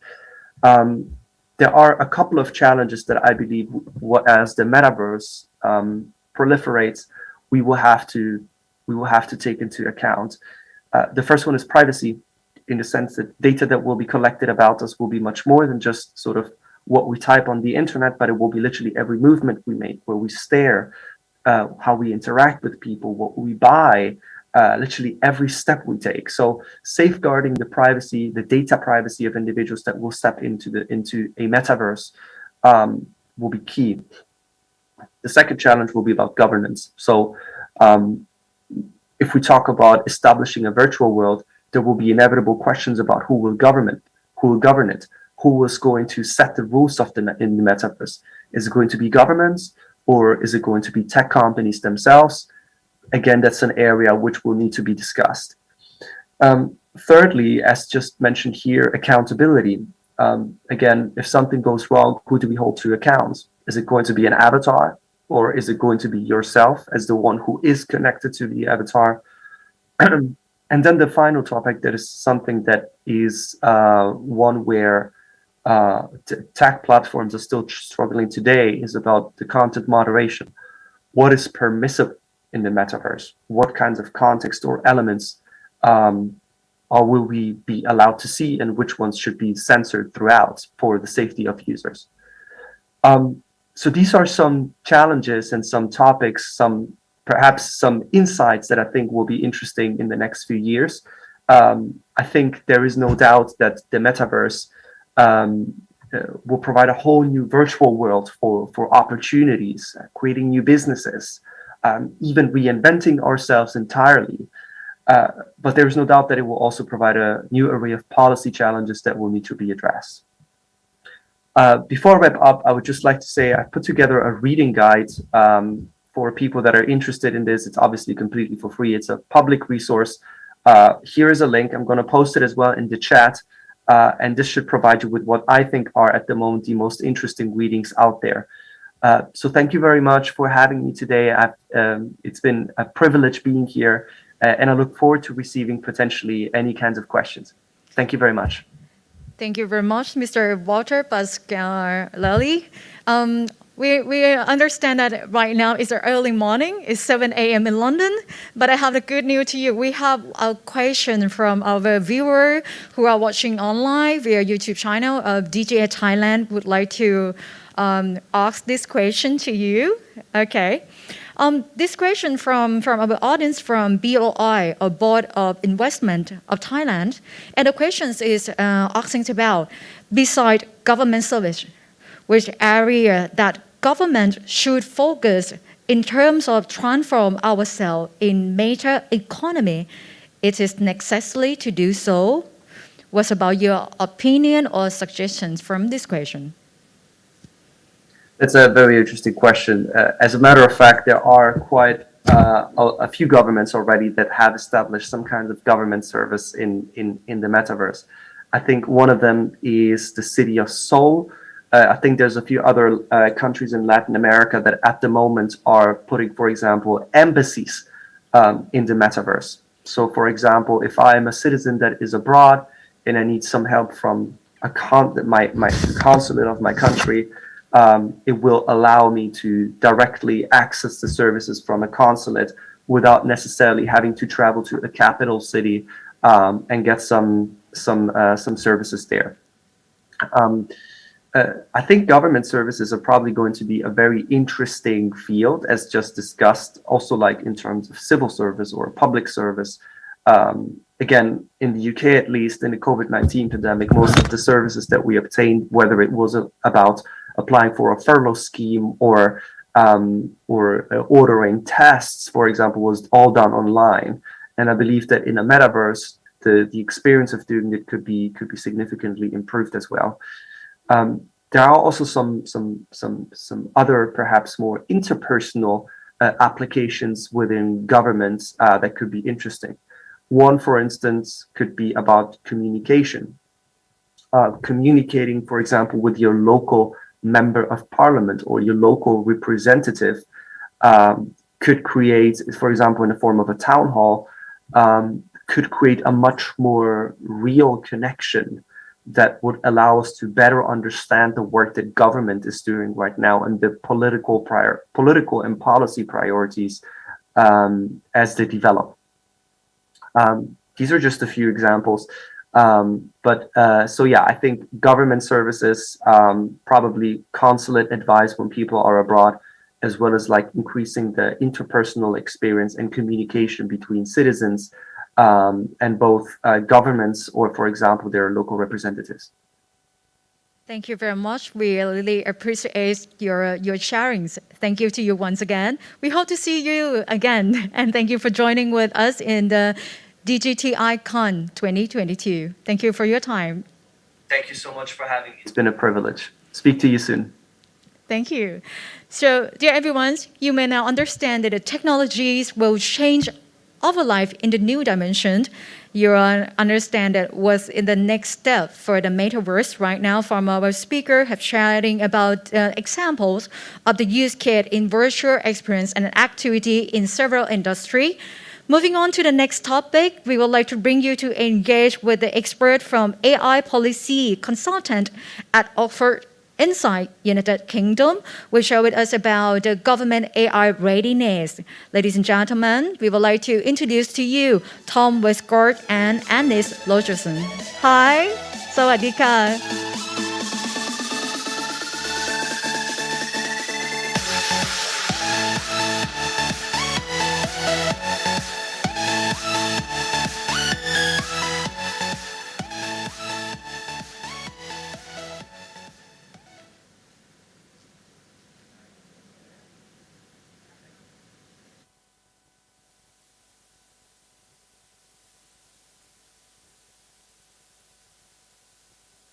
ค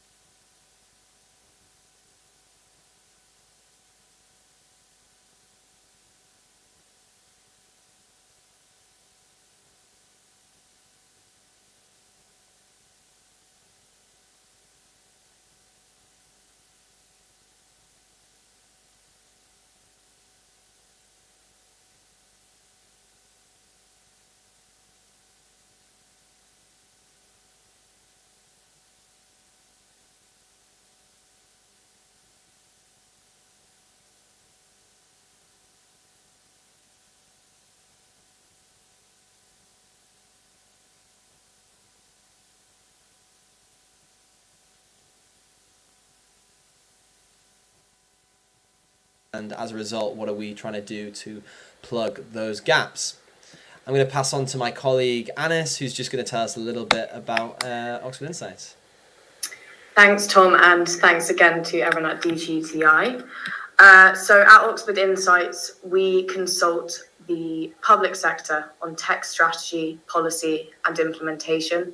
So in particular, we work with governments on AI and data use. We tend to work with the public sector, but we also work with a handful of private companies such as Intel. Within the public sector, we work with governments, including the UK government, Oman, Colombia, and international organizations, the likes of UNDP and the Latin American Development Bank. And so AI is fundamentally a key component of public service delivery. We're hearing this more and more. I think there are clear examples where AI presents opportunities to deliver not just more efficient public services, but new, higher quality public services. There are examples in places such as Uruguay, a new democratic engagement tool called Consul, as well as chatbots, which are used largely now for many parts of public service delivery. For example, there are chatbots now used for immigration services in the United States. The challenge, however, is around preparation very often. There are big events that come around the corner that governments aren't always prepared for. COVID's a great example of this. And failure to prepare public institutions for this disruptive trend, it really does risk damaging the quality of governance and as a result leaving citizens behind, and failing to enable them to lead the lives that they want to live.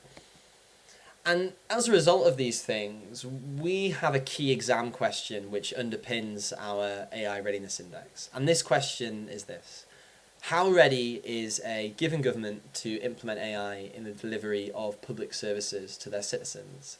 How ready is a given government to implement AI in the delivery of public services to their citizens? And with this in mind, we have a framework that we've developed to help us define AI readiness. And this can be broken down into three main components. Firstly, you have the government sector, then the technology sector, and the data and infrastructure sector. So I'll go over them very quickly, although all this is explained a little bit more in our methodology, and Asst is going to build on this a little bit in a moment. But our government pillar is really concerned around what's the overarching political motivations, what's the vision of a given state looking like, how is the governance and ethics underpinning that vision, what does that look like, are there the right skills, is there the right flexibility, adaptability, digital capacity within the government sector to drive through change, to drive through digital transformation. Secondly, within the technology sector, there are three main components. Firstly, around human capital, the availability of skills in the labour market is really important to developing AI technologies. The innovation capacity as well, in terms of access to research and development funding, as well as the size of the technology sector. This refers to things like the ability to trade high-tech ICT, the ability to flourish and thrive when it comes to new startups in the technology and AI space. These things are essential in developing the key technologies and the key infrastructure that can help power AI technology forward.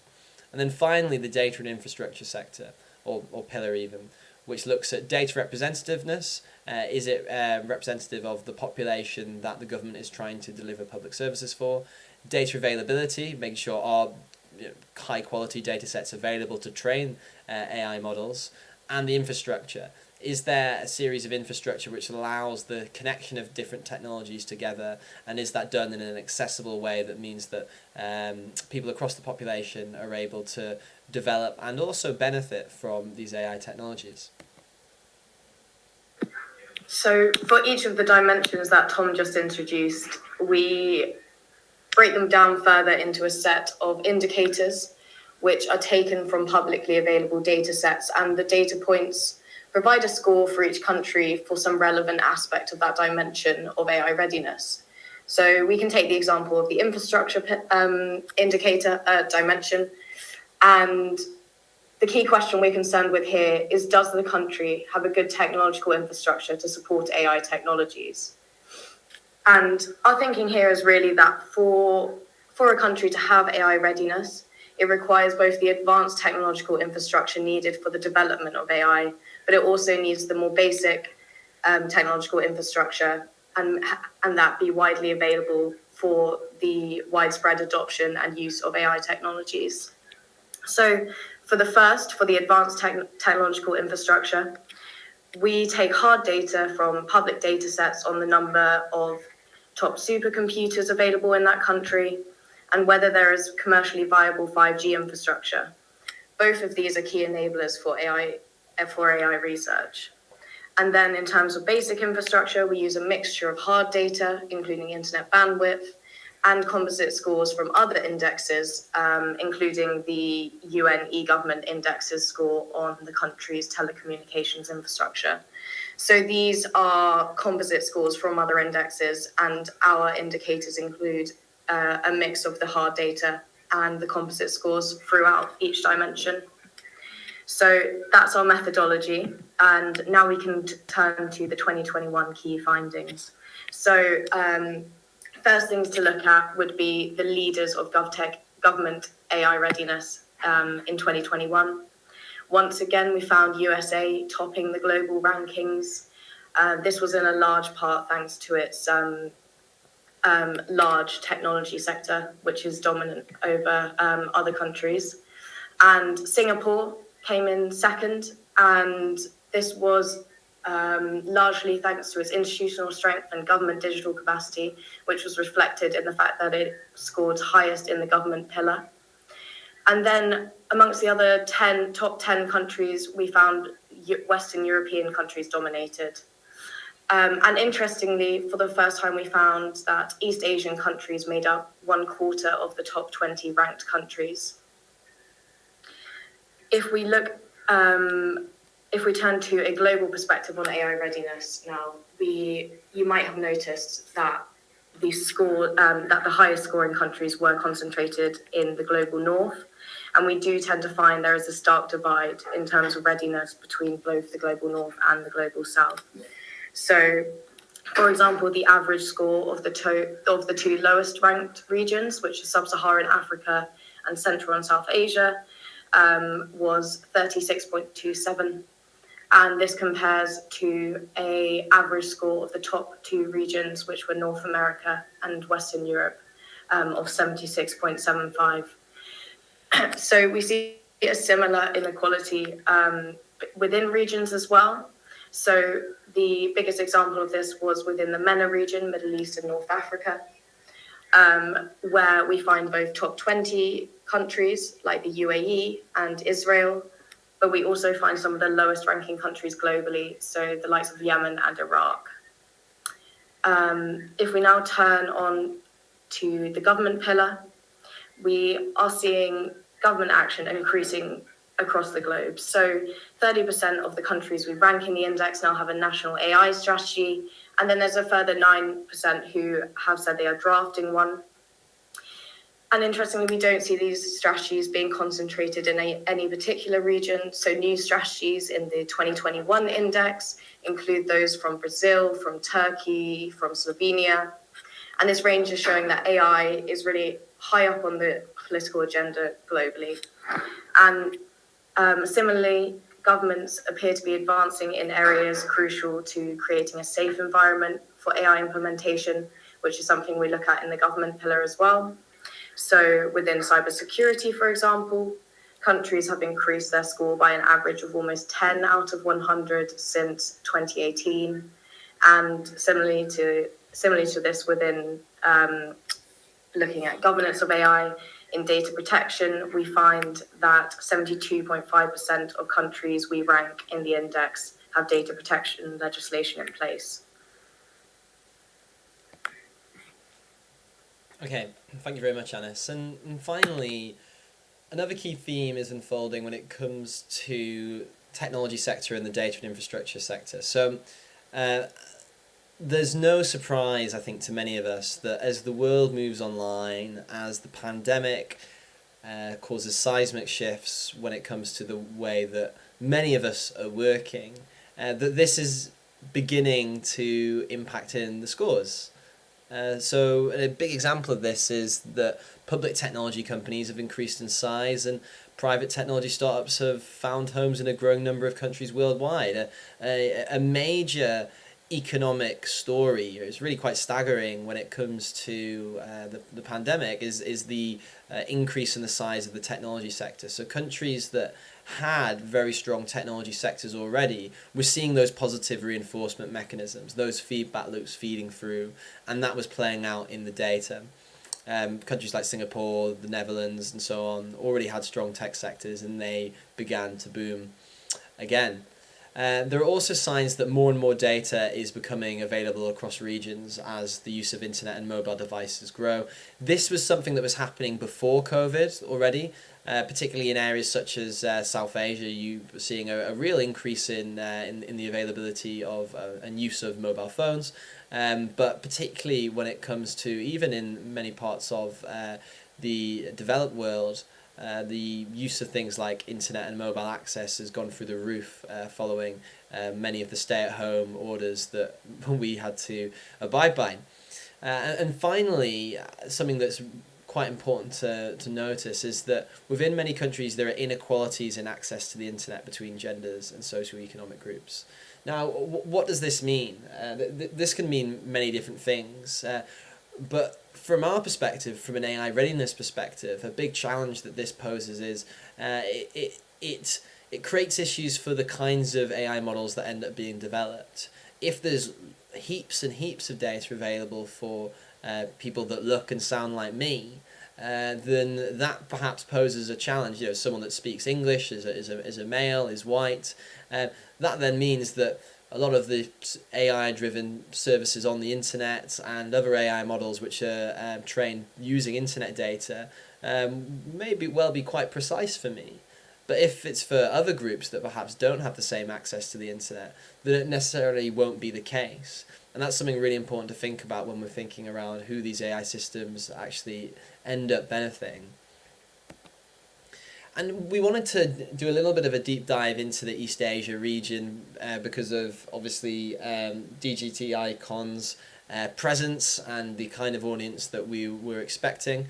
And so, firstly, I think it's important to note that, as Anas had mentioned previously, there are several countries already in the top 20. If you look at the likes of Singapore, the Republic of Korea, Japan, China, and Taiwan, they were really performing incredibly highly. And that largely was down to areas such as human capital and infrastructure dimensions being very strong.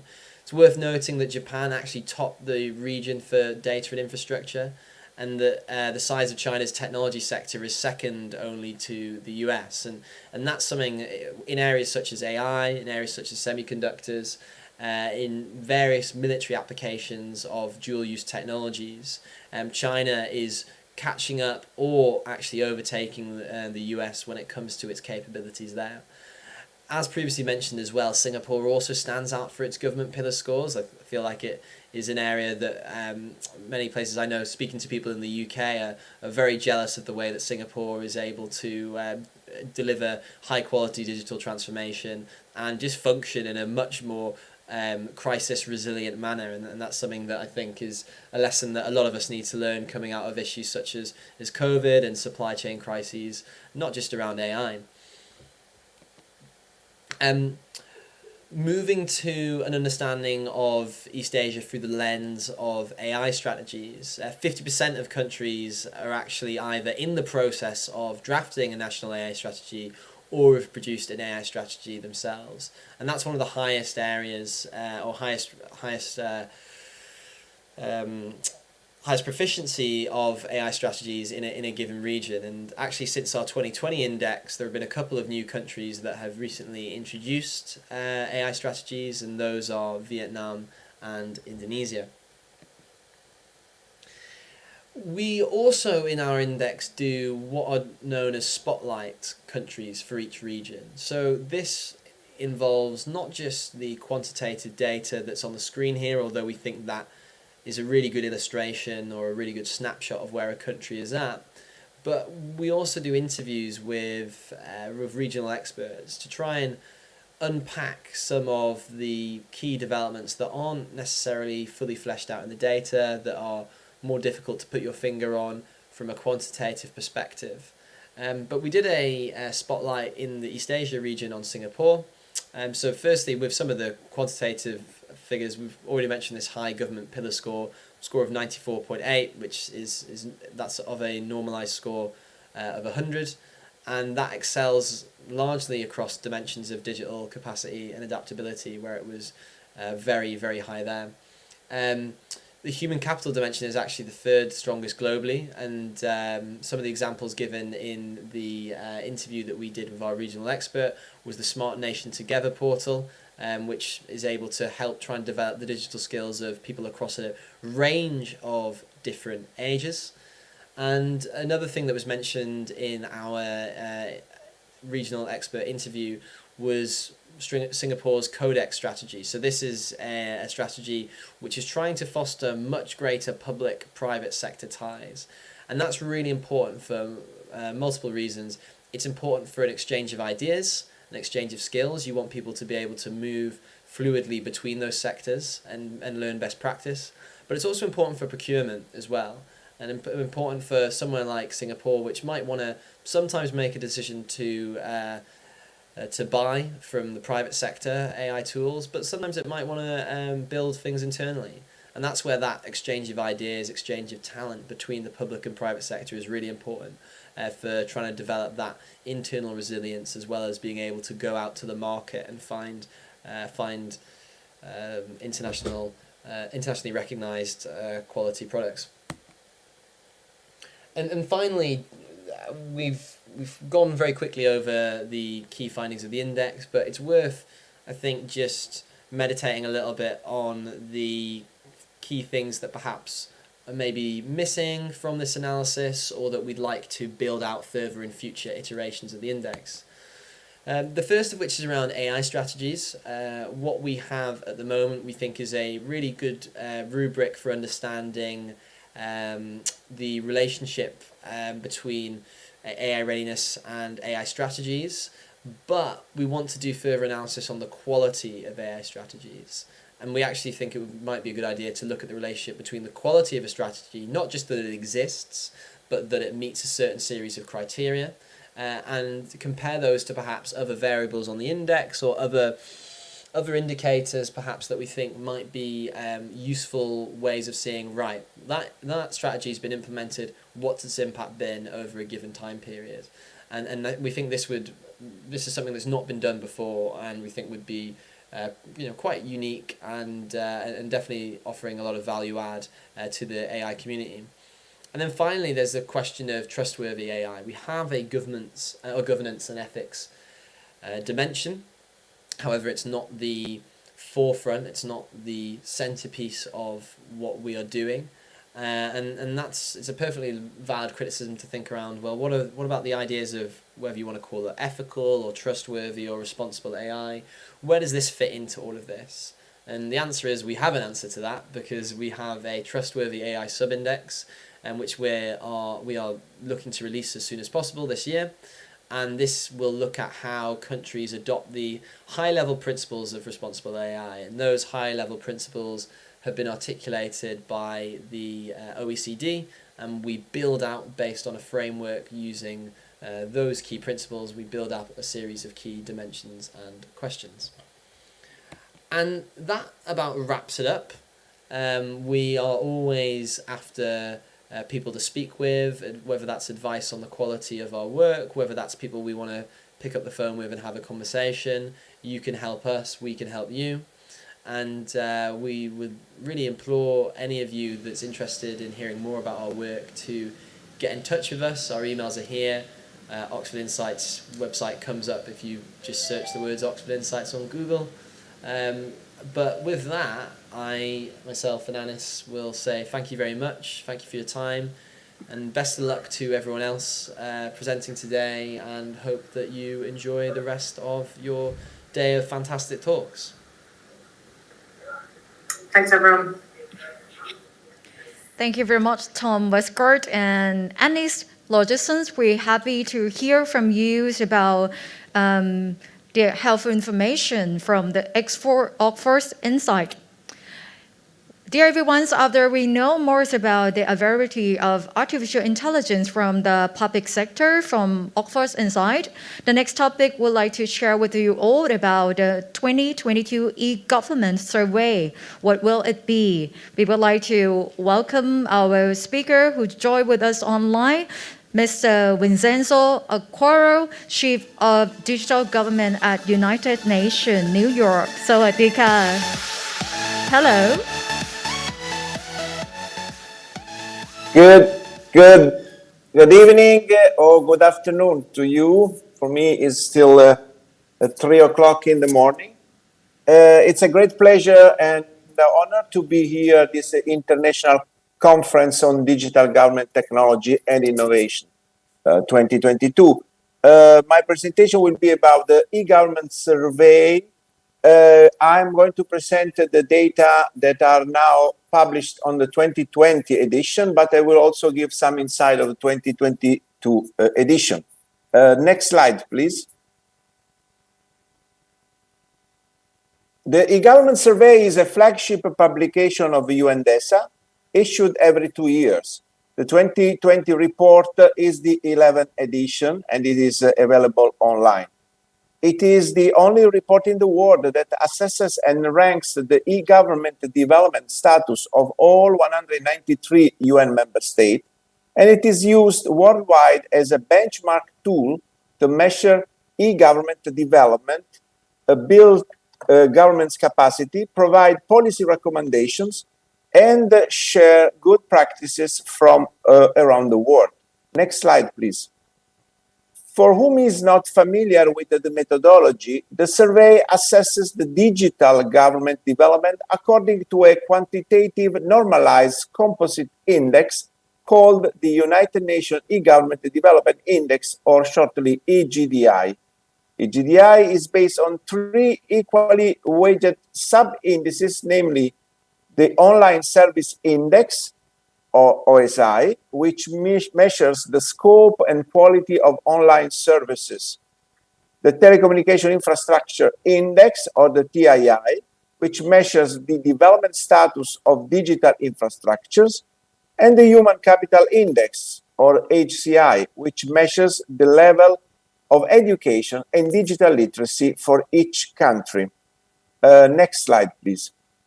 The report presents a ranking based on the EGDI organized in 4 main groups: very high EGDI, middle EGDI, and low EGDI. The 4 EGDI groups were further divided into 12 equal defined intervals identified by the first, the second, and the third quartile. Each interval represents a rating class. Same rating class means same level of digital development.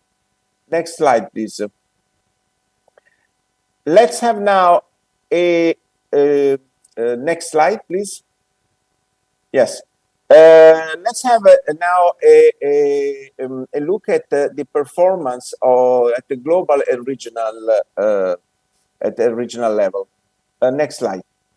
At a glance, the 2020 survey reflects further improvement in global trends in e-government development and the transitioning of many countries from lower to higher GDI cluster. 57 countries have a very high GDI in comparison with the 40 countries in 2018, and a total of 69 countries has high GDI, with 59 countries in the middle GDI. Only 8 countries have low GDI compared to 16 in this category in 2018. Despite the progress, this slide shows how the world is already divided in 2 main blocks, with the 46% of the countries in the world lacking behind. Next slide, please. This is a snapshot of the global and regional distribution of the AGDI. The global average AGDI continues to rise, reaching the 0.6 in 2020 in comparison with the 0.55 in 2018. All regions have improved their average AGDI since 2018 contributing to an increase to digital development worldwide. It is worthy to notice that Africa and Oceania made a notable progress, having increased their AGDI by 14%. Europe remained the leader in the e-government development. And for the first time, Asia as a whole is in the second position in terms of regional AGDI, followed by Americas, Oceania, and Africa. These graphs also provide some information about the digital divide. The wider is the distribution of the countries in each region, the higher is the digital divide in that region. Next slide, please. This map shows the countries that have moved from one AGDI group to another since 2018. The survey highlights a persistent positive global trend toward a higher level of AGDI development. 42 countries recorded positive upward movement from a lower AGDI to a higher one. 18 countries moved from high to very high. 16 moved from middle to high group. And 8 move from low to middle group. Next slide, please. Let's have a look of the 14 leading countries in the world with the highest rating class, very high, of the very high AGDI group. 8 countries are from Europe, 3 from Asia, 2 from Oceania, and 1 from Americas. None of the countries in Africa are included in this highest class. As you can see, from Asia, we have Republic of Korea, we have Singapore, we have Japan. Next slide, please. The global leading countries have some similarities, no matter to which region they belong. All of them have a national development strategies that incorporate SDGs and have a national institution in charge of digital agenda with a chief information officer or equivalent that report to the cabinet or to the prime minister or has a ranking of minister. All countries have a comprehensive legal and regulatory framework for digital government that rules digital identity, e-procurement, and include the legislation on access, safety and security and data protection. In line with the principles of effectiveness, efficiency, transparency, accountability, and public trust, these leading countries have a digital by design approach.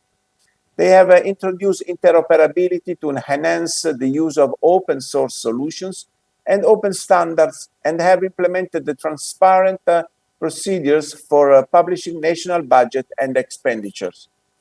There is a trend towards providing a one-stop shop through specialized citizen-centric e-portals where people and businesses can be involved in more participatory governance as accessing to service delivery with different mobile devices and channels.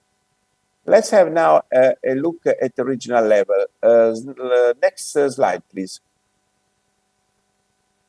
If we look at Africa, this table lists 14 leading countries in Africa. As you can see, none of them are included in a very high AGDI group. The growing number of African countries in the high group shows that the region is undergoing a digital transformation. This upward movement in AGDI ranking is driven mainly by the increased investment in infrastructure and online service provision. These megatrends are encouraging for the digitalization of the region. But only Mauritius, Seychelles, and South Africa and Tunisia have AGDI value above the global average. It is worthy to note that, in 2020, 8 countries, Namibia, Cape Verde, Egypt, Gabon, Botswana, Kenya, Algeria, and Zimbabwe, moved up from the middle to the high AGDI. Notwithstanding the notable progress made, the average AGDI for Africa is far below the global average, and the region at a glance continues to face gaps in digital development. Next slide. This is about Americas, so North, South, Latin America. The countries with the highest AGDI value in the Americas region are here. 7 countries are in the very high AGDI groups, with the United States in the highest rating class, followed by Uruguay and Canada, 1 rating class below. US are Argentina and Chile, 2 classes below, and Brazil and Costa Rica, 3 rating classes below. It is worthy to notice that Argentina, Brazil, Chile, and Costa Rica have moved up for the first time from high to very high, further reducing the e-government development gap with North America. It is also interesting to note that Mexico, Barbados, Colombia, Peru, Bahamas, and Ecuador are in the highest rating class of the AGDI group and are thus relatively close to transitioning to the very high. Finally, St. Lucia, Jamaica, Guatemala, Suriname, and Nicaragua moved from middle to high AGDI. Only Guyana, Belize, Honduras, Cuba, and Haiti remain in the middle group. Next slide, please. This is about Asia. So Asia increased its average AGDI value by 10%, becoming the 2nd most advanced region in the world in e-government development. Asia has further distinguished itself as the region with the highest number of countries that significantly improved their AGDI. It is worthy to note that China, Kuwait, Malaysia, Oman, Saudi Arabia, Thailand, and Turkey joined the group of the very high Asian leaders, raising to 15 the number of countries that are led by the Republic of Korea, Singapore, and Japan in the highest rating class. Countries that experienced great improvement also in the AGDI group include Bhutan, Cambodia, Syria, Armenia, Indonesia, and Cyprus. Next slide, please. This is about Europe, that is the most homogeneous e-government development. It has the highest average AGDI value. And of the 43 European countries assessed, 33 are in the very high AGDI, with Denmark, Estonia, Finland, Sweden, United Kingdom, Netherlands, Ireland, and Norway in the highest global rating class. Czech Republic, Bulgaria, Slovakia, Latvia, Croatia, Hungary, and Romania moved from high to very high. Last slide, next slide, please. Next, yes. Next, yeah, perfect. In Oceania, 5 countries are in the very high or high GDI group, and the remainings are in the middle AGDI groups. While Australia and New Zealand are the highest world rating class, the other countries in the region have an average AGDI value of 0.44, substantially lower than the global average. In spite of this digital divide, Fiji, Tonga, and Palau moved up from the middle to high, and Papua New Guinea and Solomon Islands transitioned from the low to the middle, showing the ability of the region to move forward with e-government development even under difficult circumstances. Next slide. This is a snapshot of countries in special situation. So LDCs, LLDCs, and SIDS. These 3 groups have increased their average GDI by 33% compared to 2016.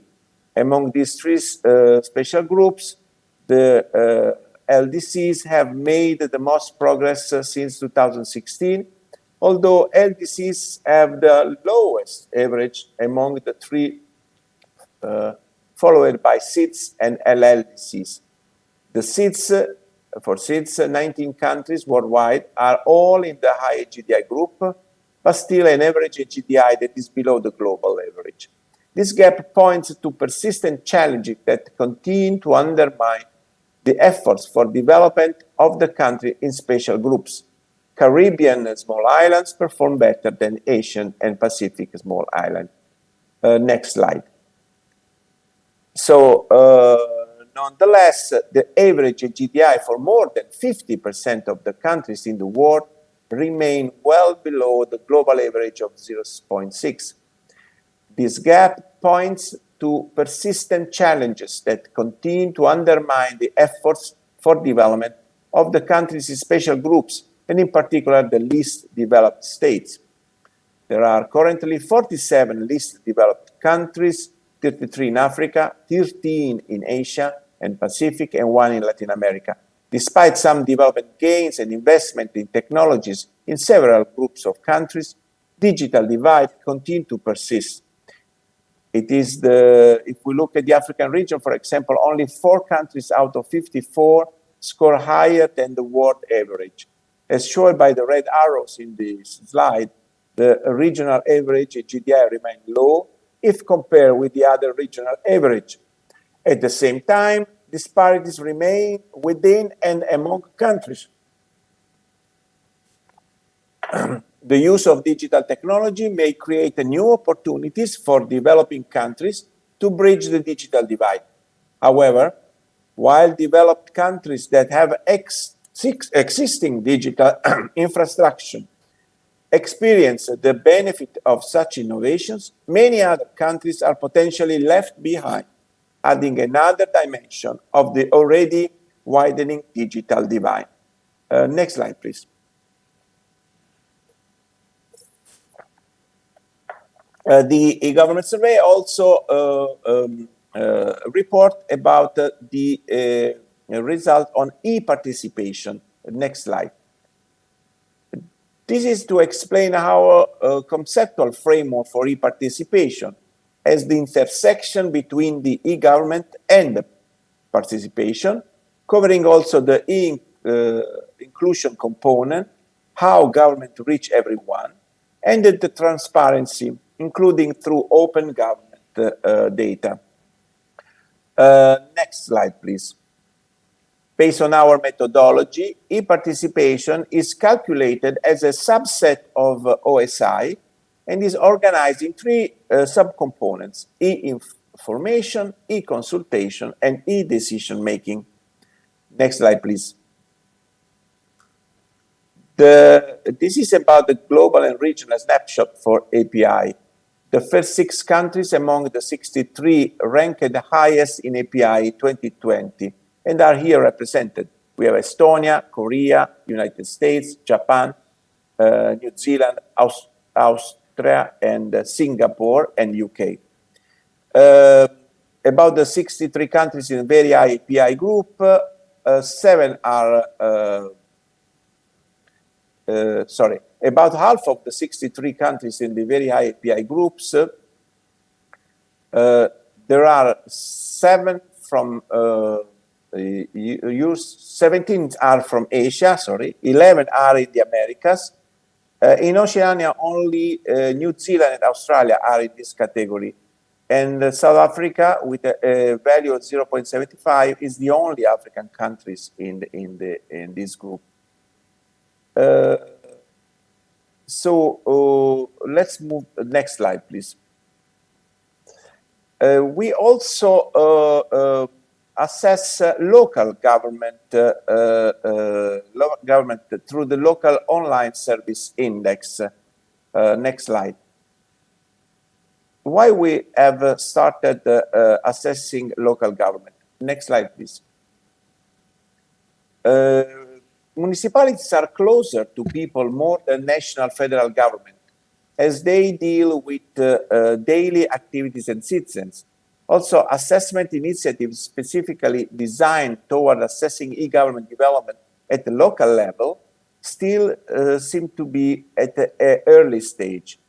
Helping cities to truly measure their progress against a set of clearly defined criteria will shape wide agreement toward consider LOCI as a common and acceptable base ground that allows accurate international comparison among cities. LOCI becomes a motivation also for cities to improve their profile and to further develop online public services. Next slides. The local online service index, LOCI, is composed of 80 indicators. Each indicator is a binary question in the local government online service questionnaire. like the online service index. In 2020, a total of 148 volunteers researchers from 86 countries assessed each city's portal in the native language. Each city portals have assessed by at least 2 researchers who conducted the assessment in the country's national language the cities belong. Next slide, please. This is interesting because if we compare LOC with OC, so local with global, the overall trend is that in general, countries perform better at central level rather than at local level. More specifically, around 70% of the cities have LOC levels that are lower than the OC levels for the countries in which they are located. The few exceptions are the 8 cities highlighted in the red circle. I don't know if you are able to read. We have Madrid, Berlin, Brussels, Quebec, and a few others. This information are in any case available in the survey. Next slide, please. The COVID-19 also crisis have been setting the agenda and the priorities of all the countries. With the global outbreak of COVID-19, everyday life has been changing in unimaginable ways. Therefore, when the survey was done, we also decided to include an addendum on the e-government in response of the COVID. Next slide, please. At the same time, we decided to launch a public call for inputs to collect cases and the solution implemented by member states. The response of government from all over the world was really impressive. We received in less than 2 weeks hundreds of COVID-19 related applications. Therefore, we have issued and launched in September another publication named Compendium of Digital Government Initiative in Response of COVID-19.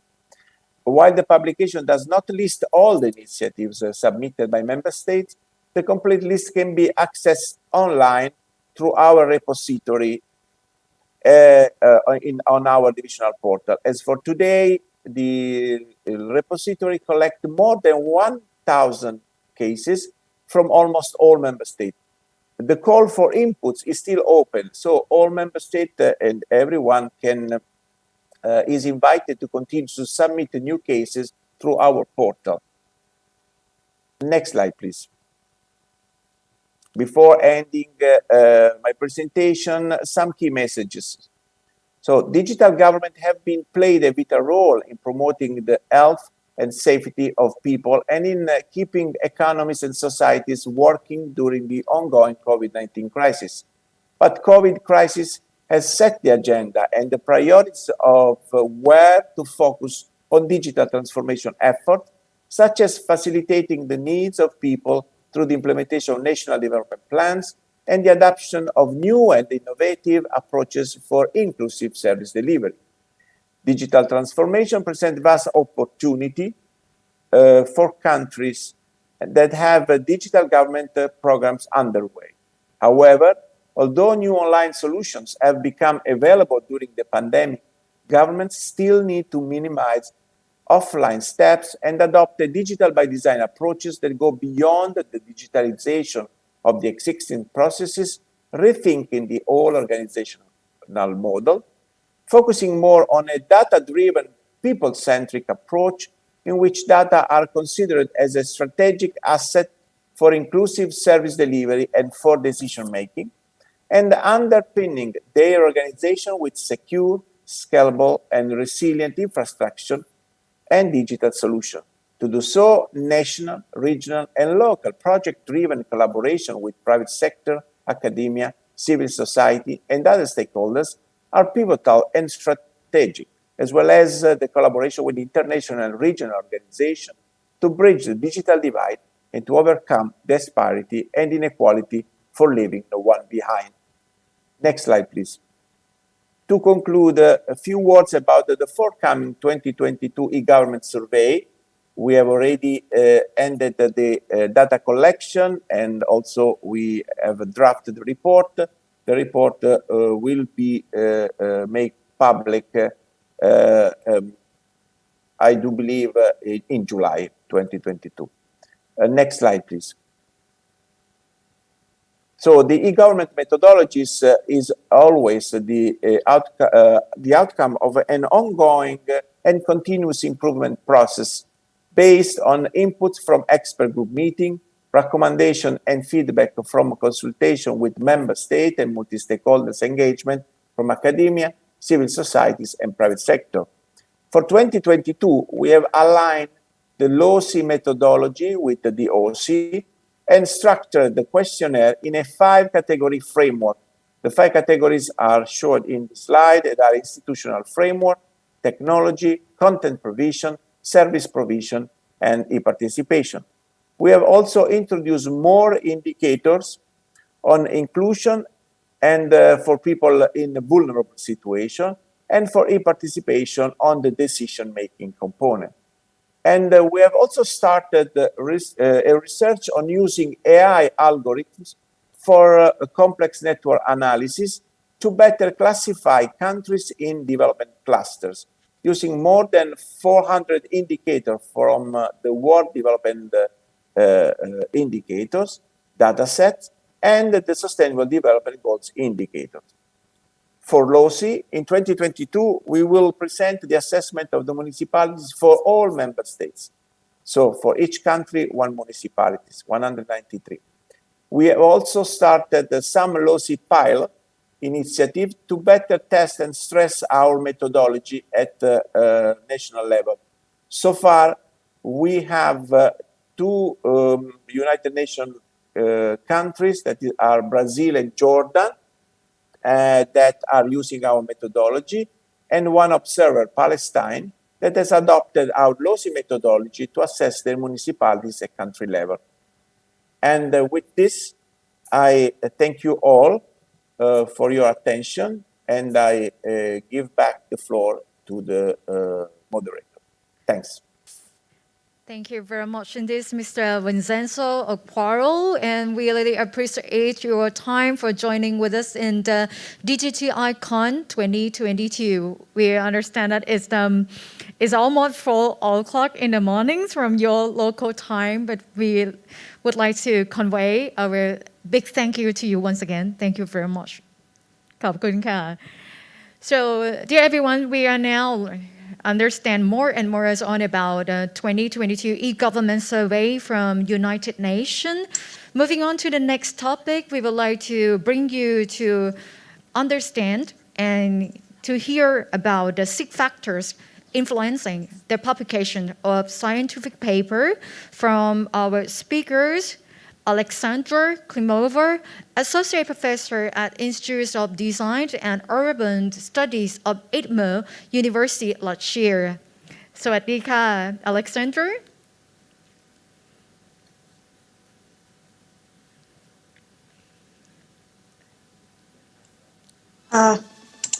Hello. Hello. Hello. Nice to meet you. My name is Alexandra Klimova. Thank you for your introduction. And let me share my screen. So,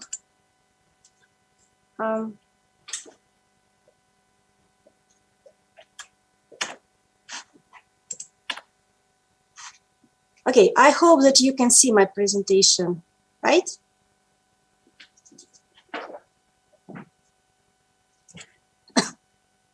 Is it full screen?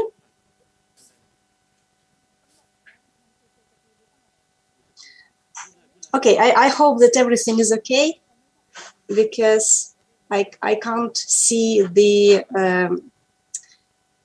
chat. All right, so could you please share your slide again? It's not on the screen. Again? Yes, please.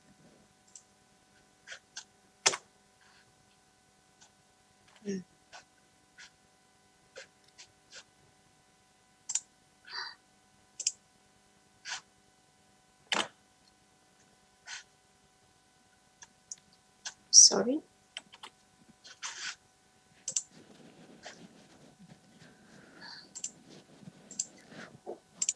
while we setting up the presentation, I would like to now. Yeah. Yeah, it's okay now. It's not shown on screen. Sorry, because yesterday when we did this check, everything was okay. Sorry.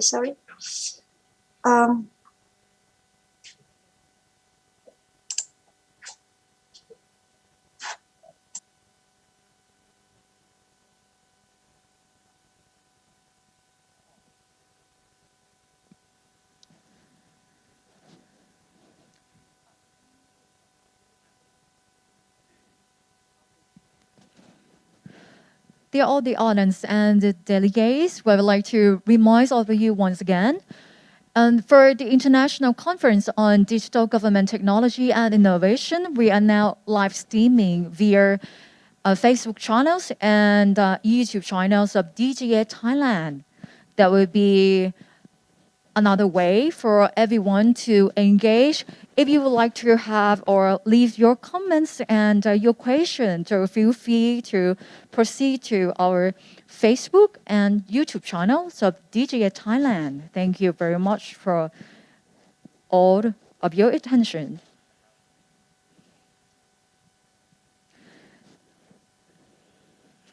So we back to these topics of the 6 factors influencing the publications of scientific paper, and our speaker are ready to share her knowledge and information. Alexander Klimova, we are now see your presentation on screen. Okay, thank you, and sorry for this small technical issue. So I'm very happy to share with the audience my experience in scientific papers publication. As your colleagues has already introduced me, my name is Alexandra Klimova, and I'm associate professor from Itmo University from St. Petersburg, and also I've been working as an editor-in-chief for Young Scientist Conference in computational science for young scientists. This is an international conference which already exists for 10 years, and I'm the editor-in-chief for 5 years for this conference.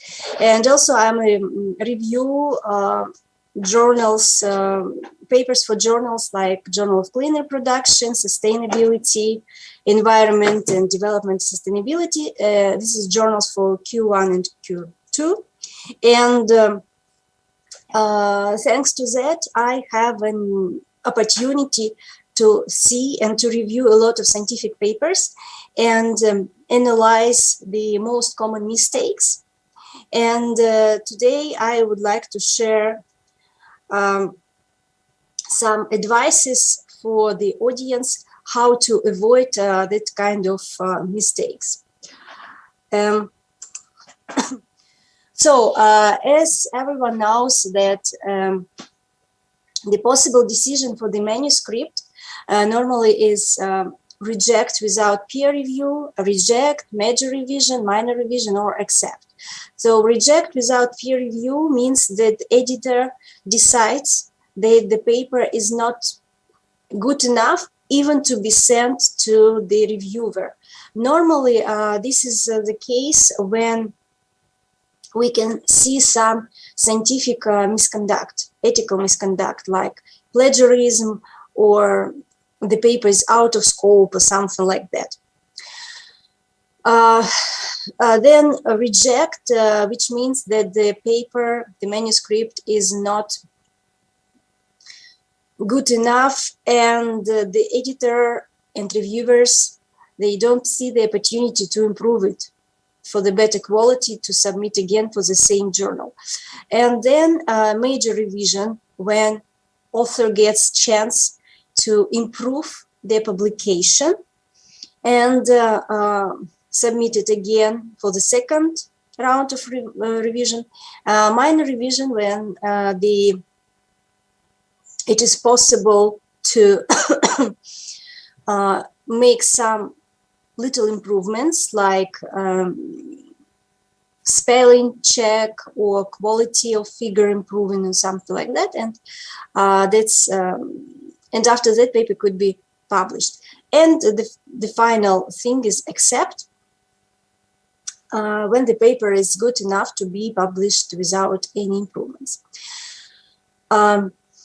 If we talk about the particular conference when I'm like chief editor of the journal, last year we've got a very, very high rank of rejected papers. So more than 50%. And then I decided to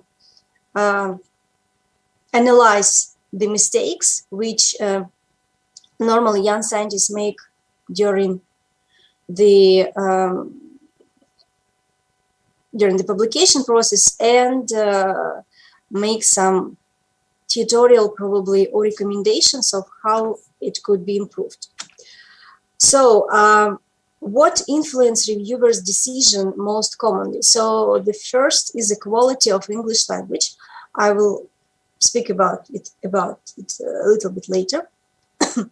Though how author agree with the author's code of conduct.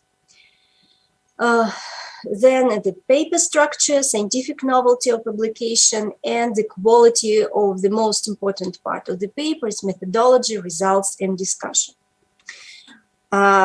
We all know that English is de facto the language of scientific publications, and the most international journals is published in English language. And that means that many researchers, they write and publish material in a language other than their native tongue, so native language. And sometimes the quality is not good enough, and the comments by editors and reviewers regarding the level of English is very, very common. And sometimes when the text is really poorly written, then the paper might be even rejected immediately.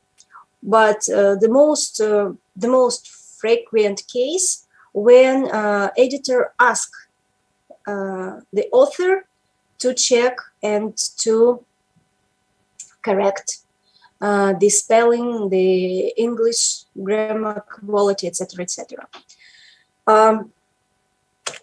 Here, there are some examples from the manuscript projects which we get, and you can see that the quality of English language here is extremely low. So, for example, data is the most important for research work. In this research work, we have worked with data. This research work is based on data. This research work contains various types of data. So I think that it is clear that this paper must be completely rewritten because the quality here is very, very poor. What normally the reviewers say about it? So the most common remarks are poorly written, hard to read due to bad structuring and the language. This is a good style and not well written, not written in scientific way, and it's hard to read and understand. And once we get very emotional review from one person who explained the author that English language is very, very important if you would like to sell your paper. I mean, if you would like that your paper was read and disseminated by another researchers. And he said about that if the English level is bad, that you will lose the whole sense of your work. So you work for nothing, because in that case, the paper will not be published. So English level of English is one of the most common remark which authors, especially young scientists, get from the reviewers and from the editor. Another very important issue is called Author's Code of Conduct. And here there is the Code of Conduct from Springer Nature, quite interesting document where you can find a lot about author rights and responsibilities, about ethics and things like that. But what I would like to draw your attention here for is for the copyright or conflict of interest. There is an example of one of the reviews for the paper which we get for, I think, two years ago. And the reviewer, he found out that the paper was almost completely rewritten from another paper. So that means that calls it plagiarism. And the reviewer said that about 4 out of 8 pages essentially belong to another author. And he also mentioned that these papers were not among the manuscript references. And the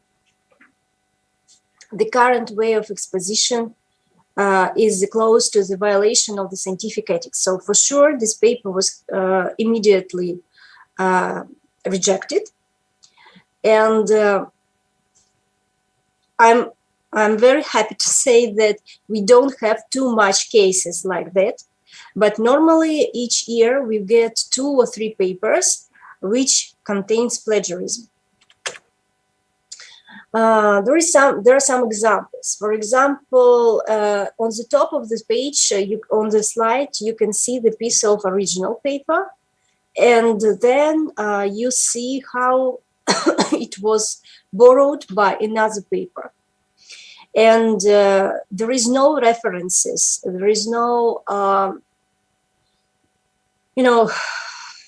evidence that this material was taken from some other resources. So this is 100% plagiarism. And this paper, again, was rejected with strong reject. And what sounds for me probably very, interesting, that the author changed the style of citing. So you see here in the original abstract, it is Harvard style of citation, and here's numerical style of citation, but he changed the style, but he didn't change the content, didn't use the paraphrase and summarizing or something like that. So this is a plagiarism for sure. This is another case, which also quite interesting, because the author, they put a reference here. So he also borrowed the whole, several paragraphs from the original paper. He used it in his own material, and he put a reference. But anyway, if you borrow like several abstracts, word by word, even if you reference this paper, it is still considered to be plagiarism, because information should be, summarized or paraphrased or something like that. And sometimes, especially young scientists, normally don't understand it, unfortunately, and we have a lot of cases like this. It is also another example when someone, the author tried to paraphrase something using some other words. On the bottom of the slides, you can see they highlighted in blue. But anyway, it is also plagiarism. One example here, on the top of the slide, there is original text. Then the second paragraph is with red letters. This is a bad example of how it could be paraphrased, because the key words are still the same. And the last abstract with green words, this is an example of good case of paraphrasing, which will not be considered as plagiarism. And when author make paraphrasing, they normally change the words so they can use it. Is the plagiarism possible for your own work? Yes, this is also possible. Copying or rewriting the same text from one author, from one article to another is still considered to be plagiarism. And you need to quote or paraphrase yourself according to the same principle when you cite the work of another author. And this is true. And very often we can see such kind of plagiarism for people who write in your own language and then try to submit the same paper to the English journal. And we can see two identical papers. One of them is written in English, another one, for example, is in Russian, but the content is the same. So this is still the same paper, and you cannot publish one paper in different sources. So it will be also considered as a plagiarism. Another issue is, apart from plagiarism and English level, is manuscript structure. When you go to the website of any conference or any journal, you see such kind of author pack, information pack, which goes like a guide for author or paper submission guideline, author information pack, which contains rules and requirements for the author.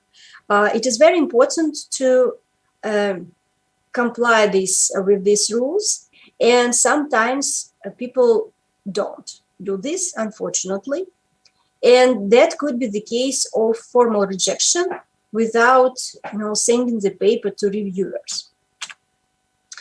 Very often authors use the other conference template, which is quite sad, because I am an editor, and when I get the paper in a template of another conference, I think about two things. First, the author thinks that my conference is not so important, so he did not try even to use the template of my conference.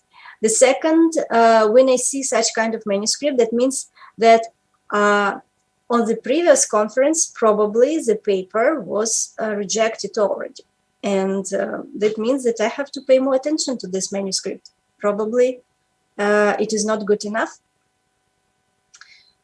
Sometimes, which is for me is very curious, we've got the papers on the language other than English. Even if it is said that this is an English-speaking conference and you must submit the material in English. And very often we've got, I don't know why, Vietnamese publications in Vietnamese language. So that's a little bit strange. Sometimes also the publisher asks to anonymize the conference, anonymize the publication, so to achieve double-blind review. And sometimes people don't pay the attention to that, and the editor must ask them to remove their names, affiliations from the paper information. Sometimes some subsections are absent. For example, literature review, discussion, and conclusion. And as I said, if you read the author information pack, you will see normally the paper structure, which sections should be in the conference. The most common type of such kind of structure is I'm read format, introduction, methodology, results, discussion. But people very often don't follow this structure. I don't know why.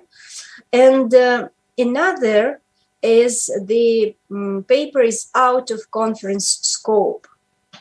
So the paper is not in the the paper is not the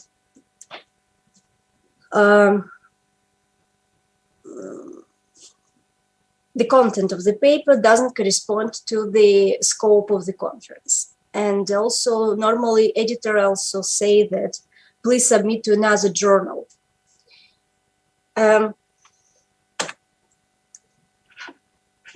Okay. Yeah, and there are more examples from the reviewers. So the manuscript needs a more logical structure. They need to include a paragraph explaining what awaits the reader in the following sections. This is a good case which help to the author to help the reader to follow the next structures of the publication.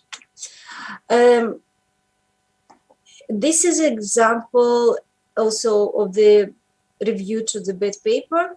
So the paper presents mostly technical report, but not a scientific novelty.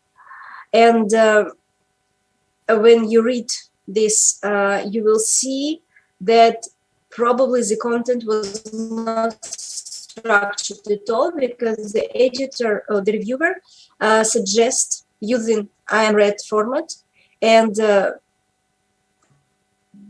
use it and improve the paper, make it more clear and logical structure. Scientific novelty is also a very, very important part, probably one of the most important, because you have to prove, the author have to prove that his decision, his case, his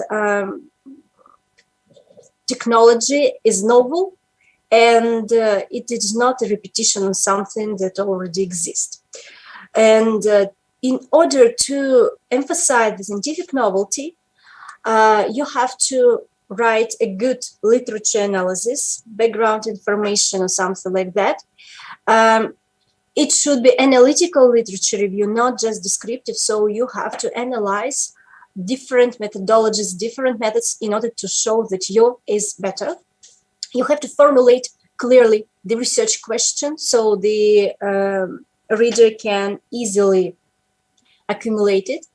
And also, for sure, at the end of your paper, you have to compare the results of your section, the results of your paper, of your research, with results for existing ones research, to show that your research provides the better results. And there are also some examples of what reviewers say. They say that the literature review should contain analysis and evaluation and not just a description.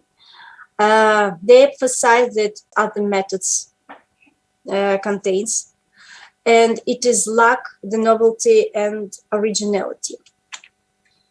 Normally, if the paper has a lack of originality and scientific novelty, it will be rejected.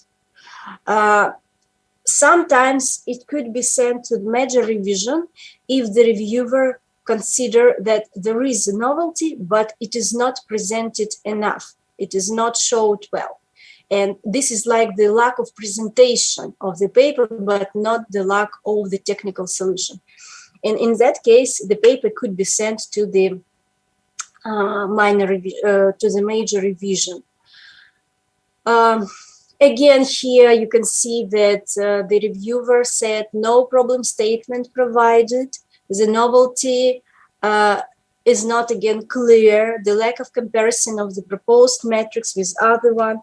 So in order to emphasize scientific novelty, first, you have to provide a good background information explaining what has already existed.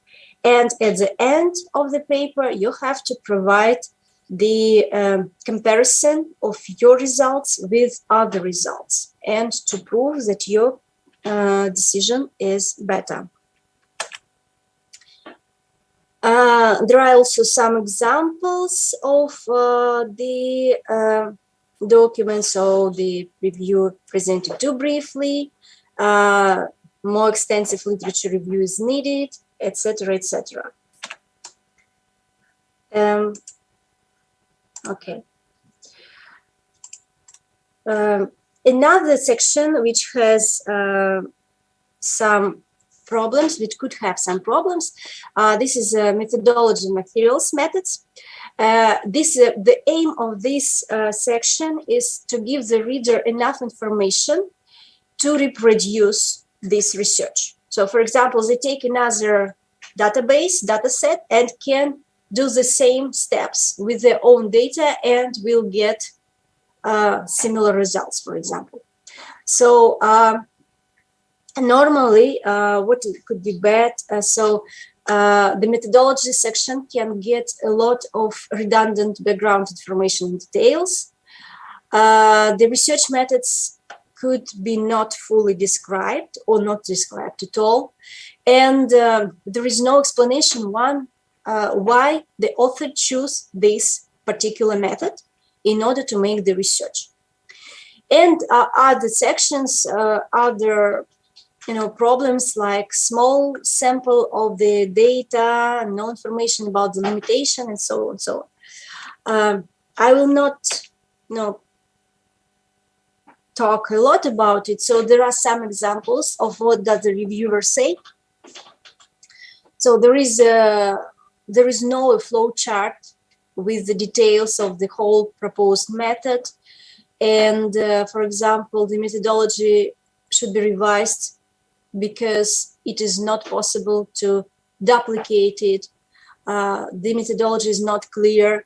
So also, please pay attention to this section while providing your research, while writing the scientific paper, because it is not hard to write. This section is one of the most easiest section in the paper, but it is very, very important.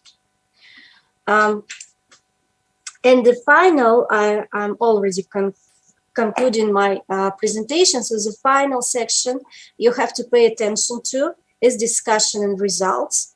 In results, normally you provide your, in results section, normally you provide what you get, some tables, figures, statistics, any factographic information. And in discussion section, you explain what you get and you tried to get the link to the previous research. So what is also important,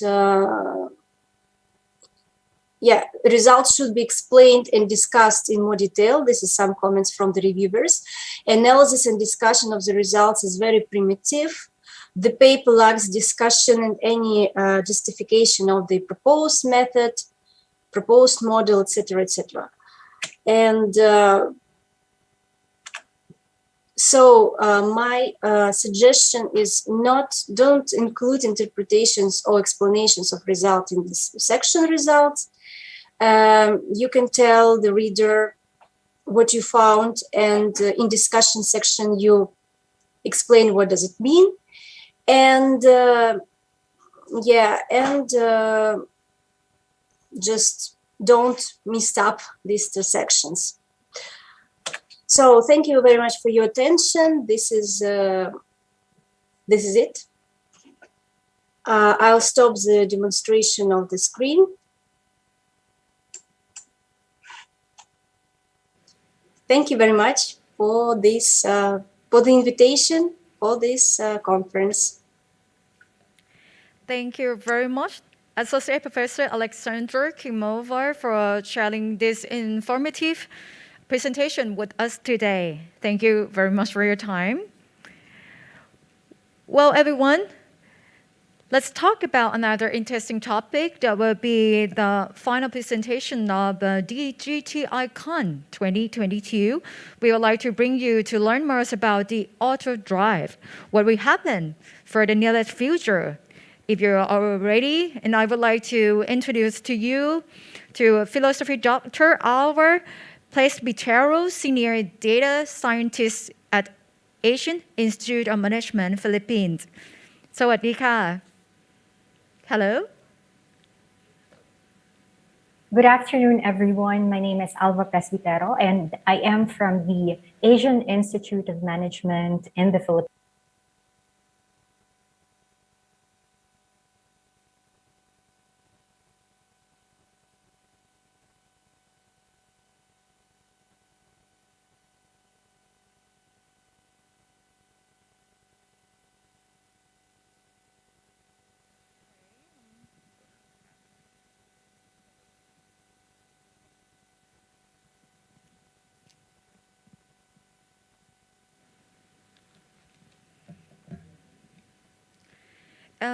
Dr. Alver, we apologize that we can't hear you loud and clear. We apologize for that. Could you please rerun for your presentation once again? Hello?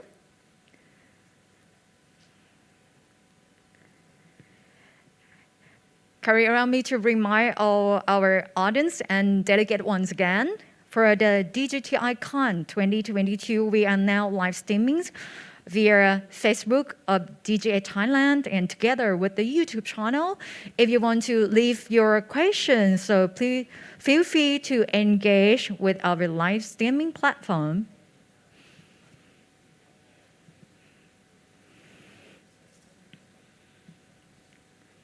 Throughout the day, we're talking about technology and innovation that will be the key driving force to change the world to be a better place. That would be the big move for us because that the technology is everything. That would be the backbone for several industries, not the challenge from our expertise from the government sector. You also hear more from the private sector as well.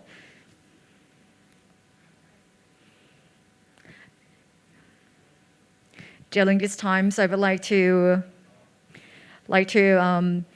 remind all of the delegates and our audience once again.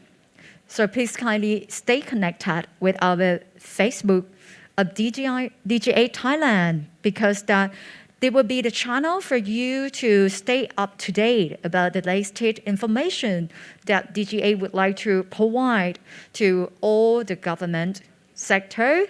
It's about the services can help the people to have the better and the quality living in this situation.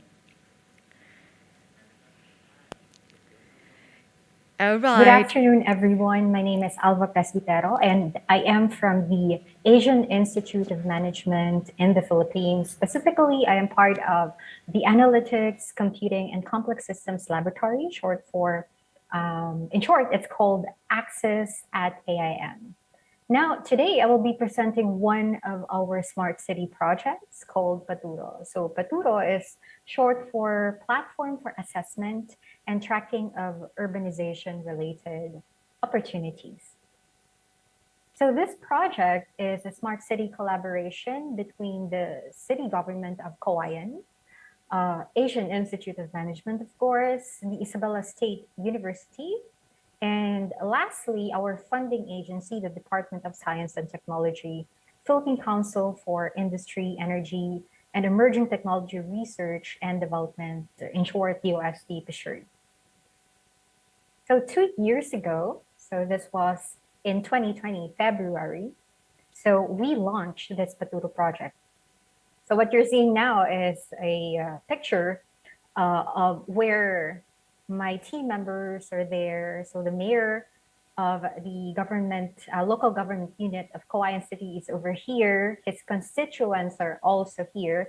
And of course, the team, the Access Lab team, and this is me right over here. So what exactly is the goal of Paturo? What do we want to accomplish? So in the end, we want to create or formulate a smart city index that would allow us to compare one city to another. Like for instance, if we have 3 cities, so these are the 3 cities here in the Philippines. And I'll be explaining to you a brief description of each of the cities. So Makati is part of the Metro Manila. So you could just imagine that the city is highly urbanized. Kawayan City, on the other hand, focuses on agriculture. This is located at the north of Metro Manila. Now, Tacloban City is located right next to the sea.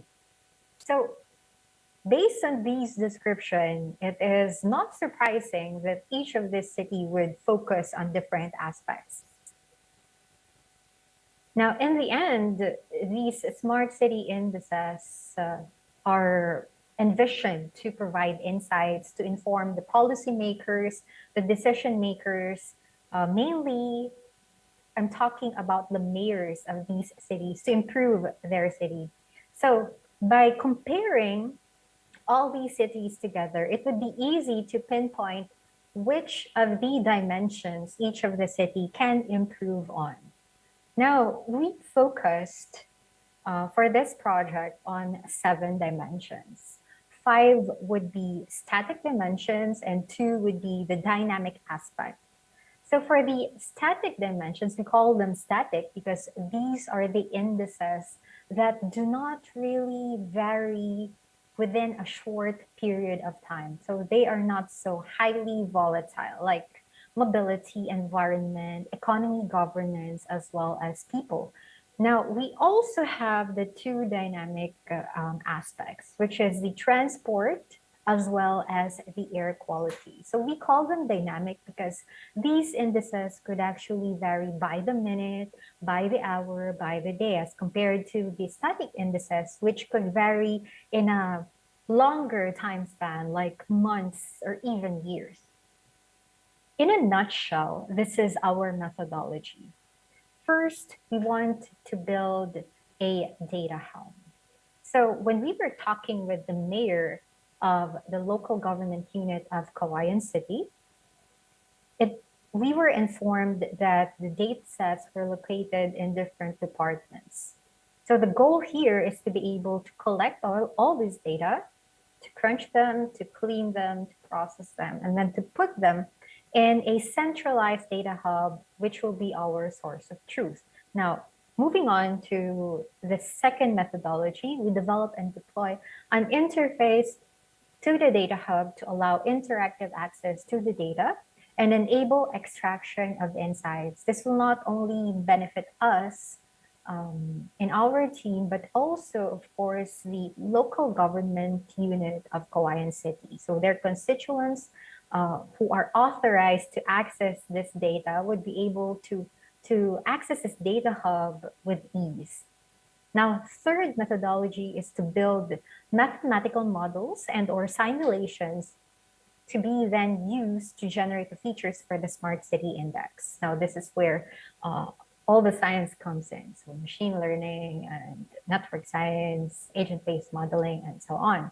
And lastly, we build a city dashboard that showcases the different levels of analytics, which is from descriptive to prescriptive.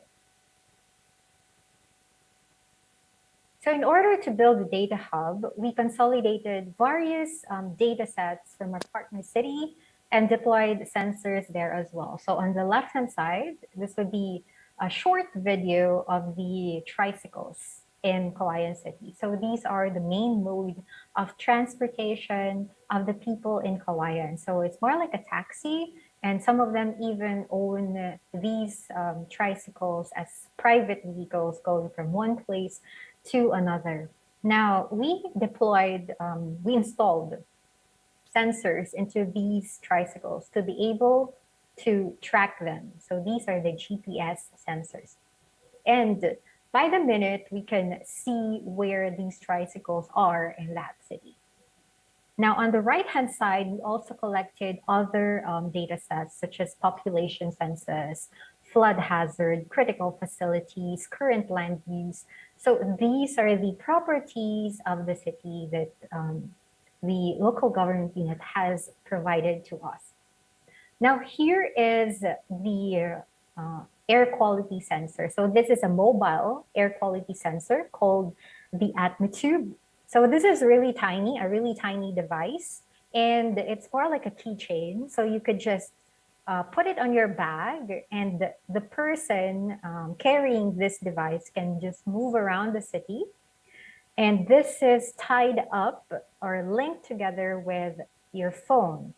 So in this way, we have information on the location of that person. So longitude, latitude, as well as the atmospheric data, such as the VOCs, the PM 2.5, as well as the PM 10. So in other words, this allowed us to get a glimpse of the air quality in different parts of Cauayan City, as of course the person moves from one location to another.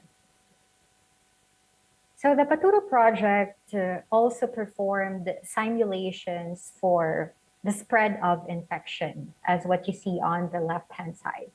So the project actually started when the pandemic started, and we wanted to see how this might affect, how the infection would spread in a city like Cauayan City. So what you see here is the road network of Cauayan City, and then the edges correspond to the streets, while the nodes correspond to the corners. So we try to infect a certain node in this network and see how the infection travels all throughout the city.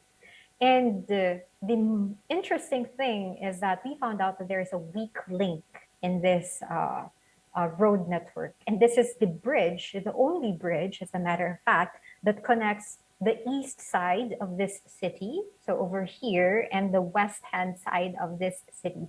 So during the pandemic, the mayor decided to put a checkpoint in this location so that to mitigate the spread of infection, the spread of COVID-19 in the city.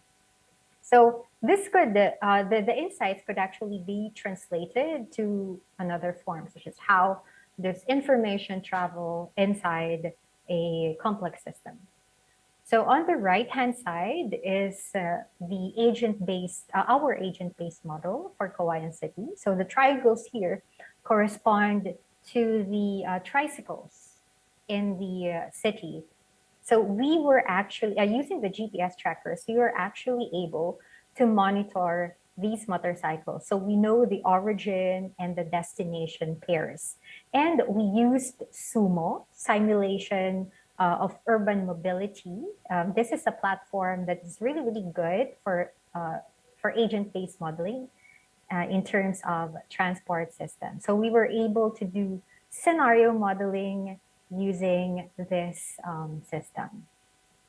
So next, so Cauayan City was also able to give us information about the different buildings that they have. So they have buildings tagged under institutional, they have buildings tagged under commercial, under residential, as well as industrial. So these are a total of 36,839 tagged buildings. Now, we, as I've mentioned earlier, so we installed GPS trackers on the tricycles, a total of 200 tricycles, as a matter of fact. And what we want to do is to identify factors that contribute to the tricycle speeds using machine learning. So we looked at a lot of features, like, for example, the number of lanes, the road segment length, the speed limit, vehicle distance to the road, acceleration and deceleration, and so on. So we were able to generate some insights using machine learning and using the different information in these buildings. So next, for the transport index, this is one of our dynamic index. So it captures the proportion of fast zones in a city over time, right? So the transport index, which is an hourly ratio, as a matter of fact, we can go down to minute, but we chose hourly because this is what our partner wants for now, but of course this can be adjusted. It is the ratio between the fast zones over the total zones. So the total zones would be the slow zone as well as the fast zone. So here you could see the timeline from March 2021 to August. So as you can see, this is very dynamic. So every hour, the transport index changes. Now moving on to the second aspect of the dynamic index, this is the air quality index. So what we did is we did a simple average of the PM2.5 and PM10 measurements and reflect the changes in air quality over time, which is right over here. Now this is the granularity of this is down to the hourly granularity. And of course, it can go down to minutes and so on. But one thing that we need to focus on here is that the air quality index actually changes a lot over time. Hourly, it changes. So that is why we have to highlight this as a dynamic index.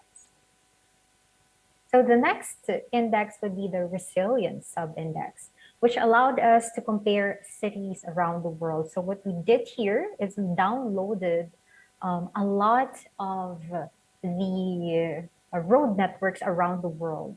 I think this is around 92 cities. So this is part of a publication that we have submitted and it is now under review. So we were able to cluster all these cities together into 6, and we identified the features that actually contribute to the rank of these road networks. So how resilient is a city's road network? So this is what we did in this paper. Now, I asked you a question in the first few minutes of my presentation. So how do we compare cities? And this is what Paturo did exactly. So these are the 3 cities that I have mentioned previously. It's Cauayan City, Makati City, as well as Tacloban City.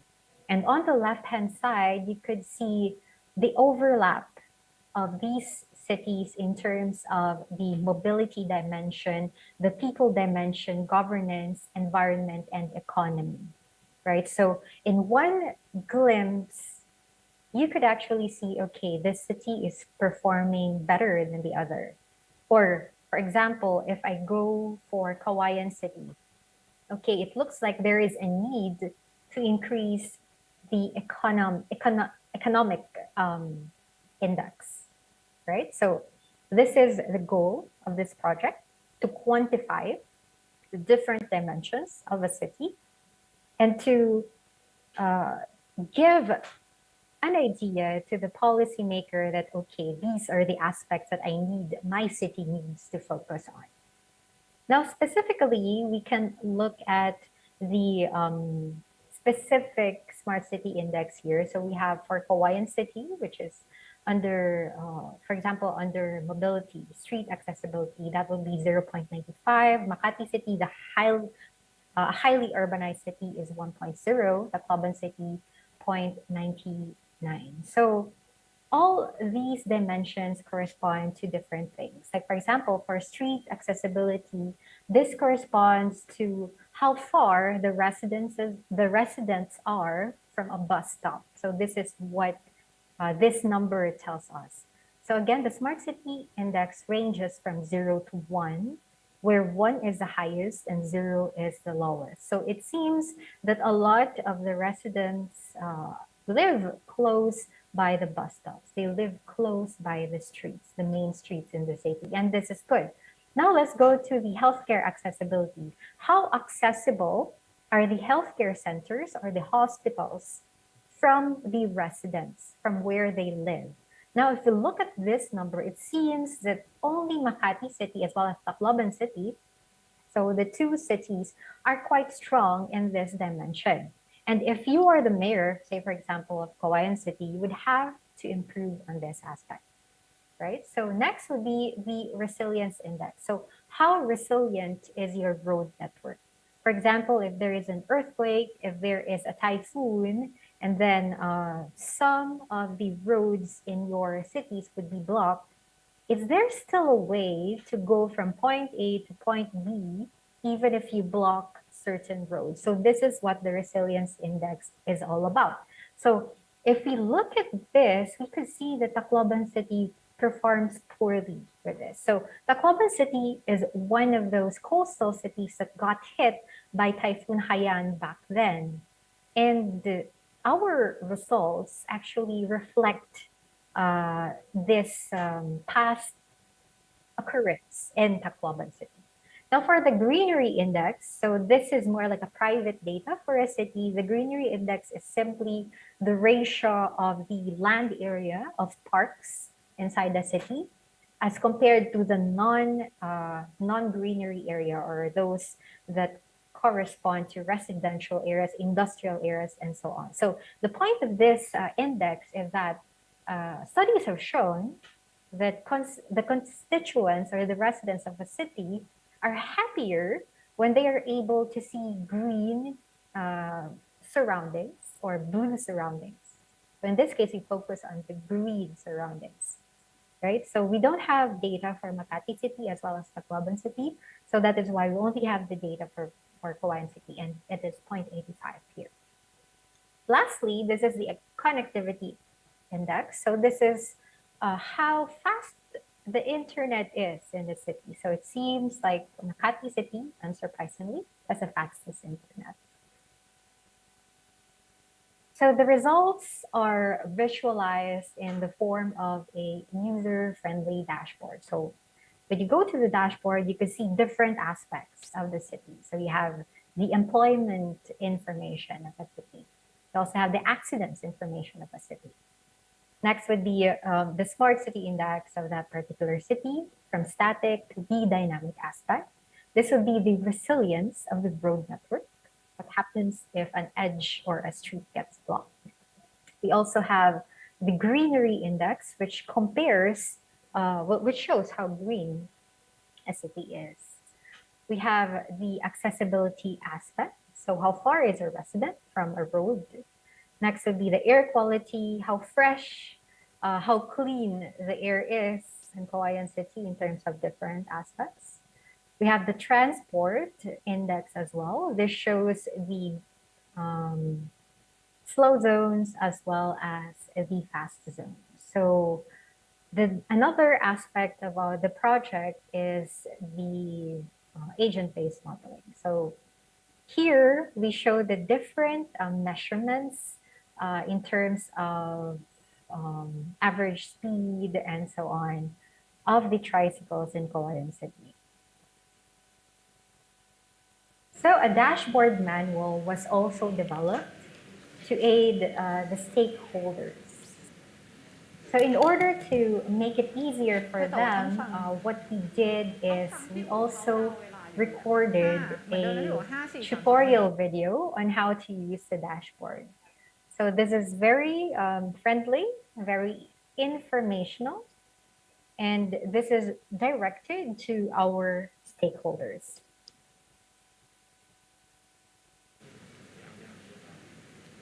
So the Paturo project does not only stop there. So even if it has already ended last year, actually this year we started another smart city project. We want to extend our ideas to the city of Baguio. So the city of Baguio is located at the north of Metro Manila. So it's a different city because it's like a city up the mountains. So it is colder with respect to the cities located in the Metro Manila area. And in consequence, a lot of tourists go there. Now, if you have more tourists, you'll have more people, and that would have a great effect on the transportation system of a city. That would have a really great effect as well on the air pollution of that city. So we will be looking into those aspects as well. So in a nutshell, it's health, it's livelihood, it's quality of life, and social cohesion that we are targeting.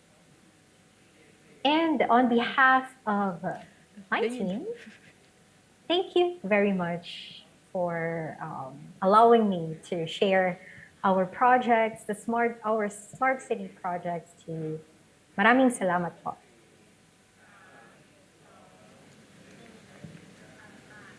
Thank you very much, Dr. Auer. Please be thorough for challenging your knowledge in all aspects about auto drive.